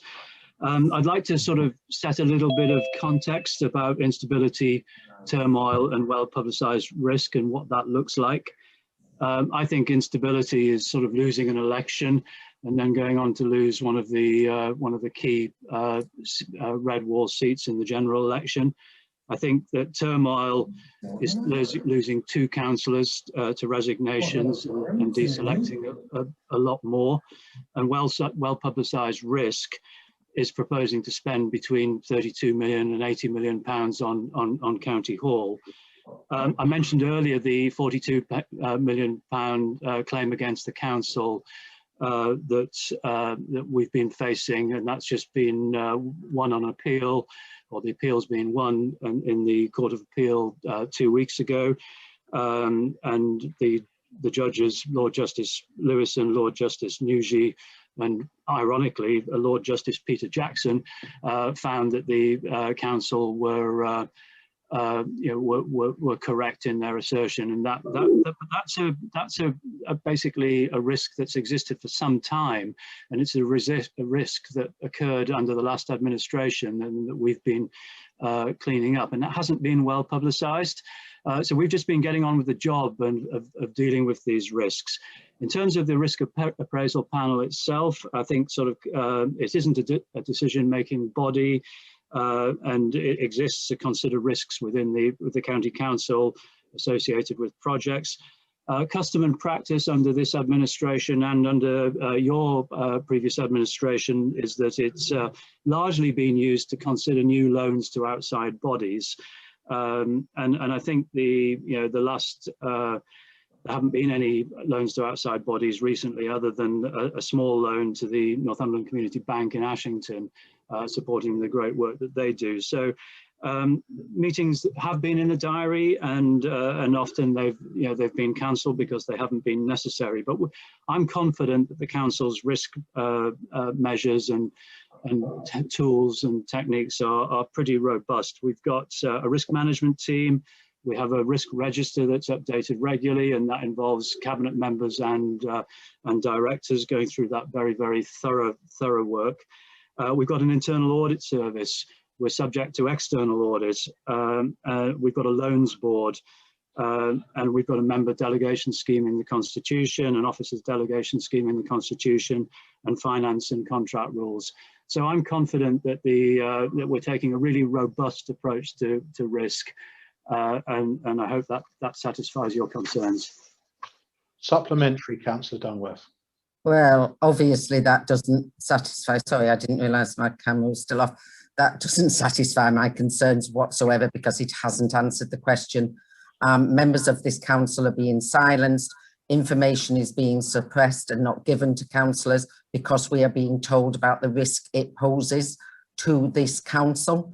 And we're being told that publicly, and we're being told that privately. So I think it is very interesting that the officers have declined to answer this question, which obviously indicates that the decision not to hold risk appraisal panels to look at these risks is a political decision that is being taken. And I think the very fact that you then go on talk about a lot of stuff that is totally irrelevant to the question, indicates just how seriously you take this risk to the council and just how seriously you consider the rest of the council to be part of that. It is not just your job to decide what poses a risk. It's the job of the wider council. I know that committee hasn't met because I'm on it, and I know the meetings are being cancelled. So my supplementary question is, when are you going to call a risk appraisal panel? Okay, well, I'll just pick up on a couple of the points there. I mean, I can assure you, and I'm pretty certain I speak on behalf of the whole cabinet, have never actually made decisions not to hold risk appraisal panels. I certainly haven't. So why won't the officers answer this question then? Well, because I assume it's because it's couched in such political terms, instability, turmoil, and well-publicised risk. You mentioned withholding information. I don't believe we're withholding information, and most of the information that gets discussed in confidence seems to get leaked anyway, and that's not happening by us. And in terms of your supplementary, I think if there's a need for a risk appraisal panel, I'm sure the risk appraisal panel would be more than happy to meet. And if officers recommended that something needed to go to a risk appraisal panel, I'm pretty certain that's never ever been blocked, and I'd be more than happy to support any request for anything to go to a risk appraisal. Point of order, Councillor Dunn. Yes, it is. Thank you, Chair. I think it's not right that Councillor Oliver can sit there and say that this information has not been leaked by us. I mean, we can say the same. So, that is a point of order to say that they are not leaking it, because I wasn't saying that you were leaking it. I was just saying that I wasn't leaking it. Well, yes, but it did cast aspersions. Well, I think that's an opinion. Question 11. Yes, it's my opinion, and I'll say we weren't leaking it either, so we'll just have that on record, please. Question 11 from Councillor Gallagher to the leader. Thank you, Chair. Why were councillors not informed of the decision made by the EAC immediately after the Chief Exec was notified, so we knew the position? Thank you, Brian, for your question. I did ask the question whether we could share the outcome, and I was advised that we could not because of the confidentiality around it, because it was an independent process separate from the executive cabinet function. And as you know, unfortunately, the minutes or the agenda was leaked. And so events overtook the proper process, really. So it was not in any way an effort to try and suppress information at all. It was just very much the advice was that no, it couldn't be done, and then bingo, there it appeared in the press.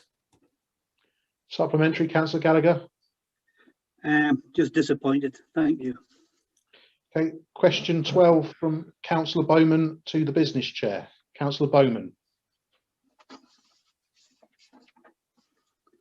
Sorry, Chair. I'm not very well. I'll have to retire. My sight's failing. Sorry, Chair. Are you okay, Les? No, Chair, I'm not. It's been a very long meeting. I suffer with bad eyesight, and I'm sorry, Chair. I'm going to have to leave the meeting. No problem. You take care, Councillor Bowman, and if anyone can help Councillor Bowman, can they please do so? Thank you, Chair. Question 13 from Councillor Dunn to the leader. Yes, thank you, Chair. Can the leader confirm that the Chief Executive Officer has his full backing and that he does not condone any continued coordinated attacks against her and other members of the executive team? Thank you very much for your question. The answer is that the Chief Executive and I have a good working relationship. In fact, we have a good working relationship between all the cabinet and the senior officers. And I like to think that I have a very good relationship with almost all members and with a lot of staff throughout the organisation. What I would say to you on the second point is, no, I would not condone bad behaviour of any kind from anyone, whether that's in meetings or the leaking of confidential matters to the press, or what I think is bad, abuse of social media. Supplementary, Councillor Doe. No, that's fine. I was really just seeking reassurance here at this meeting, rather than relying on, and it seems many months ago, that was it Mr. Bell in the public speaking session alluded to leaked documents and press items that he was relying on for information. So I just wanted that cleared up here in the right place. Thank you. Yeah, thank you very much for that. I hope it has helped. And it was a long time ago. Yes. 5 hours, 8 o'clock now. Thank you. Right, I'll go to question 14 from Councillor Grimshaw to Councillor Dodd. Thank you very much, Chair. Why aren't the cross-party agreed actions from the Audit Committee to try and save Advanced Northumberland and mitigate costs potentially levelled at the taxpayer not on this agenda as an urgent item? Okay, thank you, Councillor Grimshaw. The Audit Committee performs a very important role with oversight of governance across the authority. I value this role immensely and actively support the work of audit. Councillor Grimshaw, Lynn, you know, we do talk about the first name, will be aware that in line with its remit, audit will from time to time receive information which is exempt from publication. This cannot be discussed in the public domain. I am unable, as is every member of the County Council, to discuss exempt information in open session. This is clear in the Constitution. I can, however, assure Councillor Grimshaw and all members of the County Council that we will work closely with the Chief Executive and all members of the executive team to ensure our governance arrangements are sound. This extends to all aspects of the County Council's operations, including group and titles. We will work together with the executive management team. Should any matters be brought to the council, then this will be done. However, at the current time, Cabinet and the County Council senior management are managing all aspects of governance in the expected usual way, and no matters have been identified which would require a decision of council. Supplementary, Councillor Grimshaw. Yes, thank you, Councillor Dodds Richard.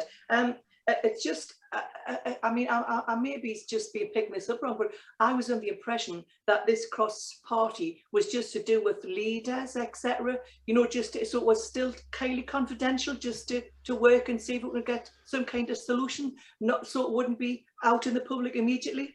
But perhaps, if I'm wrong, that this could be, and forgive us, and I'm going to say it, and I'll probably get wrong, but not to worry, that this would be an ideal opportunity. Do you agree with me? For this to actually go and to the risk appraisal panel, because obviously that wouldn't be held in public, and because of the concerns and issues that we have around Advance. Well, thank you. There was a cabinet meeting yesterday, and it is all on pink paper, and I cannot comment or say anything further. But thank you, Lynn. Thank you, Richard. Is it a point of order, Councillor Gallagher? It's a point of concern. Can we get one of your officers just to ring the councillor who's just went off ill there, just to make sure he's fine and he's all right? And I agree with that. Yeah, I would agree. Can I say that he doesn't live on his own? So I think. Yeah, but he might just be sitting in there by himself. A phone call of reassurance would put me mind at risk. At rest, sorry. Yeah, if anyone could do that, I would be. If anyone's quiet on this meeting at the moment, will know that. Yeah, I've got, so that's happening here. So okay, so I go on to question. I beg your pardon. Question 15, which is Councillor Simpson to Councillor Jones. Thanks, Chair. What assurances can the Cabinet member give to reassure elderly residents and their families when they hear that subsidies for older people's telecare, such as Red Cord, are being reduced? Councillor Jones. Thank you for your question, Councillor Simpson. To be honest, this is a budget question, so I'm surprised you didn't bring it up in the earlier discussion, but I'm quite happy to answer it. The telecare review is a review, and it's a review that hasn't been completed and which will be brought back to members for the final decision about how to make those target savings. The reviews look at the telecare service overall, which has a number of different functions, and some of which aren't connected to the alarm call systems installed in people's houses. And some of the savings options which have been considered will not affect that part of the service at all. The call centre, which the service operates, and also the call handling service we have for some council and non-council services. And one strand of the review will be to look at the efficiency of that call handling service and the opportunities we have there to make some efficiencies and to increase the income. We handle services, even the telecare services we handle for outside bodies as well, and there is an option there. Yeah. Councillor Simpson. Yeah. Thanks for that, Councillor Jones. It's very reassuring. Thank you. Point of order, Councillor Dickinson. It is a point of order. It's just in relation to the chair's comment made towards Councillor Simpson. Obviously, she would have asked these questions prior to the budget. The business chair moved the agenda around, so it's not technically her fault that she's asking it now, after the budget. Well, to be technical, we could still have I asked. apologise if it appeared a chair's comment. It was just meant to be a comment, and I do apologise if it was taken in that way. Fine. I think Councillor Simpson knows. I think we'll leave it there then. I won't labour the point. If we could, I'd take you for a pint afterwards, but I can't. Okay, so I'm up to question 16 from Councillor Gallagher to Nick Oliver. Thank you, Chair. Many of the cuts are levelled as expected or hoped to achieve. So if they aren't achieved, is there area of a plan B? Or what is your plan B? Councillor Oliver.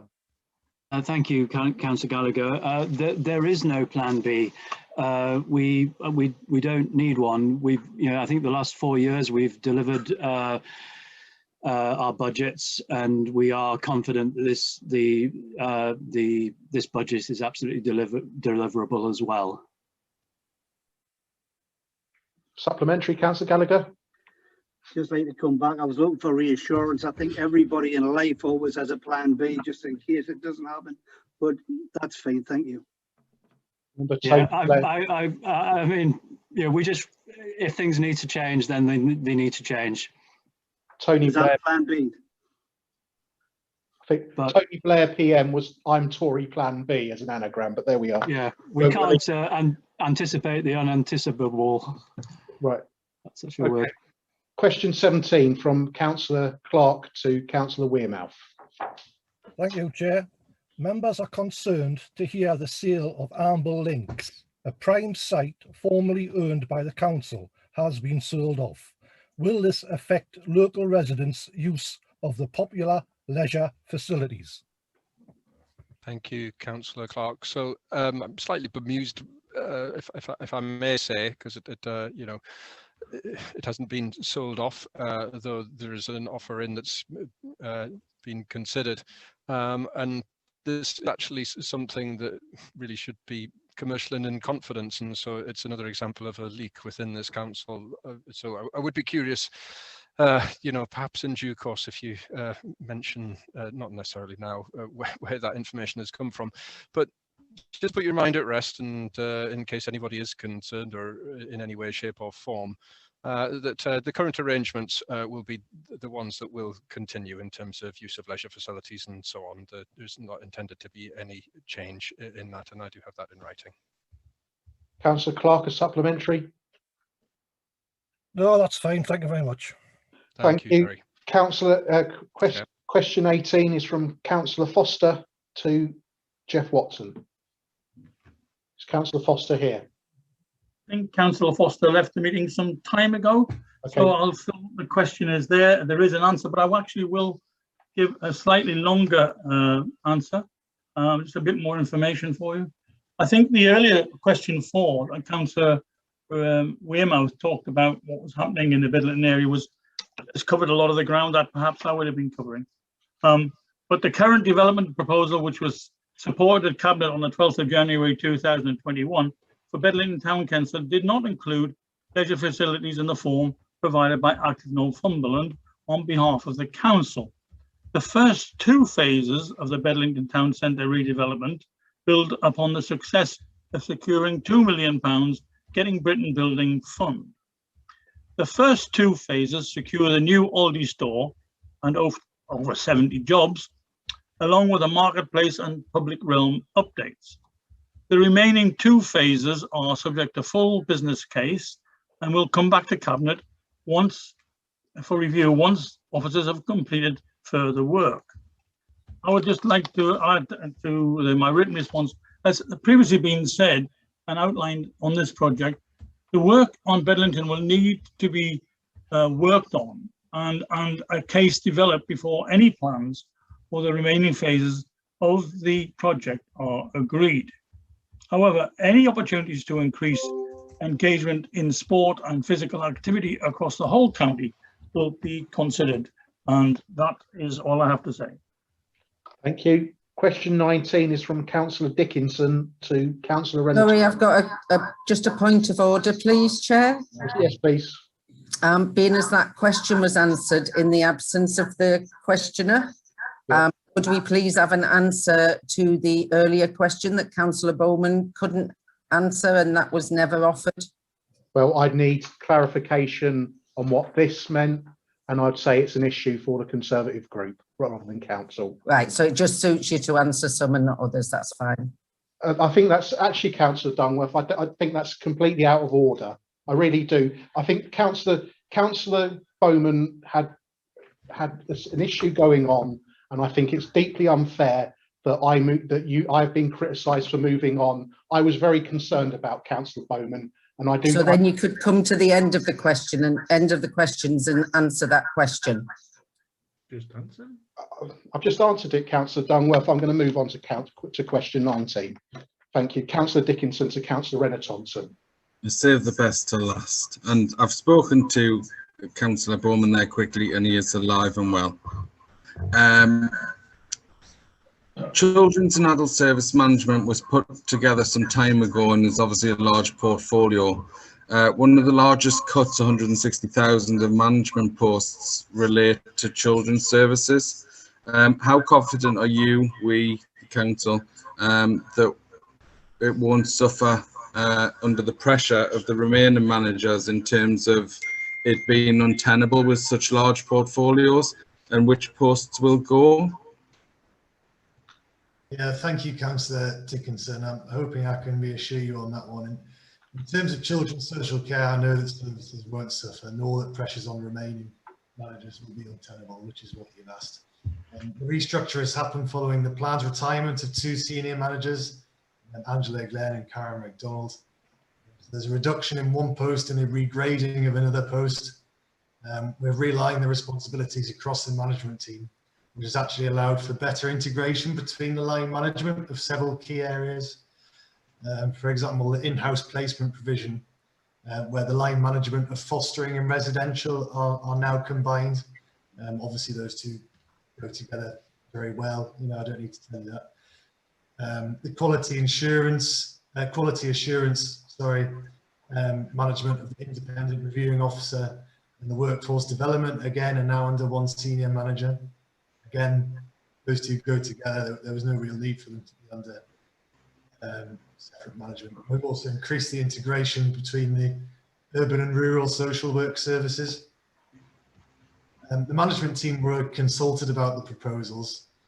Appointments to two of the posts were completed following expressions of interest, and all were positive about the changes. So this is a change that was talked through with staff before it's been brought to before council. Okay, thank you. Councillor Dickinson? No, I think 8:15 is enough for everyone. Thank you, Councillor Dickinson. I go into part two. Can I have a show of hands to agree that that we exclude the public and press and turn off live YouTube? Yes, that's agreed. Can we stop? Yeah, we're just waiting for a